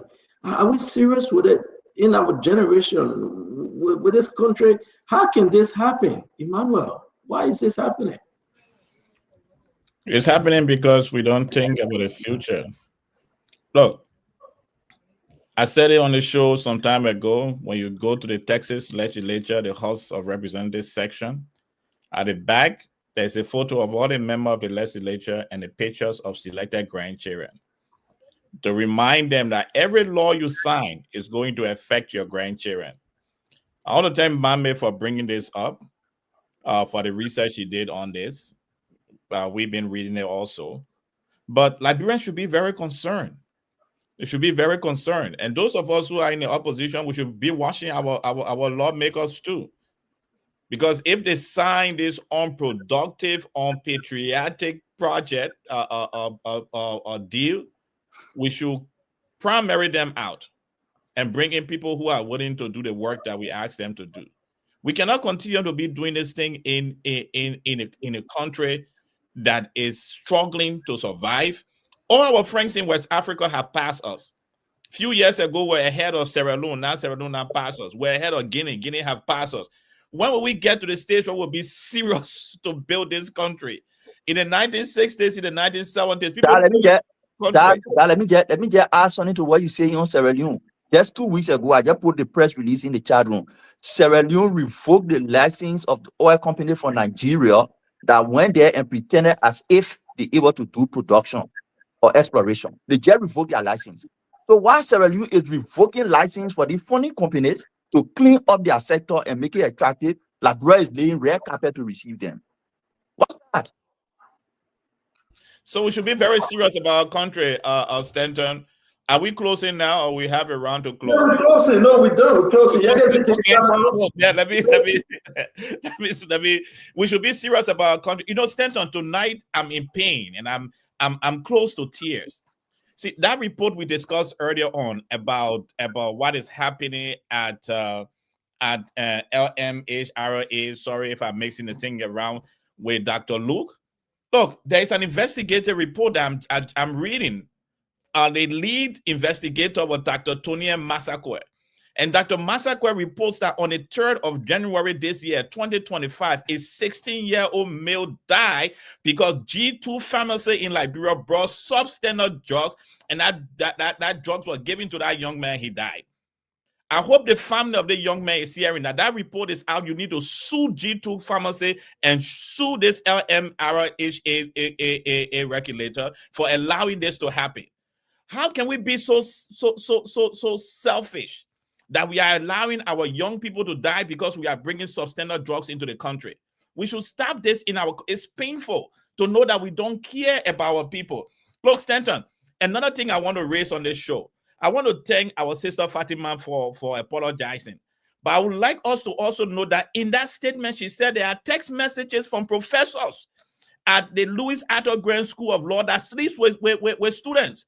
I'm calling on the University of Liberia to start an investigation by calling the Deputy Minister of Internal Affairs to that investigation to give them these text messages, and those university professors must be fired. We have too much of this situation. I know my partisan was brought up into this conversation, and I know her capability because I have been knowing her since Ebola, and I know the trenches we went through together. But if this minister has those things, and there are teachers at our law school that are doing that, let them be investigated. This thing should not be swept under the rug because of an apology. And that's why our Liberian people, we should wake up. Every night, 1%, we have to change our country. You need to join us in changing this country. You need to join the ANC and let us make this country the country that is better and best for every one of us. And we can do it together. We can make Liberia a better country under the leadership of Alexander Benedict Cummings. You all have a wonderful night. I look forward to having a conversation with you tomorrow. Again, Emmanuel, thank you very much. Tama? Yeah, thank you, CEO. It's really been a good show. It's always a pleasure to be on here to talk about Liberia, to advocate and inform and educate. Look, we know that President Joseph Numa Boakai has done some good things since he took office. He's cracked down on corruption.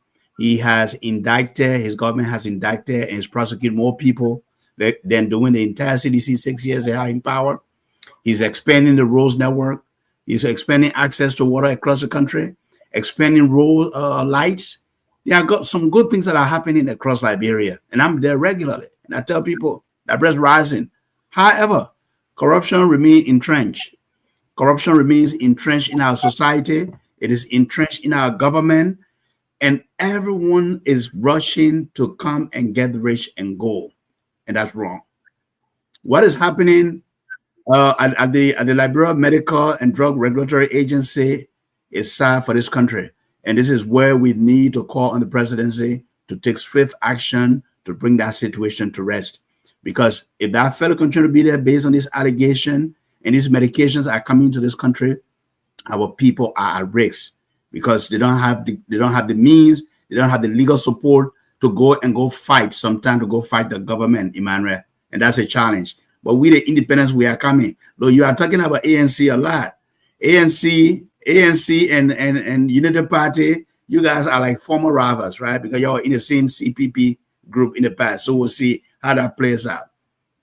When a deal is bad, it is not in favor of the people. It doesn't matter who holds that presidency. It doesn't matter who is minister. We should always speak against what is not good, what is wrong, and that goes against the interests of our population.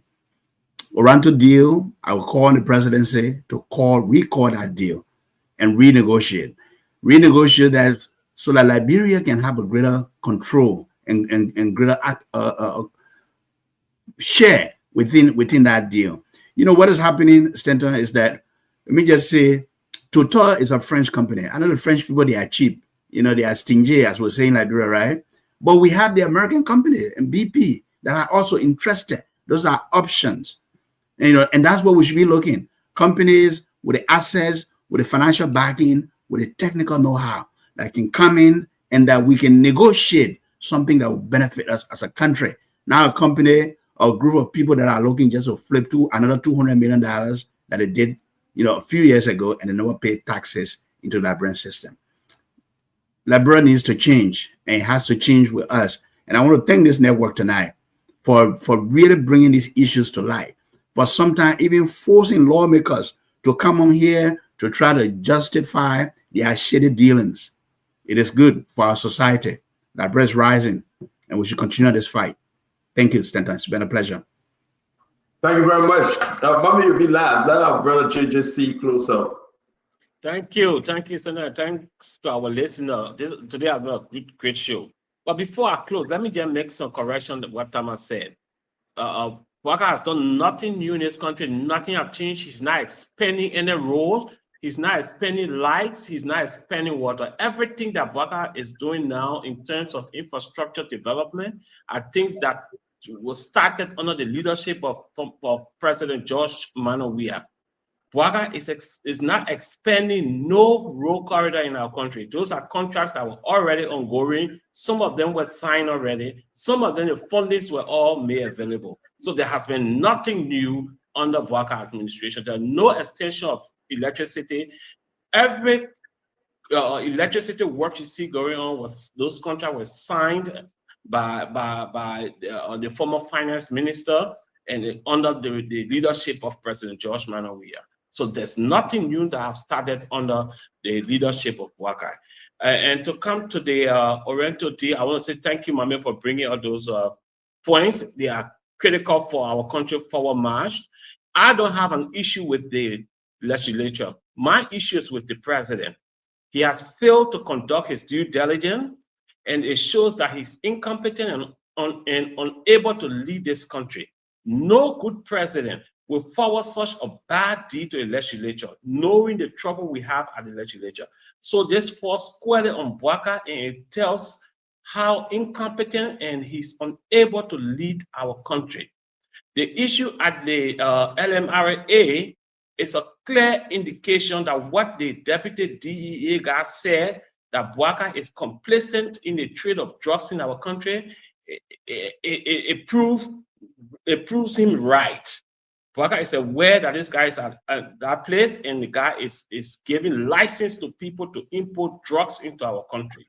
And they has to stop. And like I said, Stanton, that investigation is a mirage. It's not going to happen, nothing going to come out of it. It will be swept under the carpet. Like many other investigations have been done in this government. Our people need to stand up strong against the government. Otherwise, in the next few years, Liberia will be at a point where it will be unable to recover our country. This government has demonstrated in the past 12 years under Madam Ellen Johnson Sirleaf, where Bouaka served as vice president, that the Unity Party government is bad for our country, and they must never be given a chance to lead again. They have demonstrated it 2 times. And so therefore, come 2029, they should be booted out because of massive corruption, incompetence, and bad governance. We need to remove the Unity Party government because of these 3. Thank you. Thank you, Stanton. Thank you very much, Mame. You're going to take us home. Let me just do my quick close, and I want to appreciate each and every one of you. We come here every day to do a show and address national issue. Our country is at a crossroad. We can either fight politically, come here every day to discuss issue to change mind. I speak to a lot of people every day. Text messages, phone calls. You can cry on the little stuff. Yeah, we did this. Yeah, we did that. But our country holistically, we need a reform. My brother Emmanuel George, we need a serious reform. Yes, indeed, President George Manneh Weah, the former president, failed the Liberian people. We can play the politics, but he did. He didn't meet the people's expectation, and the people removed him. Liberians, we are crying for more. We're going to compare ourselves with other countries, my friend, but they are doing better. Burkina Faso doing better. You can say it's a military government. They are doing better. Guinea is doing better. You can say that junta, but they are doing better. So alone, say anything you want to say. They are doing far no better than Liberia. George Weah didn't take us to the promised land. The former president left us in the desert. Or you can say he left us at the Red Sea. And we believe President Bouaka who have done it. And some are still hopeful, and some are hopeless. Because of everything around the president, people you know that was so corrupt in the past, they are advisors to the president today. What would be that new advice? My fellow Liberians, you know, you're going to make up your mind. You say, listen, let's give it more time. We're going to year number 3. Year number 3. What have changed? So we beg everyone, every day, take a look at your surrounding. Will your life be better in the next 4 years to come? They gave us 30 buses, 5 buses, 9 buses. We happy, and some people are booing. Now the bus get boleke. It driving and leaning one side. You brought in people to take our All Blacks, and they're not going to give you a dime. But lawmakers, and I want to be grateful, some of the lawmakers saying they will put out a public statement that they will vote no on this. When the CDC lawmaker vote no, we're Abbott Che, and we will put the picture up tomorrow. Abbott Che, or CDC Pro Tem, will he vote no on this? But I guarantee you he will not, because he's negotiating with the government to help get him off sanction. With President George Manneh, we had the former president tell Abbott Che to vote no on this. Quentin Donkey was not a CDC lawmaker. Will he vote no on this? Bill Trawe, will Bill Trawe vote no on this? Edwin Mervyn Snow, friend to CDC, huge opposition to this government, and independent. Will he vote no on this? Bolcha Sebe, ANC, will he vote no on this? Emmanuel Nukwe, will they sell our country? Will they sell Liberia? John Nkwe, will he vote no on this? The Senator Jala, will he vote no on this, my friend?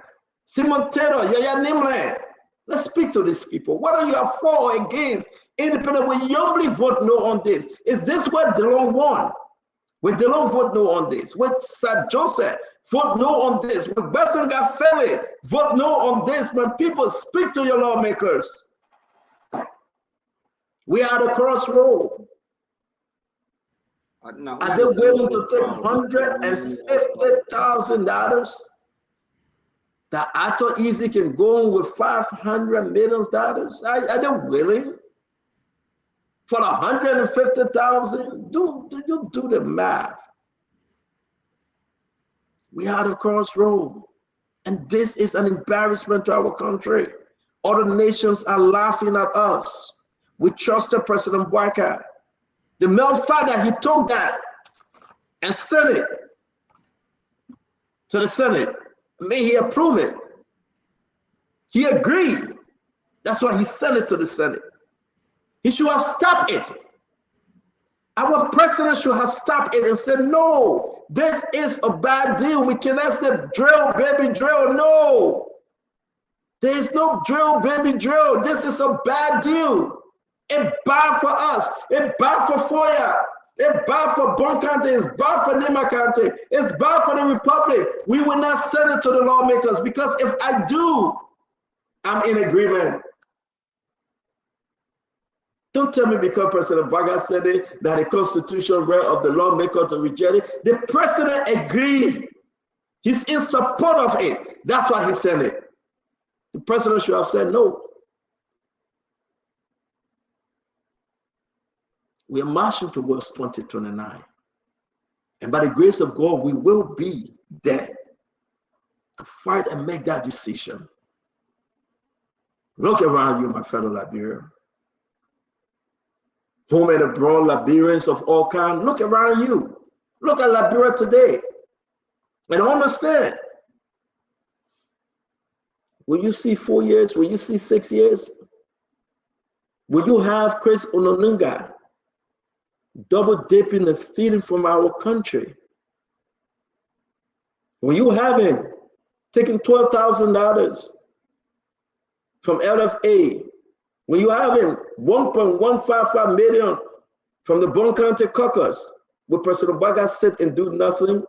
When you have the LMHRA, Luke Dow taking money, plenty of money Will President Boycott sit and do nothing after LDCC indictment? Is President Boycott tired? Has he come to the crossroad to be tired and just agree on anything? Who's running our country?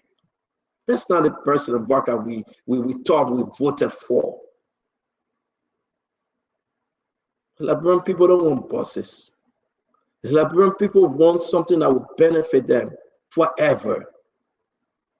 Trust me, the people are watching. And trust me, they will speak to these things come 2029. May God bless you. May God keep you. If CDC were to do it right, they wouldn't have been out of power today. CDC should hold themselves responsible. And this government is not doing any better. So therefore, the Liberian people left with so many options. And they will vote. Whoever it may be, a right decision will be made.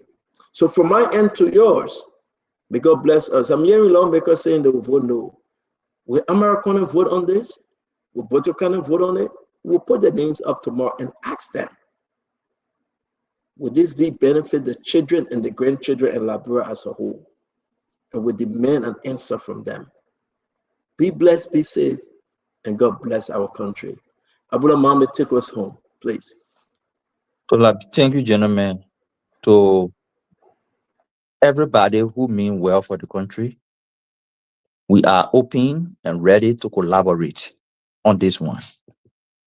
We are willing to build forces, even with strange bedfellows, to bring consciousness to this process. We will do that because we feel obligated. How do I feel obligated? When they were spending taxpayer money on me, the school in Claratown, Matthew Soni, Titwe, Jimmy Jolokon, there were no chairs there for children to sit on. Hospitals were without beds. But the government at the time said it's a conscious decision for us to spend money on these people so they can learn and prevent us from experiencing the past. That was the justification. Hundreds of thousands they spent on us so we can train them so they can know about this thing. To not repeat what happened during Judy Bryant era and what happened in other places. They spend that money at the time our compatriots were sitting on the floor. At the time our compatriots were lying in hospitals with our beds. They invested in us to make decisions to improve their lives. I feel obligated to pay back. This is my way of paying back. One of my ways of paying back. We will go everywhere to prove that this deal is a bad deal and must be resisted. It cannot be corrected. The reason it cannot be corrected is because the company doesn't have the capacity to do what Liberia is desperately in need of. What are we in need of? We are in need of a company that is willing to take the risk to invest over hundreds of millions and help us find oil. Orento doesn't. Even signature bonus, they are doing it on CP, spreading it all over 4 years. Read total agreement, one-time payment signature bonus, clear cut. Read all the other agreement we have signed in Liberia, signature bonus, one-time clear cut. They do not have the capacity to do it. As the discussion goes on, you will hear them telling you we put safeguard in the law to ensure what happened in the past doesn't happen again. That is not safeguard. Tell them, say it is a blind pass. It's not a safeguard. Because during the last agreement, even before Orento flipped out to Chevron, the government participated in that discussion. And they brought Chevron agreement back to the legislature to rectify.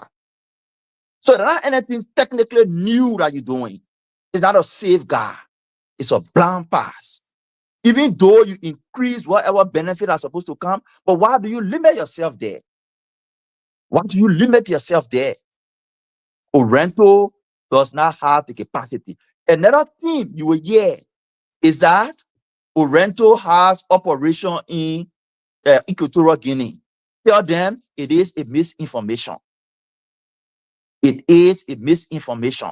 Orento parent company, separate company called Atlas, as per the record we have, is operating with Chevron and other companies. Chevron is not a small potato. So you can't rely on them like that. So finally, to the Unity Party people, to everybody, this is your moment, especially to the Unity Party. People who are not part of your parties, rather are setting aside and making decisions that will affect your party reputation in the future. You the young people in Unity Party who sitting and listening, not partisan of your party, unrelated to your struggle, are setting aside, making decisions that will ruin your party reputation. You got to stand up. Give Orento a reconnaissance license to find a commercial partner and bring that partner to the government and negotiate. Do not give them production license. They do not have the capacity. And what you put in place is not a safeguard, it's a blind pass. Thank you, Stanton. All right, thank you very much, guys. Don't forget, we'll have Simas Taylor here tomorrow. We'll talk about the budget and other story. It will be an interesting show. He's here in the United States, but do you think that Edwin Snow, who is chair on that committee, do you believe that Edwin Snow will go ahead and put this through? Should he?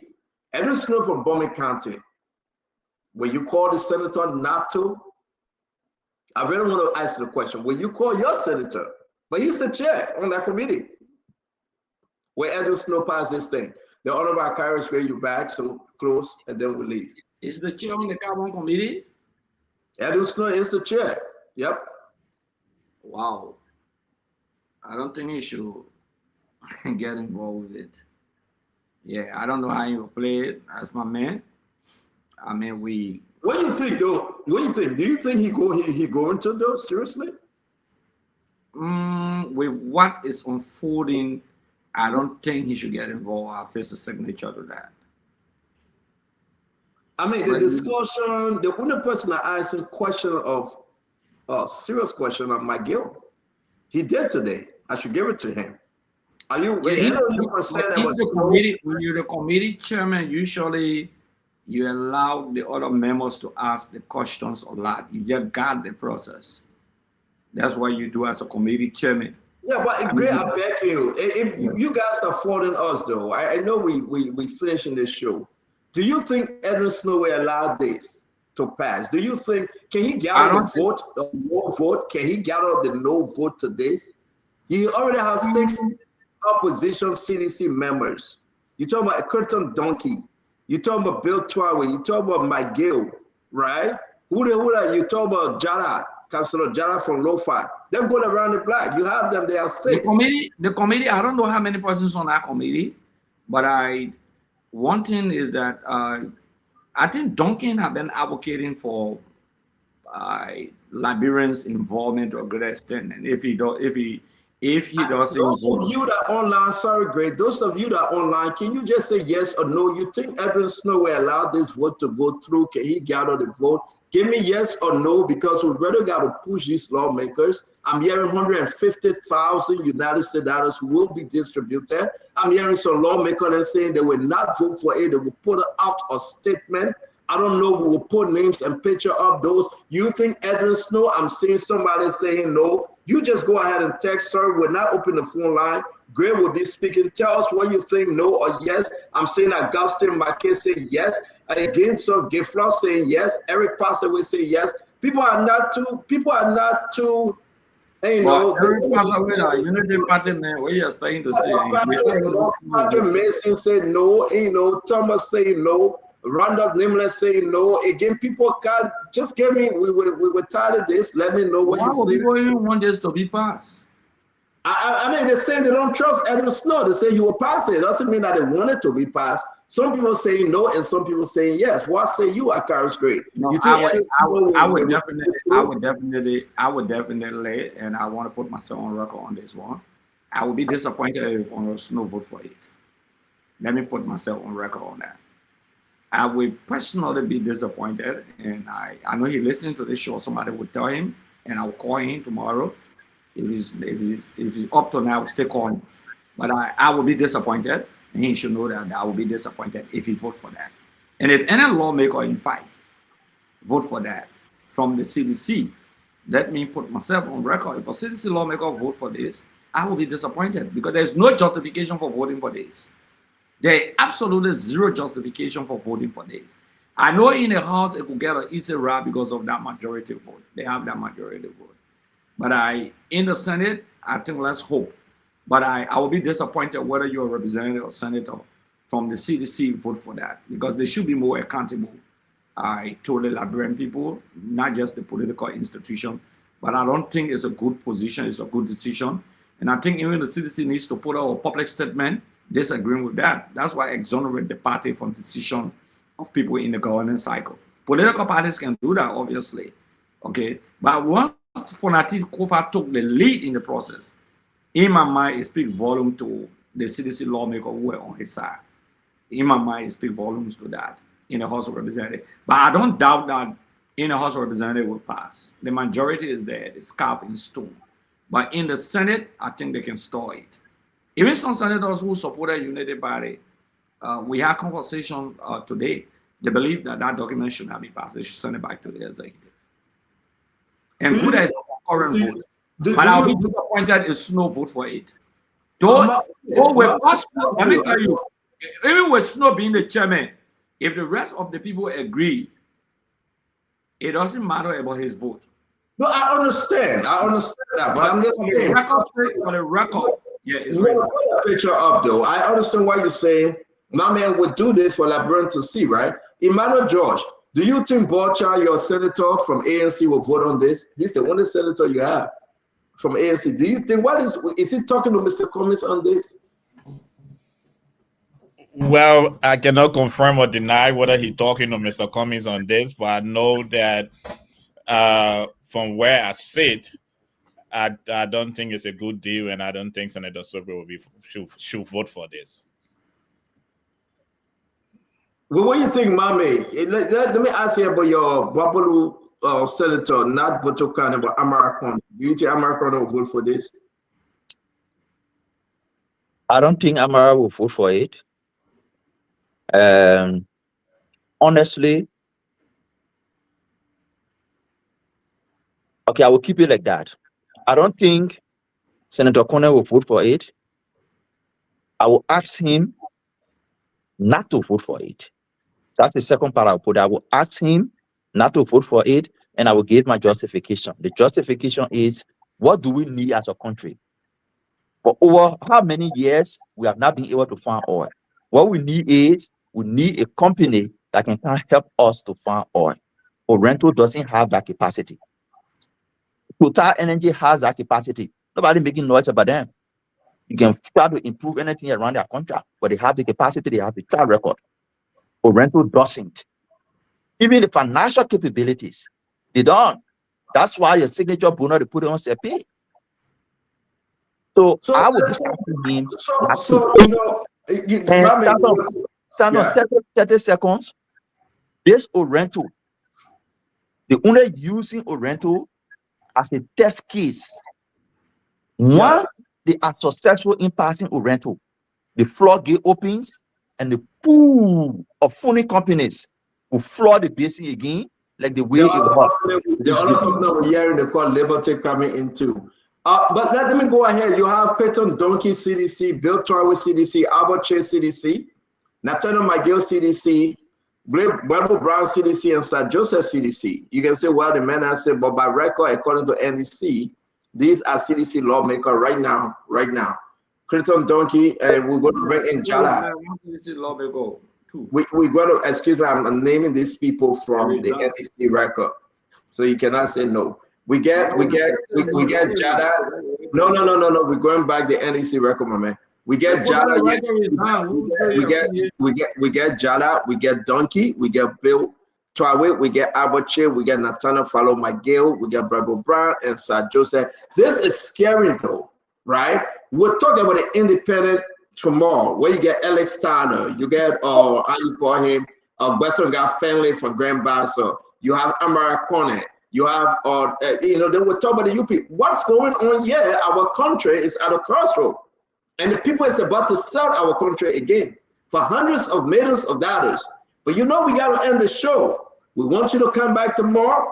Again, we will do our best to give you more stories. But if this should go through, kiss 25 years of your children, natural resources in our country, goodbye. There will be 25 years before they can buy a cup of rice.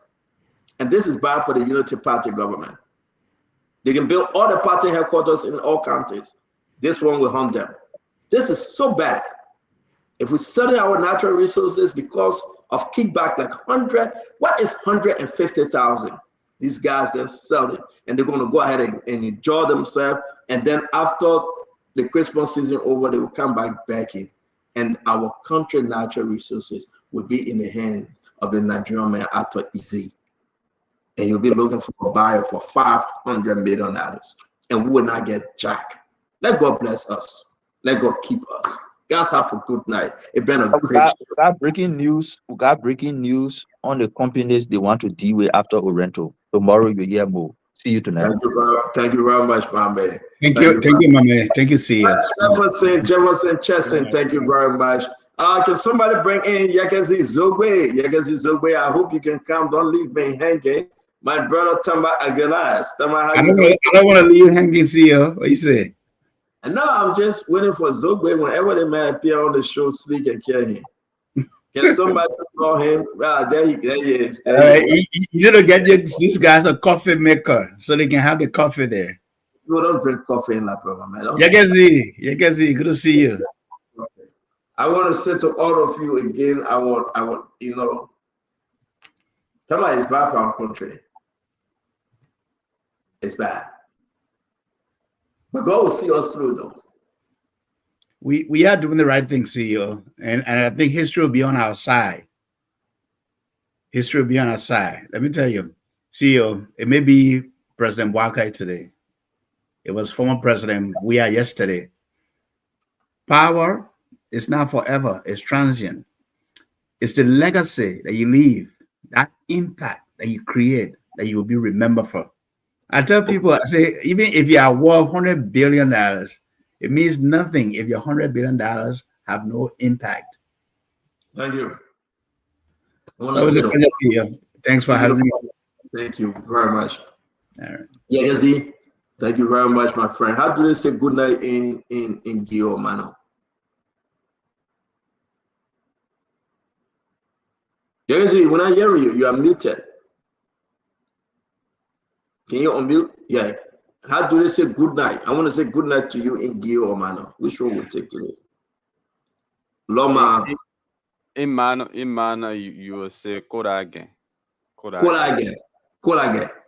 Okay. Kola, the one people can eat and get Kola again. No, remember, help me now. We gotta go back. They want Kolo again. Oh, Kolo again. Wait. Take your time.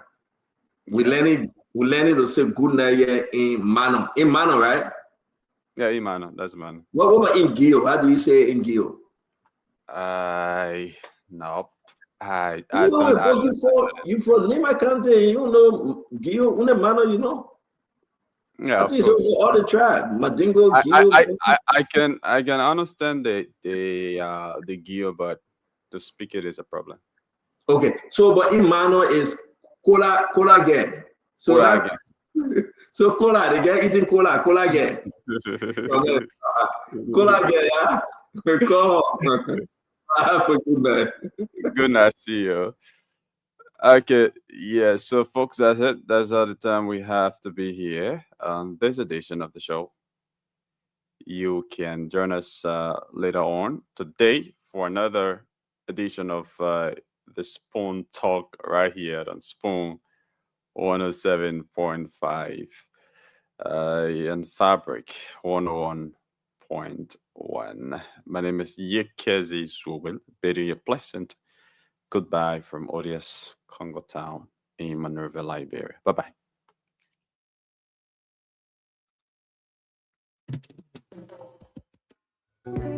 Yes, sir. A special one. CEO stand coming with the spoon. And your boy right at the South Bend.